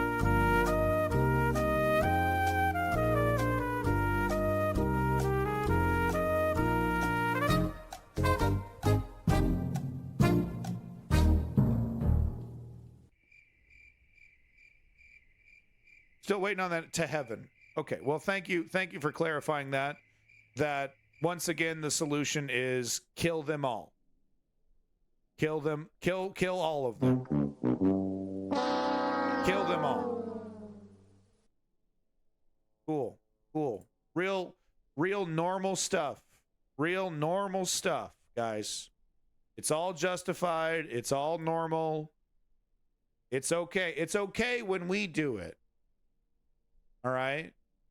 It's not good when Hamas kills people, but when we kill them and exile them and dominate them, that's good.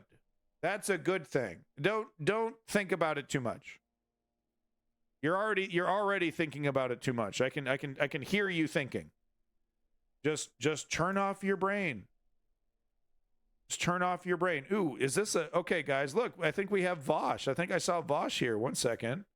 You guys want to watch Vosh? He's popular. Everybody loves Vosh. See if I can find it here. I thought I saw the Vosh thing.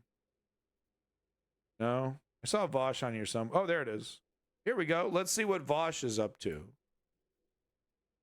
Bombed mercilessly right now by the Israelis. And so the question is, how long should the... Oh, this is cool. An Israeli-Palestine supporter rally in Chicago as Israel declares war. While saying he supports the government and... I'm curious to see what Vosh says. Tell WGN they disagree with this declaration. We support human rights in the American system, right? And we are for human rights. How come there is no human right for the Palestinian? Seriously, we QC don't even know what about. Okay, move all the Israelis and Palestinians and some other Arabs too, why not, into Quebec. I think that's what we need to do. Hold on. You've got plenty of room.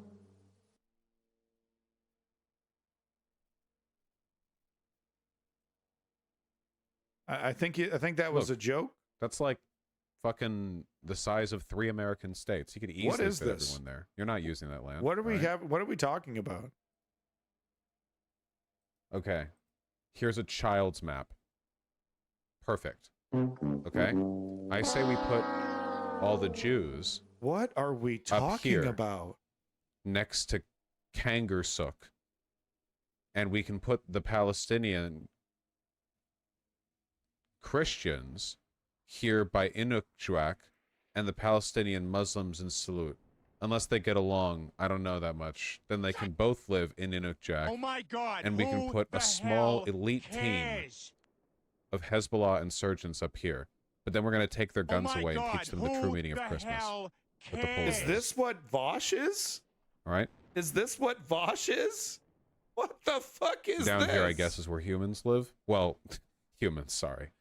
French Canadians. I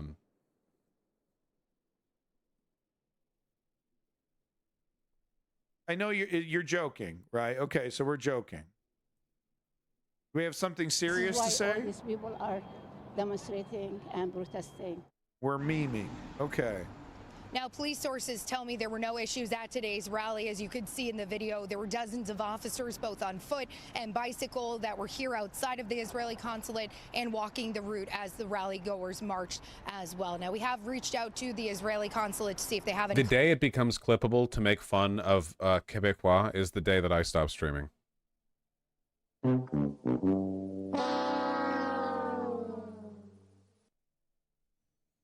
Yeah, seriously, DM. It's the lamest thing in the world to make fun of Quebec at this point, right? The jokes write themselves. It was funny in the late 90s, early 2000s. An excellent question. Yeah, like you've got fucking Hamas militants over here in Chicago. Like, yeah, Hamas actually sent like a fucking dedicated sleeper cell to this little pro-Palestinian protest.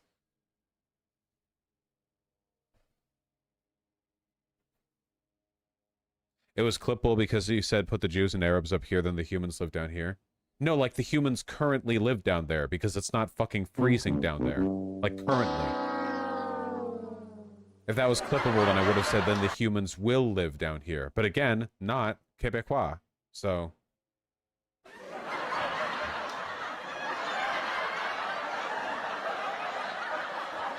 Inuit live there in the north? No, there was clearly a polar bear up there. Palestinian Americans and the U.S. Jewish community are both holding rallies and making their voices heard today. Outside the Israeli consulate in New York, a mix of protesters on both sides of the issue began rallying about an hour ago. NBC's Marissa Para is joining us from Miami Beach, Florida. That is a hub for Jewish and Israeli Americans. One more. I want to give him a chance. NBC's Maggie Vespa, who's in I want to give him a Chicago at chance. pro-Palestinian rally. So as I welcome both of you, Maggie, tell us what you're He's hearing combing from the his folks beard. there and those behind you in that march. I mean, Alex, you can hear it for yourself, right? As you said, this is a pro... Hamas just paraglided over to Chicago. Yeah, the far right is trying to attribute Hamas's behavior in some way to Ukraine, like they got Ukrainian weapons. However, no one can deny that their paraglider tactics were learned by one earnest former actor in Ukraine.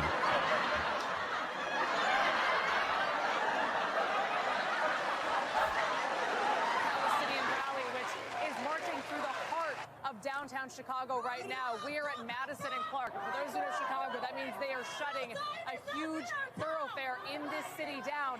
And to kind of speak to the message here more, you can hear the chanting in the background. We've got blocks of people here. This started I'm gonna give him one more chance to say something worth a damn. at the Israeli consulate. So this is a pro-Palestine rally that began outside the Israeli General Consulate here in downtown Chicago. People here tell us no one wants to see violence, but they say based on the violent history between these two nations, the actions of Hamas do not surprise them. It's similar to what we heard earlier today in what's called Little Palestine in Chicago's suburb just southwest of the city. Listen to some of what people told us there. What is from the river to the sea? Palestine will be free. It depends on how charitable you are. If you're being charitable, it means that is the land they will free. And if you're being uncharitable, it means pushing Jews into the ocean along that line. It is a slogan that is used both by anti-Semites and non-anti-Semites. All right, there we go. Lose hope, but it's That's something substantive. in media in America. It's something we're used to at this All point. right, Like last seeing the one. one-sided We'll get one more. conversation and how He's people so support good. I Israel all can't the stop time. watching. We can't get hurt over that anymore because it's kind of the norm now. But we get happy and we have hope when we see someone siding with us. That's when we're actually surprised. We're like, oh my God, finally. Nobody Oh, wow, do nothing donations. for us. That's cool. You know, and this is what happened. You know. Is that what that looks like? We are against killing civilians. We are against that. You know. But when the war happened, you know. Oh, that's it? That's all we're getting from that guy? He was like clearly going to segue off into another point there, but we're going to get... Oh, okay. All right. Well, we got the good Palestinian to say the bad Palestinians are bad. That's the one thing we need to hear from the good Palestinians. So, we got that. That's a fair assessment. We see that kind of contextual editing quite a bit.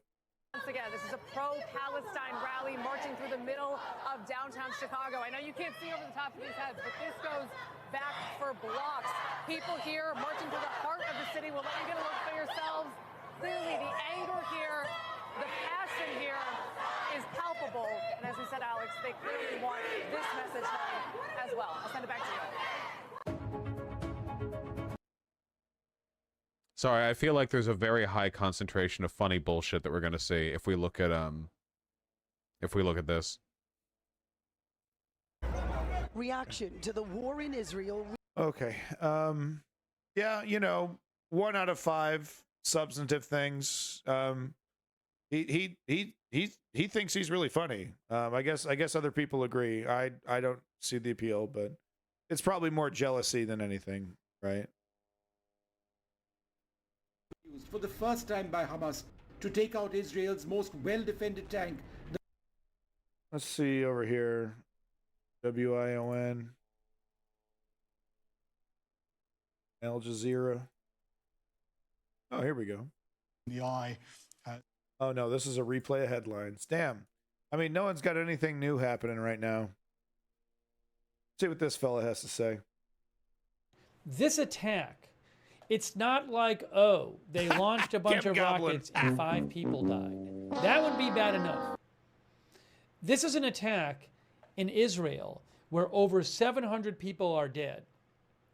And Israel's a small country, you know, so a lot of people in Israel are probably going to know somebody who died, because Israel's 9 million people. So if you just do the math, you know, roughly speaking, if you do the math, this would be if like 24,000 people got killed in the U.S. The point of doing that math is just to tell you what a big deal this will be for the Israeli people. And also, it's so shocking for the Israelis to have these armed fighters come across the border and terrorize Israeli civilians. It's almost shocking that it is shocking because of how consistent the Israeli violence against the Palestinians is. But yeah, no, they were not expecting it. They thought they were fully defended. Just, you know, it's for the people of Israel. It's whatever you think about this. For Israel, you heard the Israeli Defense Forces representative say this is the worst day in Israel's history. You know, it's if you live in the U.S. and you remember what it was like with 9/11 and what it felt like for people in this country, I can't make exact comparisons, but I'm sure there's something very similar going on in Israel.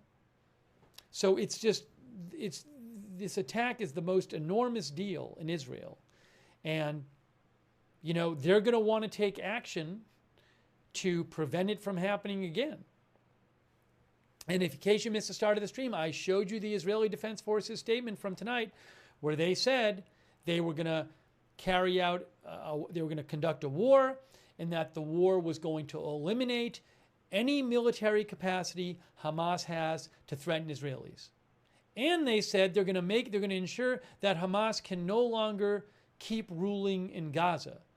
That's huge. How are they going to do that? Yeah. How are they going to ensure? How are they going to take away all of Hamas's military capacity to threaten Israelis when Israel is right next to Gaza? And how are they going to ensure that Hamas can never rule over Gaza?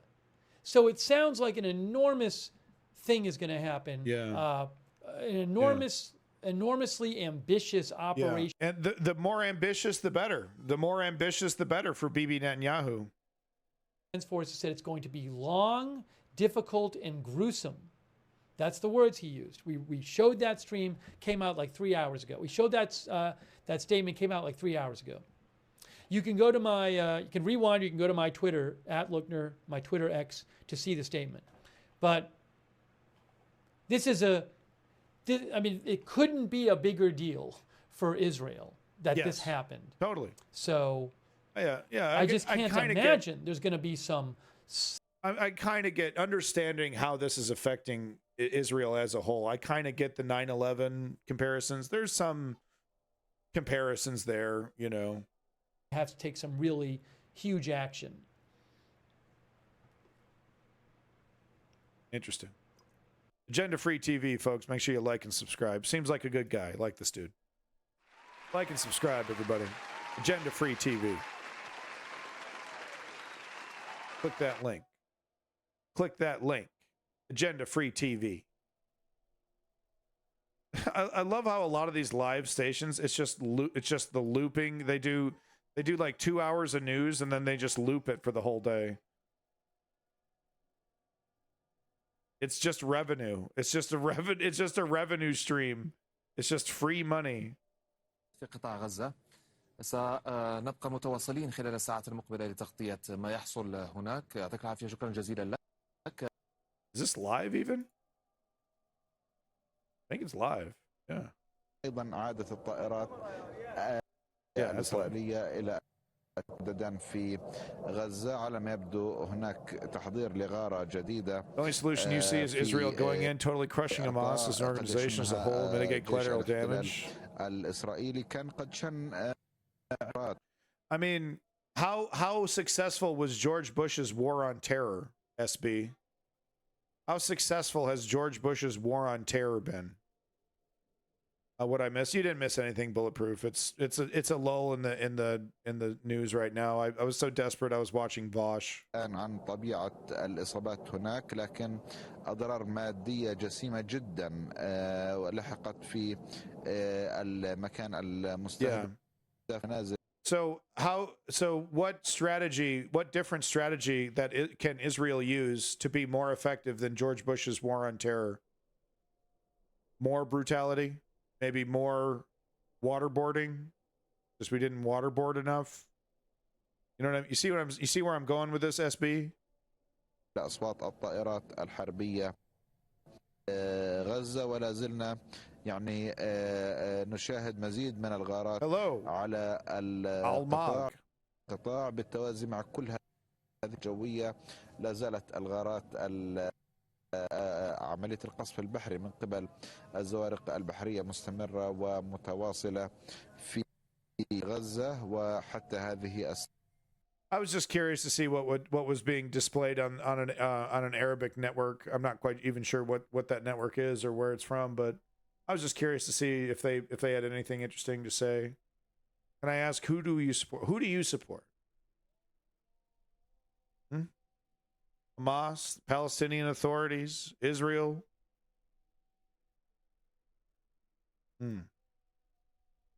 Do you support the apartheid that your country has been perpetuating on Palestine? Perpetrating, I mean, not perpetuating. But do you support the apartheid state that Israel has been perpetrating on Palestine? Al-Mog?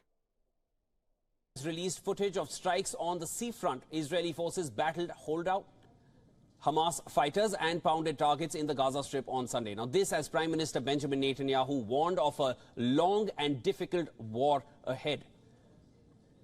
This is the video released by the Israeli army of gunfighting raging in towns and on highways as thousands of forces were deployed to secure southern desert regions near the coastal enclave.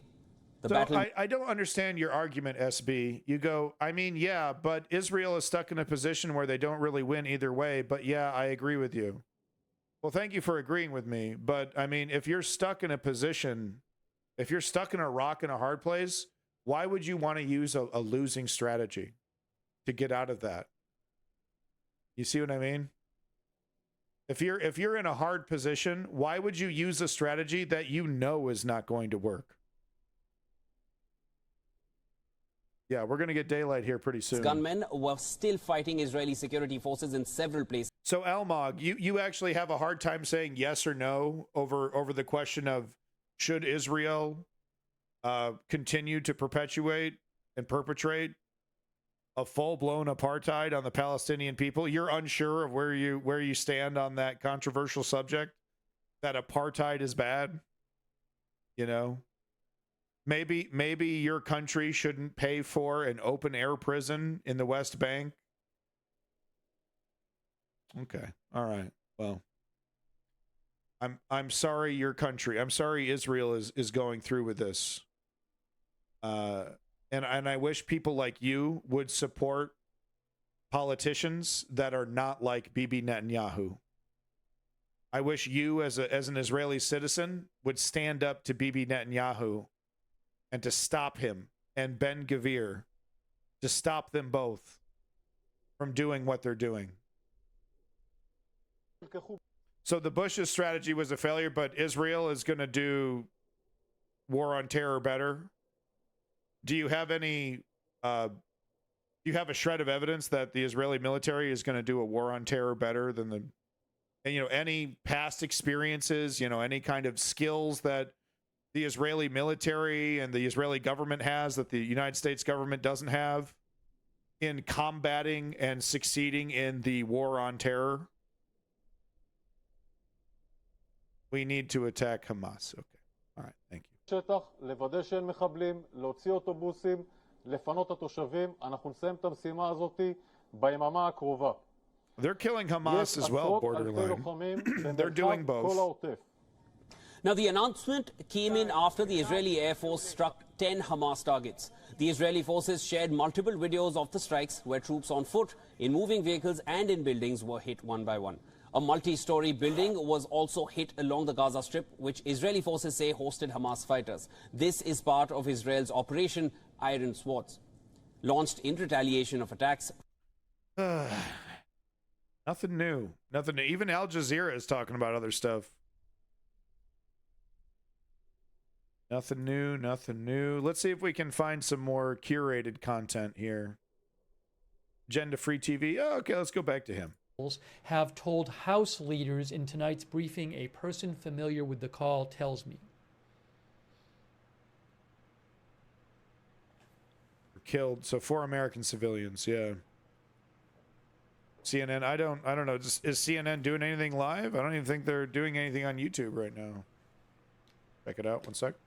No, I have not heard the number 4. I had heard the number 3 earlier. This is the first I've heard of the number 4. Oh my God, the oldest view is out. That is the first I've heard of the number 4. CNN itself, where he works, had been reporting at least 3 Americans killed all day. Chilean CNN is doing a live stream.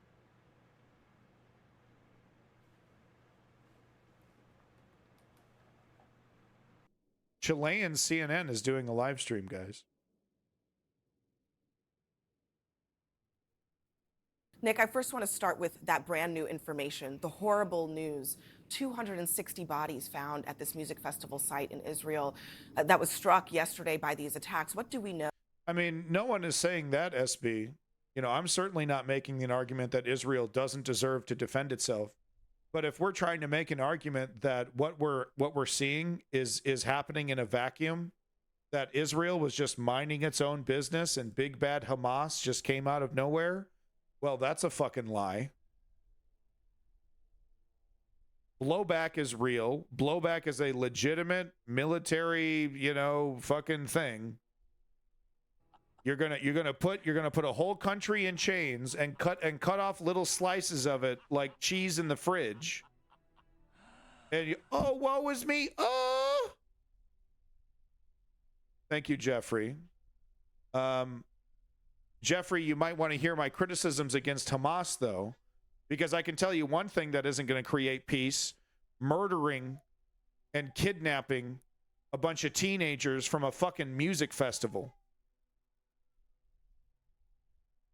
Hamas's strategies are doing nothing but making Palestinians targets for murder. And anybody who's defending Hamas and their tactics and strategy, they're dead wrong. And you're trying to do it out of the name of peace. You're trying to do it for peace. There is a little similarity there to Las Vegas, Jeffrey. Yeah. Yes, there is. I don't have any sympathy for Hamas. Absolutely not. No, it wouldn't, Nova. No, it wouldn't. Well, If terrorists attacked a music festival, I guess it depends. If an Iranian terrorist group, if Hezbollah attacked an American music festival, you know, I don't know what the fuck would happen. Actually, that's kind of an interesting little scenario. Yeah, Almog, I agree. Screaming God is good while you're killing a child doesn't really jive with me either. No, today. We know that there were a lot of abandoned, shot-up vehicles along the road, the highway around where that music festival was taking place in Re'im, which is about 20 miles or so south of where we are in Sderot. It had been going through the night. A lot of young people there enjoying themselves, dancing, enjoying the music as the sun was coming up. And then the missile strikes, the intercepts, the Iron Dome going off, and all that confusion. And out of that confusion, it appears that Hamas ran on there and were just killing in a frenzied way anyone that they could reach, anyone that they couldn't sort of pull. I believe this is the aftermath of the rave right here, and yeah, they went on a kill frenzy.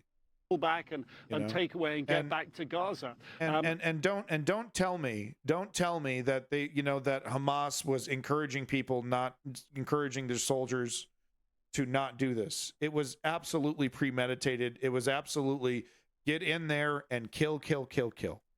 I was speaking with a doctor who's been here in this area for the last 36 hours or so, treating casualties, treating the wounded. He was down to that music festival afterwards to try to help with the casualties there.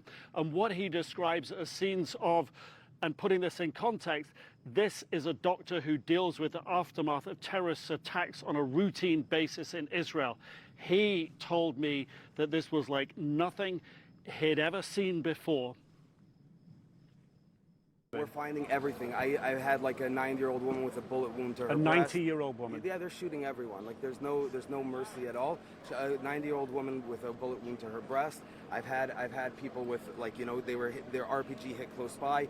They basically had terrible wounds and had to like decompress their chest from that. But beyond that, there was like every type of injury you can imagine. People lost limbs. People bullet wounds all over the place. It was. Yeah. But you're also. So he was talking about people being stabbed as well, and the RPG, the rocket-propelled grenade. This is a weapon normally used to guys that are the people that are participating in a tit for tat in the chat. IDF did this, Hamas did that. IDF did this, Hamas did that. Stop. Okay? Israel needs to acknowledge its crimes. Israel needs to acknowledge, the West needs to force Israel to acknowledge its crimes, and the West needs to force Israel to come to the negotiating table to sign something similar to the 1967 agreement, first of all. And the Palestinian people need to come to terms with the fact that Hamas is not representing them properly, that the Palestinian Authority is utterly corrupt, and that if they want real change, if they want real negotiations, they're going to need to get rid of these entities that are not representing their interests internationally and locally. So stop with the tit for tat. One side's better than the other side. No, it isn't. This is a gray situation. Blood is on everybody's hands. Blood is everyone is soaked with blood and pointing at each other. You're the bloodthirsty one. You're the bloodthirsty one. Blood dripping off the hands as they point.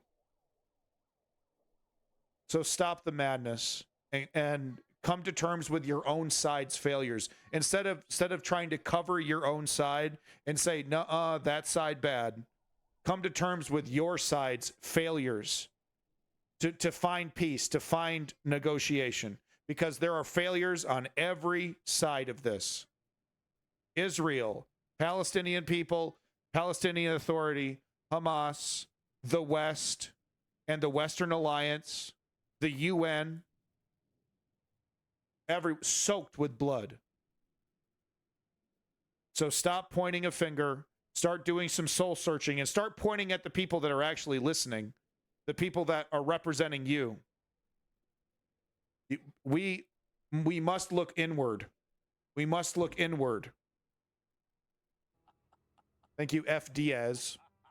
To break down buildings, to get into armored vehicles. Thank you, Diaz, for that follow. Using those weapons, he said, on the civilians. So finding out that the death toll, where all these young people were outside enjoying themselves through the night, of 260, just gives you a sense of the awful scale and the level of brutality. We know, or it's understood that there were about, because Hamas has given this number, we don't know for sure, but they say there are about 1,000 of them with weapons that came out of Gaza. Even with that number of people, that is a very, very high death toll. It speaks to the brutality. It speaks to the defenseless nature of all the people who were being killed. They couldn't run fast enough. They had no weapons to fight back. They were no... Welcome back, Yang Gang. Finally took off that dunce cap. Happened to the gunman. So this is extreme brutality that was executed upon these people, and it is, and the numbers keep growing because the discoveries keep happening, and it's the shock of the numbers that I think is just stunning Israel right now. Abby? Yeah, it is barbaric, really. One of the other stories that we are following here, Nick, is the situation with hostages. It's very fucked up. What do we know about how many Hamas may have taken, and what Israel is doing now to get those individuals back? Well, one of the other terrorist groups inside Gaza, Islamic Jihad, say that there are about 30 hostages held there. We don't know if they're fabricating that number. We don't know if it's a lie. Is it bigger? Is it smaller?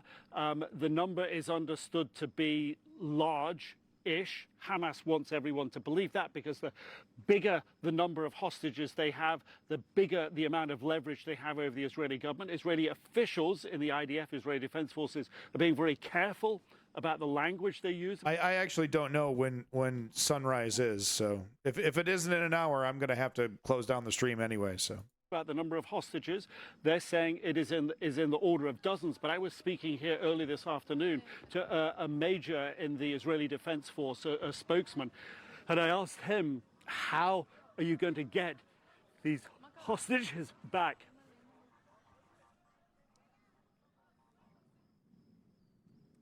All right, Nick Robertson, thank you. And what he told me was... Go ahead, Nick. Tell us what he told you. I'm sorry, Abby. And how he told... He told me that that they were going to do everything in their power to get them back.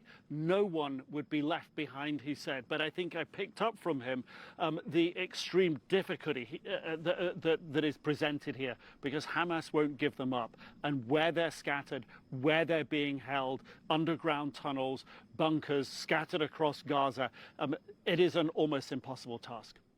It's going to be interesting to see MSNBC and CNN doing apologetics for Israel if Israel just decides it's going to be too much of a pain in the ass to actually rescue these people. Let's pretend that's what we're doing, and we'll just bomb them. We'll just bomb their areas indiscriminately, and we'll say we tried to save them, but then MSNBC and CNN will come out here and say, oh, they had no choice. They had no choice.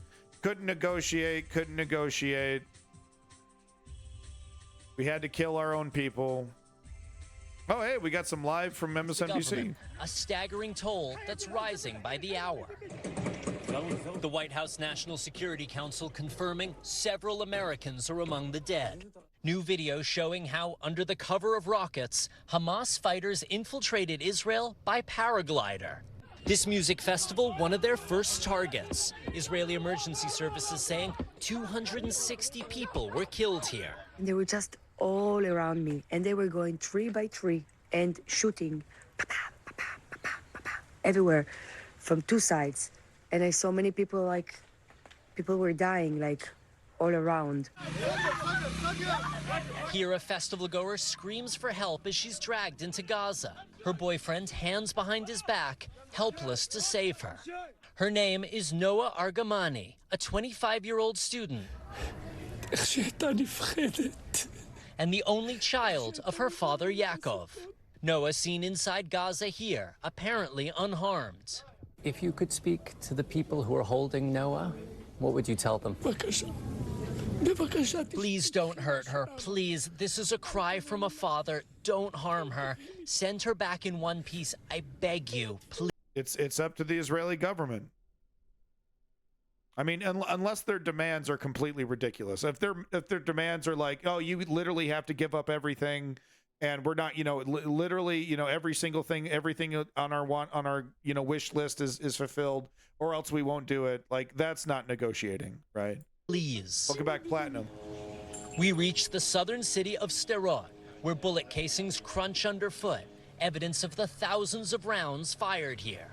This is all that's left of an Israeli police station that was overrun by Hamas militants. There was a 20-hour gun battle here. With rockets streaking overhead, our team running for the nearest bomb shelter. But in Gaza, where 2 million... So that other footage I saw was really grainy. As you can see here, there's definitely super tall antennas, just to correct myself from yesterday. Civilians live under... This was the angle I was seeing. Maybe this is a different building. Hamas rule, there are no bomb shelters to run to. And the death toll among ordinary Palestinians, including children, expected to climb. Tonight, rockets fired from Lebanon by Hezbollah militants aligned with Hamas. The latest sign that a war which started in the Holy Lands may not end here. Raf Sanchez joins us now. Raf, it is almost too much to process. What is Israel saying about the possibility of sending ground troops into Gaza? Kate, Israel's military says all options are on the table, but over the course of the day, we have seen columns of Israeli tanks moving towards the Gaza border, a possible sign that a ground offensive... Oh, wow, the power just went out around him. ...is imminent. Kate. All right, Raf, thank you for your reporting there. We just told you about one apparent kidnapping. There appear to be many more. Tonight, we're hearing about the final desperate messages sent to loved ones, and we now know... Yeah, I mean, meow, you're dead. Hezbollah is talking a big game.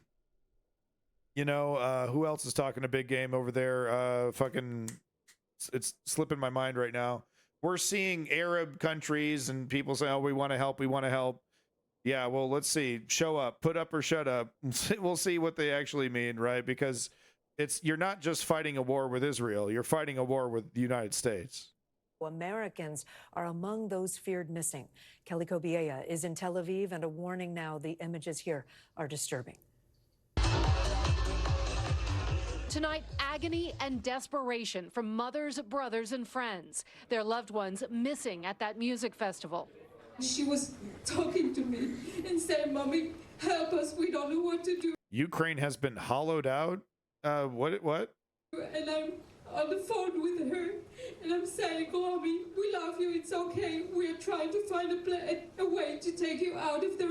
Meirav Lashem was on the phone with her daughter, 23-year-old Romy, Saturday morning when she heard her scream. I mean, it's like these Islamic terrorists intentionally looked for like young women to kidnap. Moni was trying to help people escape, his girlfriend says, now begging for help to find him on social media. We have nothing, and he was saving those people. Welcome from Israel's ambassador to the UK says more than 100 Israelis are believed to have been taken hostage, and possibly Americans as well. Hirsch Goldberg Poland could be one of those Americans. He was also maybe clutch, maybe. At that music festival. As militants rampaged, he texted his parents, I love you, and I'm sorry, and then nothing. It has been 36 or so hours that feel like 36 days. I can't believe it's only been since yesterday that we're kind of in this situation. Across Israel, chilling stories are emerging. Yoni Asher's entire family, his wife and 2 young girls, were abducted while away visiting relatives. His wife calling him for help. The last thing she said to me was that there are terrorists in the house. This video showing Yoni's wife and daughters, along with his mother-in-law, being loaded onto a truck. All he could do was track his wife's phone all the way to Gaza. And later on, I located her mobile phone and saw it's in Khan Younis. Wow, what a shocker. Actual common sense out of Kick, guys. Look at this person from Kick over here speaking some actual common sense instead of insanity. Man, this is like an Eli Roth production. You know, this is like this, you know, what's that movie that he did? Hostel? Yeah. And only Welcome later back, on, Moneymaker. I saw the video. This video, released by Hamas, showing a group of women being held at an undisclosed location by the Qassam brigades. The hostages are believed to be hidden throughout Gaza, likely being used as human shields and to blunt a full-scale Israeli counterattack. And they are also powerful bargaining chips. In 2006, Hamas fighters seized Gilad Shalit and held him for 5 years. He was ultimately exchanged for more than 1,000 Palestinian prisoners. Kelly, you spoke to these family members. It's heartbreaking to hear them. What sticks with you the most? Yeah, SB for sure. Yeah. Well, they're incredibly grief-stricken, of course, but what's making it even more difficult for them is they say they're not hearing anything from the Israeli government. Kate? Kelly Kobiella, thank you. The Pentagon today announced the U.S. is sending military assets closer to Israel, including one of the Navy's... Hey, Mr. Fella there from Israel, what do you feel about the decades of apartheid and oppression that the Israeli government has perpetuated and perpetrated on the Palestinian people? Omki, do you think Israel did a bad thing? Is currently doing a bad thing to Palestine? Yeah.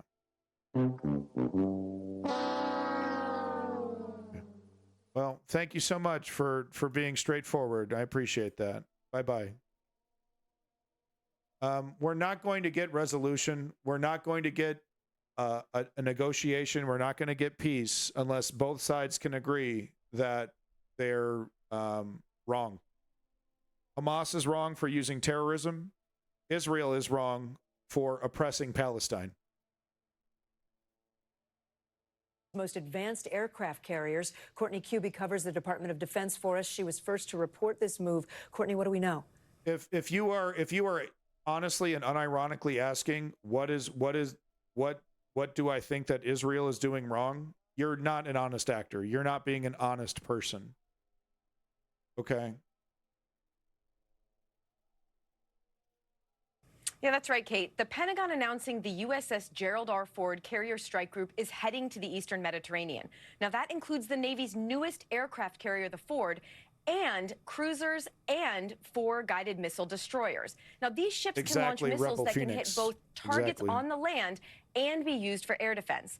This is a show of support, but also a show of power. The U.S. goal is to deter Hamas and anyone supporting Hamas from further attacks. The U.S. is also adding additional air power on land near Israel, including F-35s, the most... Tony from Kick is correct. I don't know how it happened. I don't know how any sensible person got into the Kick platform, but I think Tony from Kick is shockingly correct.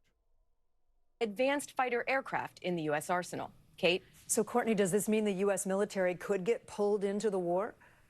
Well, the U.S. officials I'm speaking with insist that at this point there is no active consideration for sending U.S. boots on the ground. Kate? Courtney Kuby, thank you. A reminder of the geography here. Yeah, no, we got to get Trump in here. China, we got to get Trump in here. That's the problem. Trump would have this wrapped up in an afternoon. This is the Gaza. Tony, you are literally one of the only normal people so far I've interacted with Kick, and I've been on the platform for almost a year. I'm not even being hyperbolic. It's almost a guarantee that I have to ban the person if he's speaking from Kick. Strip, about 140 square miles, one of the most densely populated places on Earth, with 2 million Palestinians there. Yeah, okay. Israel withdrew its forces from Gaza near. What a you know, bulletproof over here with the totally moderate position that we should just put everybody in a re-education camp. 20 years ago. But along with Egypt, it still controls all of Gaza's land and sea borders, as well as its airspace. I don't know if Kick's a year-old. Inside of Gaza, the Hamas militant group is in charge. Hamas is deemed rebel, a terrorist group by the United States. Its goals include ending Israel's occupation of Palestinian territories, but they also call for the complete destruction of Israel. If we zoom out even more, Israel has long been the world's only Jewish state, with some of its neighbors opposed to its very existence. The U.S. has always supported Israel, calling that's the geopolitical equivalent of just putting the kids in the same room and forcing them to work it out. Just put everybody in a camp until you can get along. You're not getting out of there until you can get along. it the lone democracy in the region. Let's turn now to Gabe Gutierrez with more on the Biden administration response. Tony, I 100% agree. That's the exact point that I've been making. You know, that if you're a Palestinian and you think it's okay for Hamas to represent yourself in this way, you need to reconsider your support for this terrorist organization.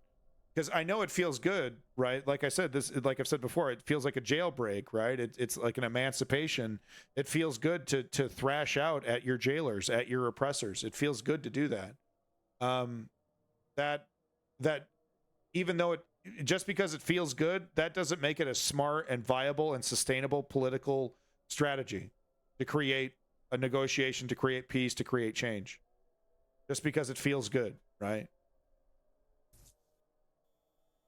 Gaza and Congress paralyzed, unable to act without a House Speaker. There are mounting questions about future U.S. aid to Israel. Any sort of additional appropriations would require a functional House of Representatives, and so we'd like to see that situation resolved as soon as possible. The U.S. already provides $3.8 billion a year in military assistance to Israel, one of its closest allies. President Biden speaking again today with Prime Minister Netanyahu as the UN Security Council held an emergency meeting this afternoon.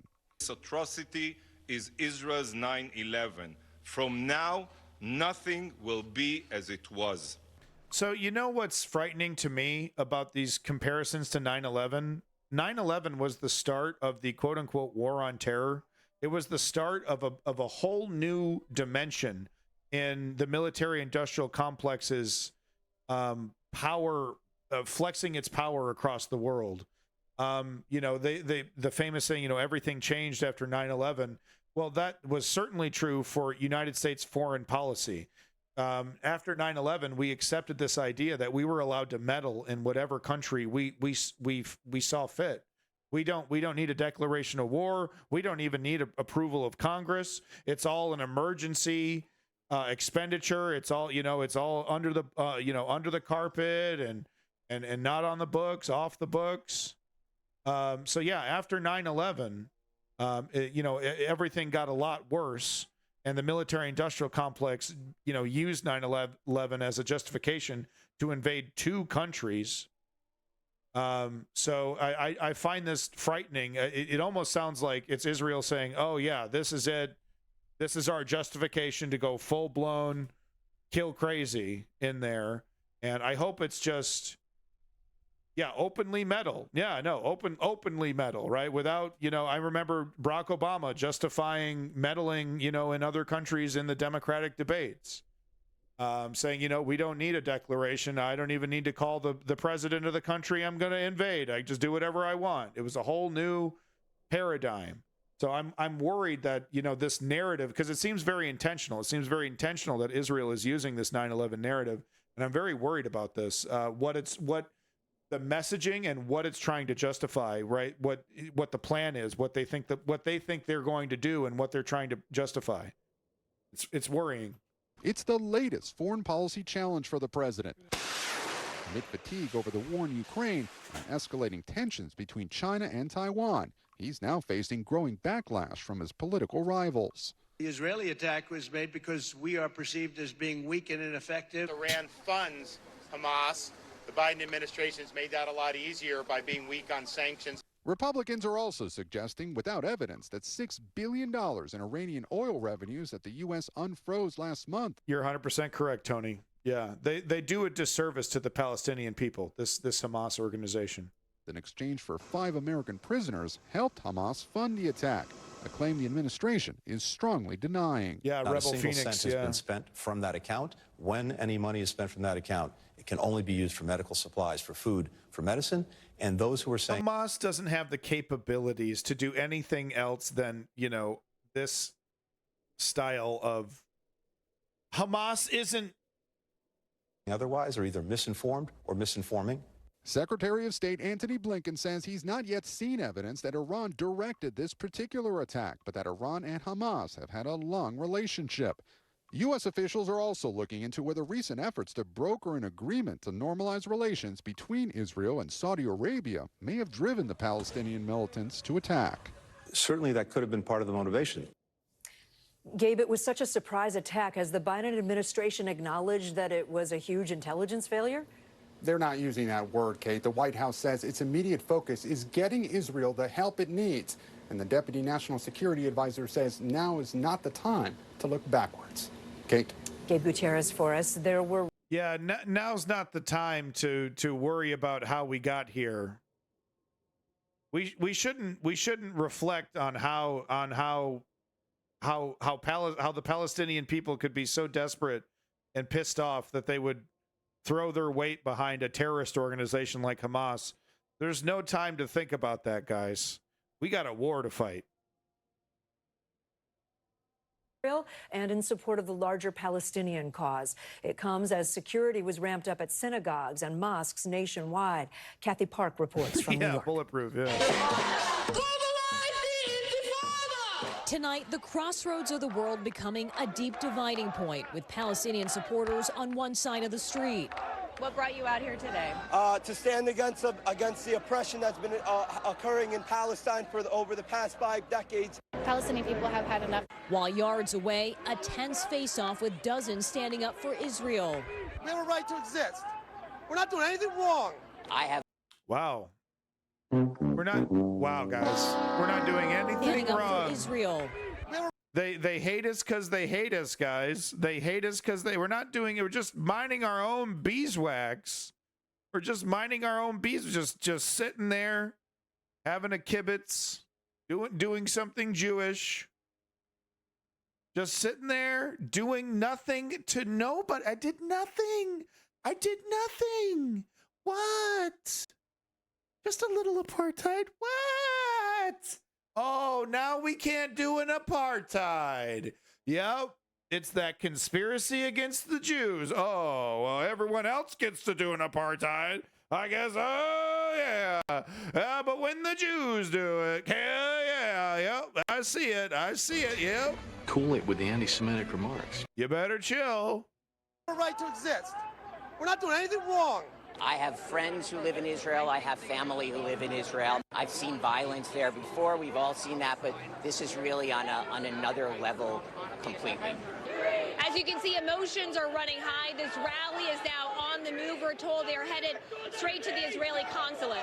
Palestine will be free from the river to the sea. Jeffrey might have a point with his appear irrational. I mean, that is how you want you. The framing is very dehumanizing to the Palestinian people. The framing is intentionally dehumanizing to the Palestinian people. And similar scenes playing out across the country. Right to resist! Right to resist! Right to resist! The growing movement on both sides heightening security from coast to coast. The NYPD keeping close watch on the ground and in the air, launching drones to monitor today's events. While in Salt Lake City, police increased patrols following unspecified threats targeting Jewish institutions. Synagogues in Miami Beach and Beverly Hills ramping up their presence too. Tonight, the crisis in the Middle East fueling demonstrations thousands of miles away. But despite the conflict, some hope for peace. Tuka is 100% correct. Tuka. People around the world need to be hopeful, here in America and around the world, because whatever divisions we have, our humanity supersedes them. And Kathy's with us here in New York. So New York City's taking some extra measures now? No, I don't think so, Moneymaker. What do you think? Should we intern them? Kate, that's right. We saw that today, and we understand that those extra efforts will extend to synagogues and mosques until further notice. Maybe we should scoop up those Iranian Americans too while we're at it. Just get them all. Just, you know what? What about just, you know what? The Muslims. You know what? Let's just get all the Muslims. Let's just, we can't be sure. We can't really take a risk. Let's just get them all in there, and then we'll figure it out. Notice. Kate? Kathy Park, thank you. After the break, protests over a deadly police shooting and the new video that shows what happened as a young man was gunned down right in his front yard. Also, NFL drone attack dangers, the new push to keep... Welcome to America. Some homeboy gunned down in his own... Of course he's black, because of course he's black. Gunned down in his own goddamn yard. No, Jim Moneymaker, you're accurate. You're being fair. I totally turned that into a straw man. You did not say that. I'm tired and I'm cynical, and you piss me off sometimes. So I take it back. You did not say that.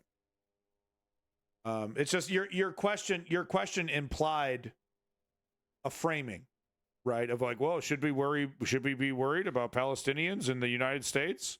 No, we shouldn't. Because Hamas doesn't represent all Palestine and all Palestinians. Hamas, not every Palestinian, especially the ones that have been westernized, do not agree with the tactics of Hamas.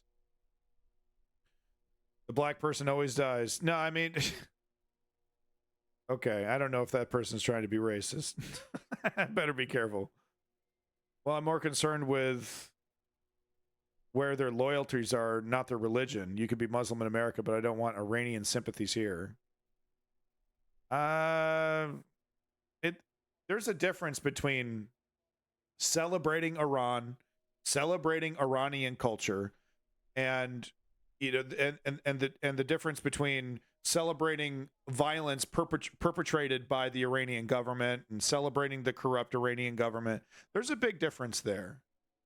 Just because you're a proud Iranian American and you're proud of your Iranian heritage, that doesn't necessarily mean you agree with the Assad, or that's not Assad, sorry. You do not necessarily agree with the Iranian government and its actions. Okay, Shadow. Well, you're from D Live, so you never know, buddy. Is that all we have to say about Israel-Palestine? MSNBC? Is that all we got? Oh, okay. We got a little bit more. All right.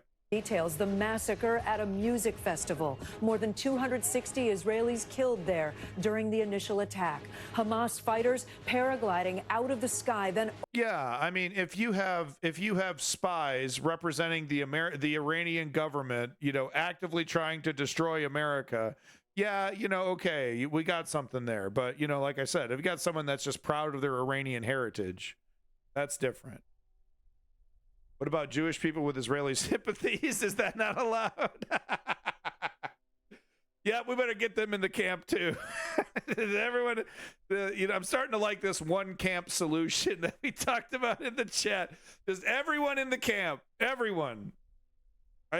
The entire world. I want the entire world to be one big concentration camp. The United States today and the security There's your solution. At synagogues and mosques nationwide. Also in the U.S., protests after a black man was killed outside his own home by police in Alabama. New video of that incident just released. Hey, police, get back! Don't you love that? Police, get on the... Before he's even finished the sentence, he's unloading his clip. Or magazine, sorry. Oh my God, I said clip. What has he got, a Mosin Nagant? Okay. Released. Hey, police, get back! And an NBC News exclusive, the new warning about security fears at NFL games after a rogue drone shuts down a major college football game. That's so fucking funny. Oh, shit. Did the person better have taped a dildo to this drone? Did the person tape a dildo to the drone? They better have. This is NBC Night. All right, this is the same package repeated. We don't need to see this again. Let's see if we can find anything else here. That's a replay from Fox. Indian News not really doing anything here. Yeah. Not really seeing this live stream shows someone was walking their dog in Jerusalem, so we have that. Do you think the guy walking his dog realizes that 107 people were watching him? What a weird thing. What a weird thing to be walking your dog in the middle of the night. Get clip chimped. Uh-oh. You know, I just delete these clips. You know, you guys know that. Because everyone just tries to take me out of context and make it seem like I'm a horrible person. Let's go ahead and do that. To like this one camp solution. Yeah, I knew it. Yeah. About in the chat. Just everyone in the camp. Everyone. The entire world. I want the entire world to be one big concentration camp. Oof. Yeah. No, you got me, man. Because I wasn't saying that in jest. I meant that seriously. So make sure you share that to everybody. Let everybody know that that's what I mean, unironically. That's ironically what I mean, guys. Big oof. He got me. He got me. Well, this is Al Jazeera, and these are the headlines. Israel has formally declared a state of war on Gaza. The 1 hour compilation, yeah. The declaration comes after Hamas launched a military operation against Israel on Saturday. 413 Palestinians. Tony, I understand your annoyance with both those parties, but I can't agree with you. And Israel is now amassing troops near the Gaza border. Meanwhile, Hamas has continued to fire a barrage of rockets from Gaza.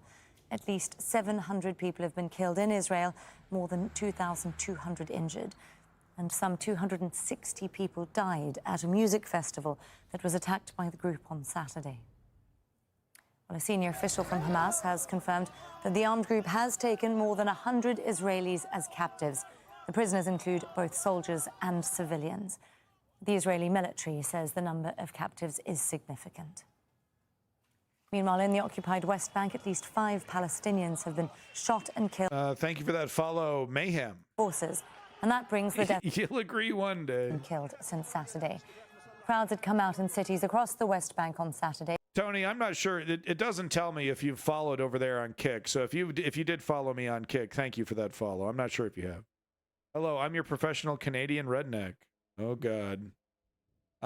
Usually people that self-identify as redneck really have terrible and racist and abhorrent views. So what's your opinion on the convoy, Mayhem? Was the convoy a good thing?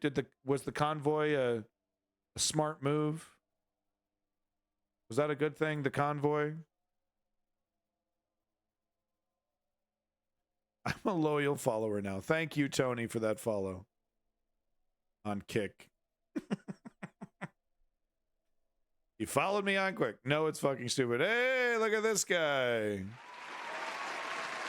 You know what the stupidest thing about the convoy was? That it was a big stink over the vaccination rules. And by the time that the convoy actually happened, a lot of the, vaccine restrictions and all that stuff had already been started to be reduced and removed. And the convoy guys are making this big argument that this is the slippery slope. This is it. They're going to re-education camps are next while the COVID restrictions were being lifted.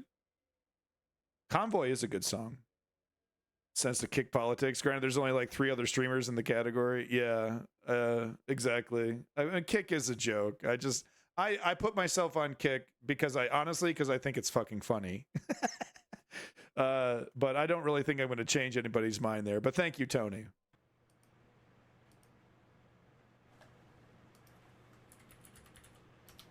What, Trudeau? Mayhem?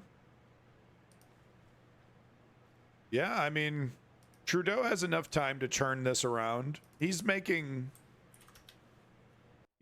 some plays to improve this. He's not mentioning oil at all. We are being fucked over big time with the gas prices. Hasn't said a single thing. And by the way, neither has the NDP said a single thing about the price of gas. He's doing the thing.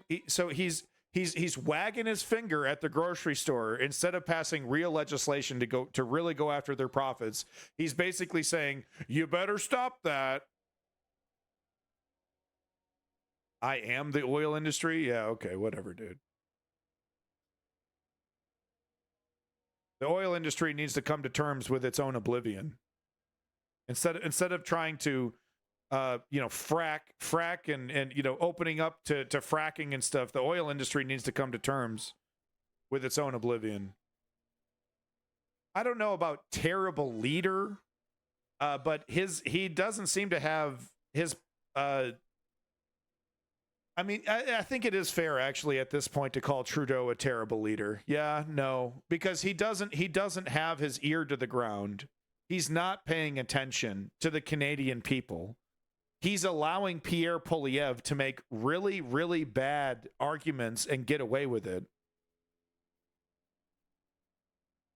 Yeah, moneymaker, I do agree that if the oil industry wants to drill for more oil, they should use the land, the sites that have already been given to them. I agree. Mayhem is correct. Justin Trudeau, I don't think, has Justin Trudeau ever answered a question straight? Like an uncomfortable question straight? That man ducks and dodges questions like no other politician I've ever seen. Gavin is doing the same in California, screeching about how he's going to hold big oil accountable, yet we have a $6. Yeah, SB. I'm sick of it. Hey, thank you, Borderline Feline, for coming in. Welcome to the News Underground. I hope you enjoyed a legitimate source of news on Twitch, and hope to see you again. We cover all the topics, not just Israel Palestine. We're gonna cover a light topic next time. I think we're gonna jump into the abortion debate. Keep it really light. Keep the vibes high. Just gonna talk about a woman's body autonomy. That's all. Thank you, SBJS. Canadian support for Ukraine is basically non-existent. No, that's not true. Platinum. I'm in Canada. I respectfully disagree. Love Vlad Vexler. You want to watch? Actually, Vlad did a Israel video. Vlad Vexler did do a Israel video. But it's the Vlad Vexler chat, which is really boring. Dude, it's an hour long. No, we can't. I'm going to put you all to sleep. No, you guys can't handle an hour-long Vlad Vexler video. You can't handle an hour-long Vlad Vexler video. The distinction between combatants and non-combatants. So, Mayhem, you work in this industry. Should the oil companies be, should the oil company profits be garnished or taxed because of the excessive amount of profit that they've made from the Canadian public by pretending that they're raising the rates because of inflation or the price of oil, but pocketing all this money? They've kept it at $2 a liter for, way over the point that they should. I think the government needs to control way more. Do you think the oil company profits should be garnished or gone after in any way because of how obscene they have been? That was the question. Don't mean to put you on the spot, buddy. But do you think the oil company profits should be looked at and redistributed to the Canadian people in some way? Either a tax, we make them. Thank you. Thank you. Thank you. Thank you. I don't want to put them out of business. Okay. I don't want to put them out of business, but you know what the most appropriate word for the amount of profit the oil companies have made in Canada? Do you know what that word is? Obscene. It's obscene. The oil company, oil will never go away. Oil will never go away. We'll always need plastics. We'll always need petroleum products. But oil needs to stop being our primary fuel source for personal transportation. That has to happen. And the oil industry needs to come to terms with that. That you can't just hobble society and force society to use gasoline Electric cars are a thing. Electric cars are more and more viable every single year. Hybrid vehicles are also important, of course, that use oil or use gas. But the oil industry needs to come to terms with the fact that the world needs to start using electric vehicles. $1.33, it's $2 over in BC. It's $2 a liter in BC, dude. You definitely you work really close to a refinery, don't you? You do. You're not paying the prices where you see why I'm pissed? You see why I'm pissed off, dude? Yeah, we're paying over $2 a liter. Over $2 a liter, Mayhem. You see why I'm pissed off? It's all going right into the oil companies' pockets. Because they can charge $1.33 where you're at and still make a profit, right? Still make some money. They're doing okay, right? So that's all that money's going right in their pocket.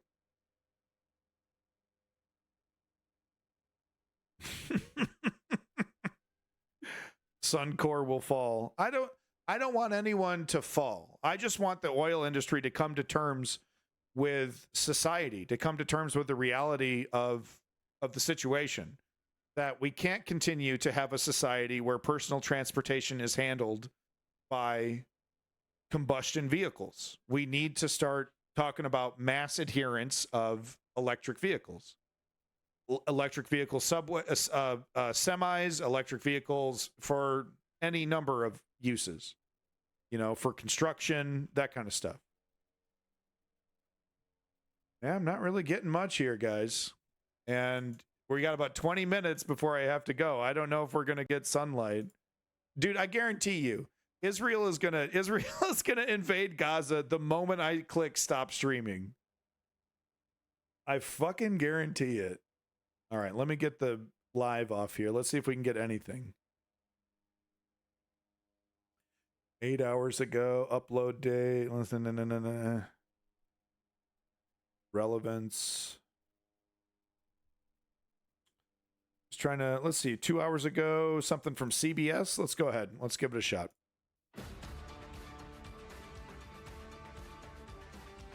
This is a CBS News. EV are idiocy? Bro, you can't say something is stupid and then structure your sentence like that. Okay? You're stop doing this. You can't go, EV are dumb, EV are bad. EV are idiocy. Electric vehicles are idiocy. Really? Why? This is the hill you're going to die on, Jeffrey? They're idiocy.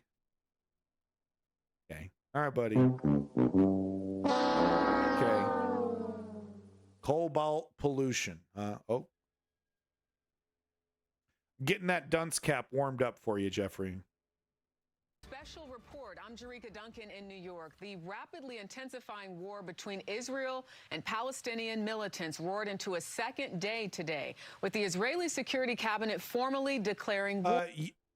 I need to read more. Okay, honey. Yep, no problem. All right. Thank you. Study chemistry. Absolutely. No problem. Thank you so much, Jeffrey. All right. Whoops. Oh, I hit the ban button. I didn't mean to ban him. Just going to time you out. Okay, honey. Thank you so much, darling. Go ahead. Stand in the corner for 10 minutes. Okay. Maybe he won't come back. Maybe we'll be lucky and he won't come back. EVs are idiocy, and I need to study chemistry and understand cobalt pollution. Okay. All right, honey. All right. I mean, these are probably real things, but who wants to bet that Jeffrey is being hyperbolic and isn't a scientist or a chemist himself? Telling other people to read chemistry books and stuff, right? War. The death toll is now more than 1,000, with thousands more injured on both sides. Tonight, my position, the Israeli government needs to come to terms with the apartheid state. It's perpetuated on the Palestinian people. The West needs to push Israel to come to the table with a real negotiation.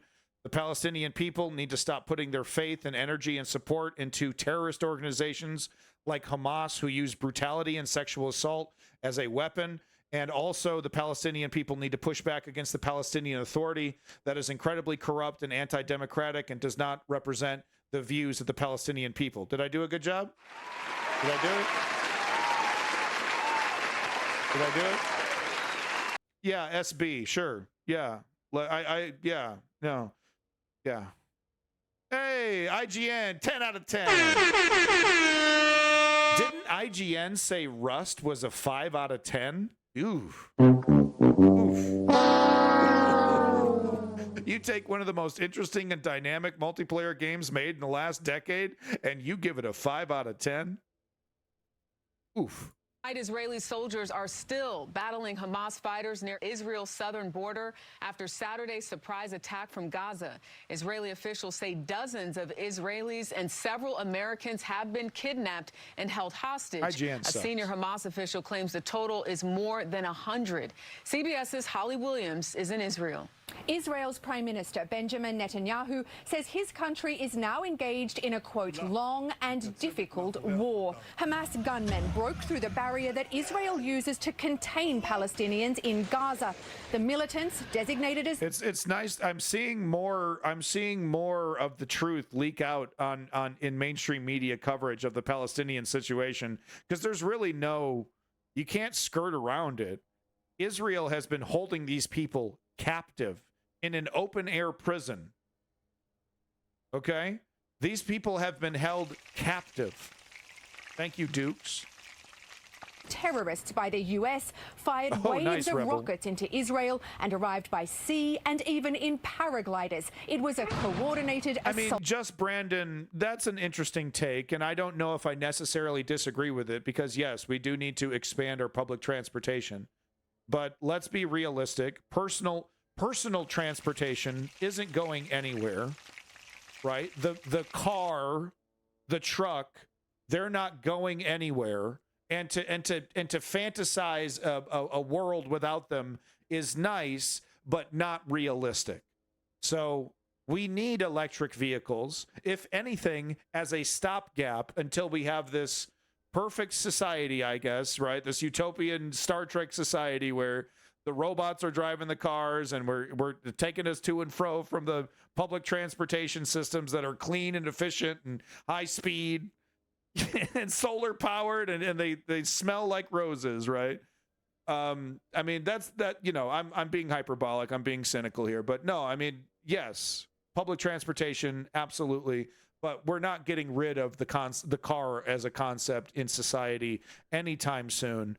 So we do need to talk about EVs replacing combustion engine vehicles. Yes. Civilians were slaughtered in the towns of southern Israel, and Hamas also took hostages, including women, children, and the elderly. Israel's responded by targeting the Gaza Strip with hundreds of airstrikes. But the question is how Israeli intelligence failed to detect the planning for such a massive attack. The left needs to reevaluate its criticisms of nuclear power. I do agree. As a stopgap, we can't replace coal-fired power plants and all the other power plants that we have, whatever they are.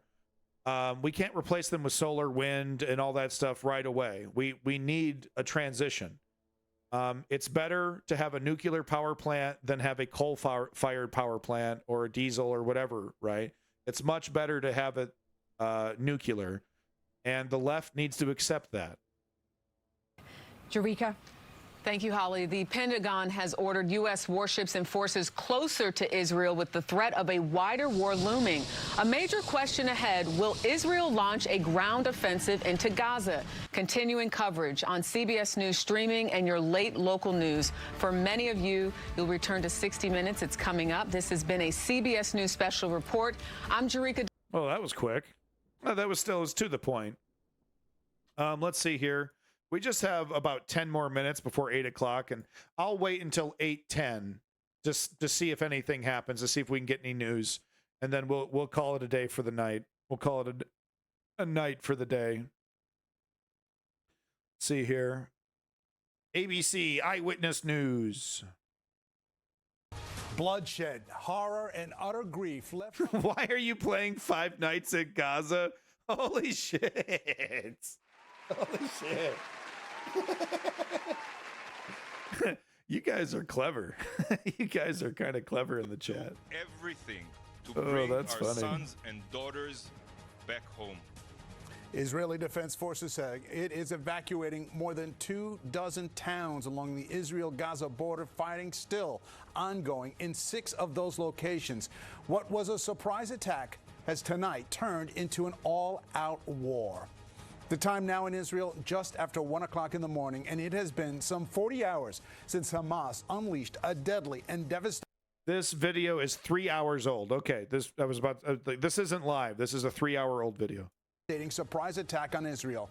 The streets right now at the Western Wall seemingly silent, save for the occasional blare of an air raid siren.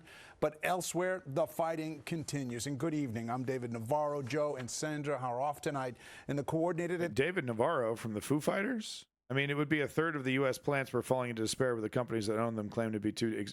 Yeah, I mean, Rebel Phoenix, that's a great point. Is that if it. I am incorrect if there isn't a incredibly strong, powerful nuclear regulatory industry to make sure that these industries, that these nuclear power plants don't fall into disrepair. Honestly, nuclear power should be socialized. It shouldn't be a for-profit endeavor. Nuclear power plants, they should be maintained and run by the government to provide energy to the people. Full stop. There should be no privatization of nuclear power plants, quite frankly. Attacks came by air, land, and sea. President Biden monitoring the latest development and pledging support to Israel. That's a good point, Mayhem. Yeah, that's a good point. Hamas claims it is holding at least 100 Israelis hostage at this time. Israel's government press office has confirmed that civilians and soldiers are among them. Eyewitness News reporter Lucy Yang in the newsroom with the very latest as world leaders gather at the UN to condemn the violence. Lucy. Well, David, it is day 2 of this war, and the Associated Press is now listing the death toll in Israel at 700. Thousands more injured. At least 100 soldiers and innocent civilians believed held hostage. With no signs of a ceasefire, we expect these numbers to continue to climb. This is the face of war. This is the sound of war. And this is the human cost of war. Israeli soldiers and civilians taken captive. Yanni Asher believes his wife and 2 children, seen in this video, were among the innocents kidnapped by Hamas.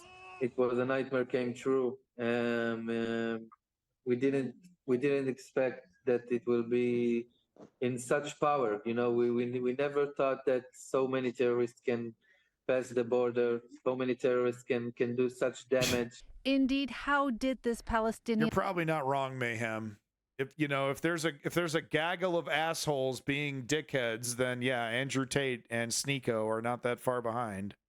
This is the God of War, and there are dogs of war. The dogs are still good boys. Yeah. A militant group launched such a large-scale attack this weekend without warning, striking by air, land, and sea. The Israeli military estimates 2,200 rockets were fired at them. I wish we didn't brags do that it to was dogs. more like 5,000. From high-tech Teach them to how to low. kill. Hamas video shows their fighters crossing this border on foot and motorbikes. Israeli Prime Minister Benjamin Netanyahu responded by declaring war and launching a counteroffensive, missiles flying in the other direction into the Gaza Strip Sunday morning. Israel has the right to defend itself and its people. Full stop. The U.S. now moving war. What the definition of defend yourself means? Figure it out. Warships, including the USS Gerald Ford, and aircraft closer to the conflict zone, with promises for immediate shipments of equipment and munitions. With so many casualties on both sides of the border, hospitals are now being overrun. This one bombed. Yeah. Wow. What a nice guy, huh? What a nice person this Dirac is. Yeah. Check it out. Actually, the Discord link was not working. Let me get you a better one. Here we go. What a nice guy. There you go. Yeah, I put my stream alert right there on the Discord every time I go live. Make sure you check it out. Medical supplies gone. Doctors Without Borders crying. Even ambulances are being attacked. Nothing is sacred. Israel has now called up tens of thousands of reservists to beef up its northern border in case the conflict spreads to neighboring Lebanon and Syria. Right now, the focus has to be on the effort to get to repel the aggression. It feels a little bit like watching NASCAR, where you're just waiting for the car crash, right? There is a macabre grimness to the whole situation. By the Hamas terrorists to push them back and to put Israel in a position where this doesn't happen again. We've struck quite... Okay, what does that mean? Put Israel in a position where this doesn't happen again? What does that mean? Quite a lot of Hamas's military targets in Gaza already, and we are preparing to expand that military activity and strike further targets. The UN Security Council held an emergency meeting today. Meanwhile, rockets and artillery fire have been exchanged across the Israeli-Lebanon border. Hamas now admitting they received support from Iran for this surprise attack. Yeah, no big shocker there. All right.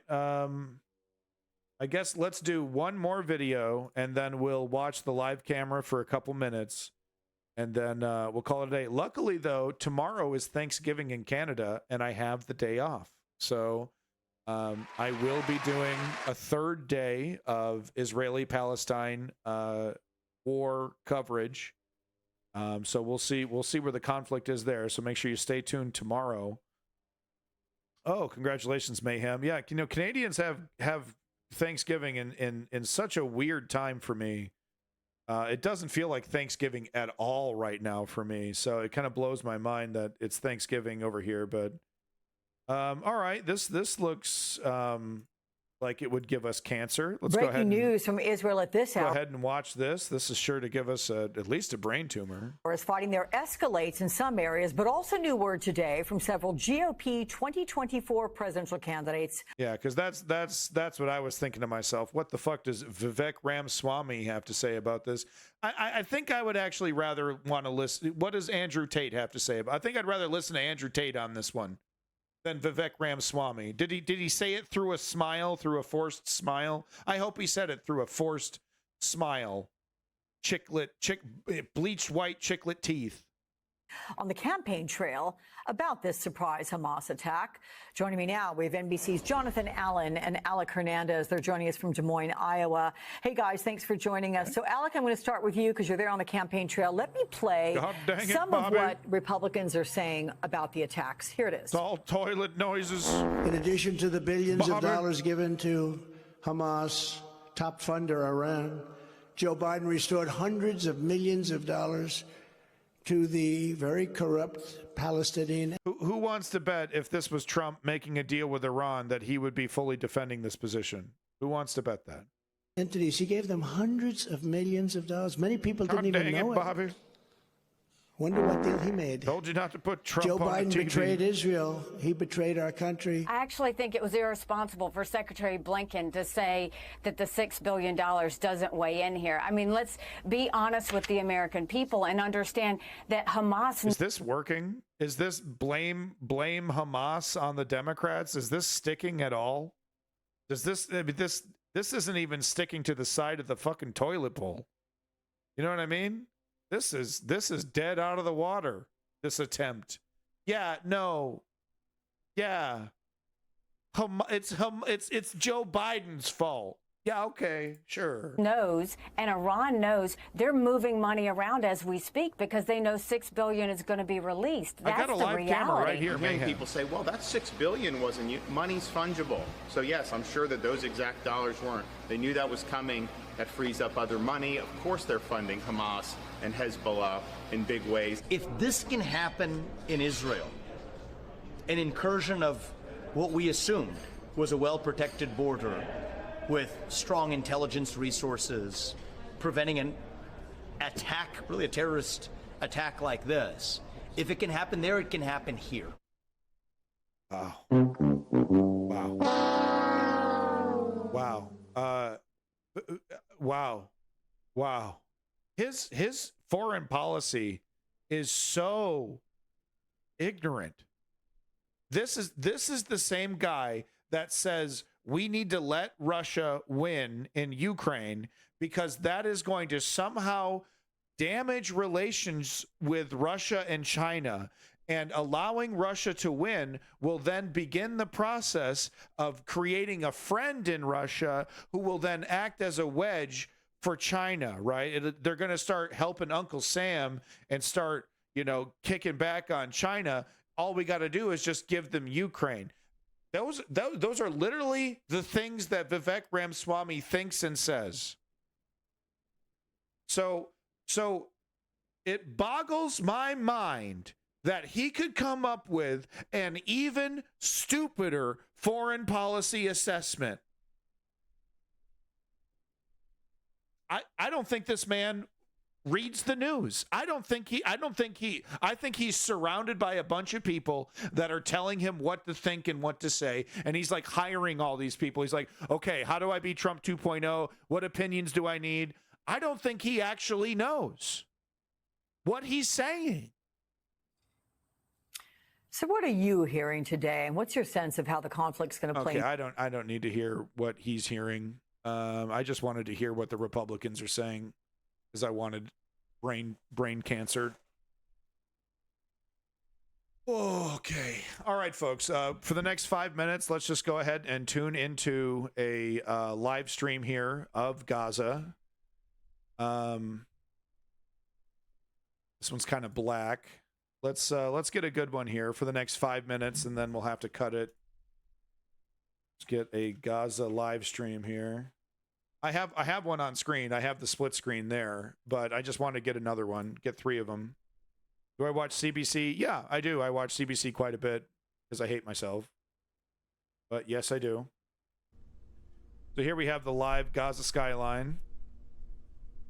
All right, so, we're just going to watch it for the next 5 minutes while I thank everybody for being here. I want to thank especially, number one, thank you to all the new viewers, and thank you to all the lurkers, not wanting to get into the debate in the chat. I understand, but you're sticking around supporting the News Underground. So big props to all of you lurkers out there. Thank you. Yeah, CBC is sometimes unbearable. Certainly better than MSNBC. Big props to Tony from Kick. I'm proud and happy to give Tony from Kick the first Garbage Fuel Award ever awarded to a person on the Kick platform. Thank you, Tony from Kick. Please enjoy your Garbage Fuel Award. Garbage Fuel is, of course, Garbage Fuel is, of course, the #1 drink mix company in the world, made from 100% garbage juice, sourced from your local dumpster and put into a store for you to consume. Please enjoy Garbage Fuel today. And please remember that cracking that bottle open does mean you are not allowed to sue Garbage Fuel for any kind of poison that you might be drinking. So thank you, Tony. Garbage Fuel Award for Tony, for Mayhem, for SB, for Rebel Phoenix, Dirac. Thank you, Dirac, for the kind words. Enjoy your Garbage Fuel Award. Yeah, you got to love that garbage juice. It's delicious. Sometimes you get a sweet, you get like a dumpster outside the Krispy Kreme and like, hey, this isn't too bad, and then you get like your throat itches and stuff, Garbage Fuel Award going to go to, I'd like to give one to Jeffrey White, but he kind of disappointed me at the end there. So sorry, Jeffrey. Garbage Fuel Award for iPlatinum. Thank you, iPlatinum, for coming back. Appreciate it. Garbage Fuel Award is going to go to Clutch Cargo. SBJS. Thank you, SBJS, for coming in. Garbage Fuel Award is going to go to you. Garbage Fuel Award going to Borderline Feline. Thank you, Borderline Feline. Jim Moneymaker, you know what? Garbage Fuel Award for you. We butt heads quite a bit, but I do appreciate people that I butt heads with coming back consistently, trying to have an honest discussion. So thank you, Moneymaker. Enjoy your Garbage Fuel Award today. There it is. Tukawa, thank you for coming in. Big props to you, Tukawa. I'd like to give you that Garbage Fuel Award, but I don't think you stuck around long enough. Maybe you did, though. Let me see you in the chat, and I'll give you that Garbage Fuel Award immediately. Butter Shave, thank you for all your participations in the chat. Garbage Fuel Award for you. Thank you, Butter Shave. New York Typer, thank you for coming in. New York Typer, I see your chats there. Thank you for coming in. Bulletproof, I do appreciate you. Bulletproof, thank you for coming in. Can I get the most sane Albertan award? Yes, you get the most sane Albertan award. Very coveted. Very coveted over there in Alberta. Big Birdo 9000, thank you Big Birdo 9000 for your contributions to the chat. And once again, thank you everybody, all the lurkers, you know, all those people watching. Thank you so much. Hey Moneymaker, thank you Moneymaker for sticking around. I do appreciate that. Screw you Calgarians. Man, the rumbling. This is kind of frightening, kind of ominous rumbling that we're hearing right here from our live stream from Gaza. Meow You're Dead. Garbage Fuel Award goes to Meow You're Dead. Thank you, Meow You're Dead, for sticking around and all your wonderful comments. Thank you, Meow You're Dead. Very much appreciated. Thank you for coming to the News Underground. Yeah, we're going to do a third one as well tomorrow, Clutch Cargo. Sorry if I'm interrupting your gaming streaming time. And everybody, look, if you like gaming video game streams, I highly recommend Clutch Cargo. He does a really great one. If you like down-to-earth gaming streams, make sure you check out Clutch Cargo, folks. I've been streaming for about 3 years now, Moneymaker. And all I have to show for it is a sore throat. I'm going to go build a porch. Hey, thank you, Meow You're Dead. Very much appreciate it. What got me into it? I needed an outlet for my activism. I tried to do some gaming streams at first, and I realized that the market was absolutely saturated with 30-year-old white guys that love video games. So I decided, you know, I'm already doing a lot of political activism. Maybe I should, you know, start talking about politics on stream. So I decided, you know, this is a good outlet for my political activism. That's kind of what got me into streaming. Someone tells me lots of tanks or jets are on their way. Yeah, I mean they're I think a lot of them are already lined up on the border, and it's really just the firing pistol gets fired, you know, and it's off to the races. Israel has all the time in the world to stage everything correctly, so there's no rush. You know, they're going to get their revenge. You know, they're already bombing and causing mass chaos and death already. From hundreds of miles away, so no need to rush into things is what I'm trying to say. No need for Israel to just blast in there. I guess the hostages are one reason, but you're not going to save hostages with a tank. The only way you're going to save those hostages is with a fucking negotiation. The one thing that you don't want to do. Yeah, man, there's some rumbling I'm hearing. You hear that? I'm going to turn up the volume a little bit.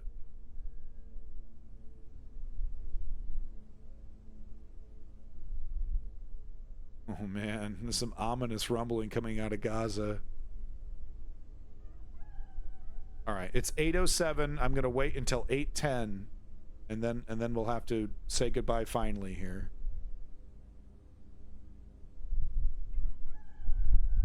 You can hear rumbling above me from planes. Oh, hey, didn't I ban you? Amki, didn't I ban you on Twitch? Decided to find me on Kick. How you doing? All right. Well, I'll wait for you to say something stupid. All right. Is there any reason why I should unban you? Can't stop me, huh? Yeah, all right. Yeah. I ban people for good reasons, so they're gonna start. That's that. I'll if they really do that, I will fire the stream back up. I'll have to take care of the baby and put the baby to sleep and do all that, but I will come back and do a midnight stream if necessary. I don't think so. All right. Well, I'll just wait for you to say something incredibly stupid over there on Kick, and then I'll ban you over there. So no problem. It's just your opinion, bro. It's just your opinion. Weren't you the one that says kill all Palestinians? Omki? Weren't you one of those two that said kill all the Palestinian people?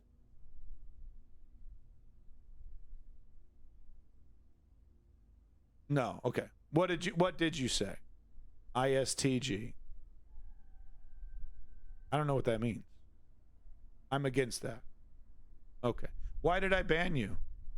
What was your opinion that I banned you for? What was just your opinion?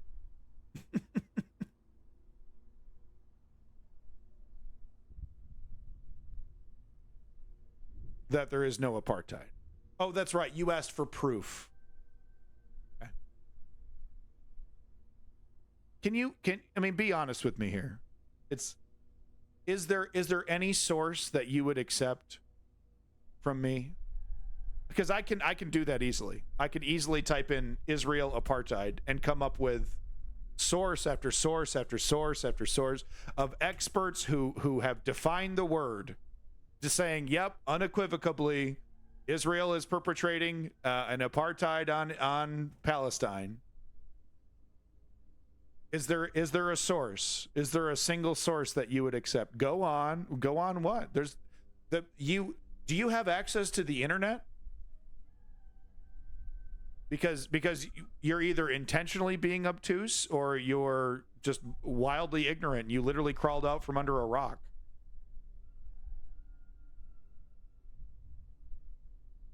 All right, it's 8:10, folks. No war quite yet. Sorry. Oh, don't worry. Israel will spill blood. You'll get all that bloodshed.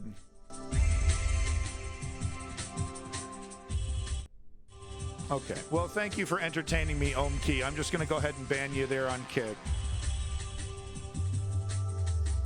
All right. Thanks so much, Omki. What do you mean Israel is going to spill blood? Israel is innocent in everything that it does. It's not even it's not even doing an apartheid, guys. Israel is innocent no matter what it does. Everything is justified. If Israel does violence, it's okay. If Israel kills hundreds of people in an apartment building with a bomb, it's okay. It's all justified. In fact, it's actually how is it wrong to bomb your own territory? Didn't you know all of Palestine was actually all of Israel? So it's totally justified to kill everybody. No, the entire nation of Israel doesn't deserve to suffer. That's, these are the opinions and comments that cause these issues. So no, I totally disagree with you, Guwang.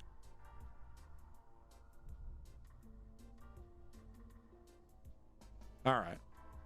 Have a good one, everybody. Peace in that motherfucking Middle East. Glory to the Ukrainian democracy. And don't forget to follow my 3-step program to create political change. Step 1, inform yourself. Step 2, join a progressive political organization, a union, or a political office. Step 3, put in the work and don't be ashamed of your progressive values. Creating political change is as easy as 1, 2, 3. I am abandoned nihilism. I am the harbinger of things to come. Thank you for being with me on the News Underground. See you tomorrow.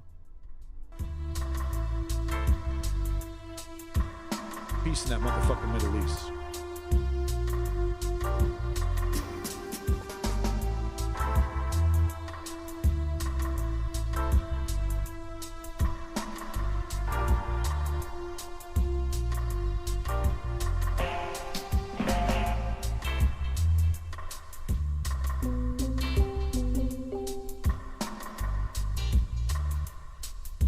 Peace to the Palestinian people.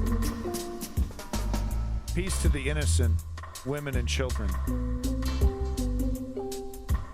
in Palestine and Israel.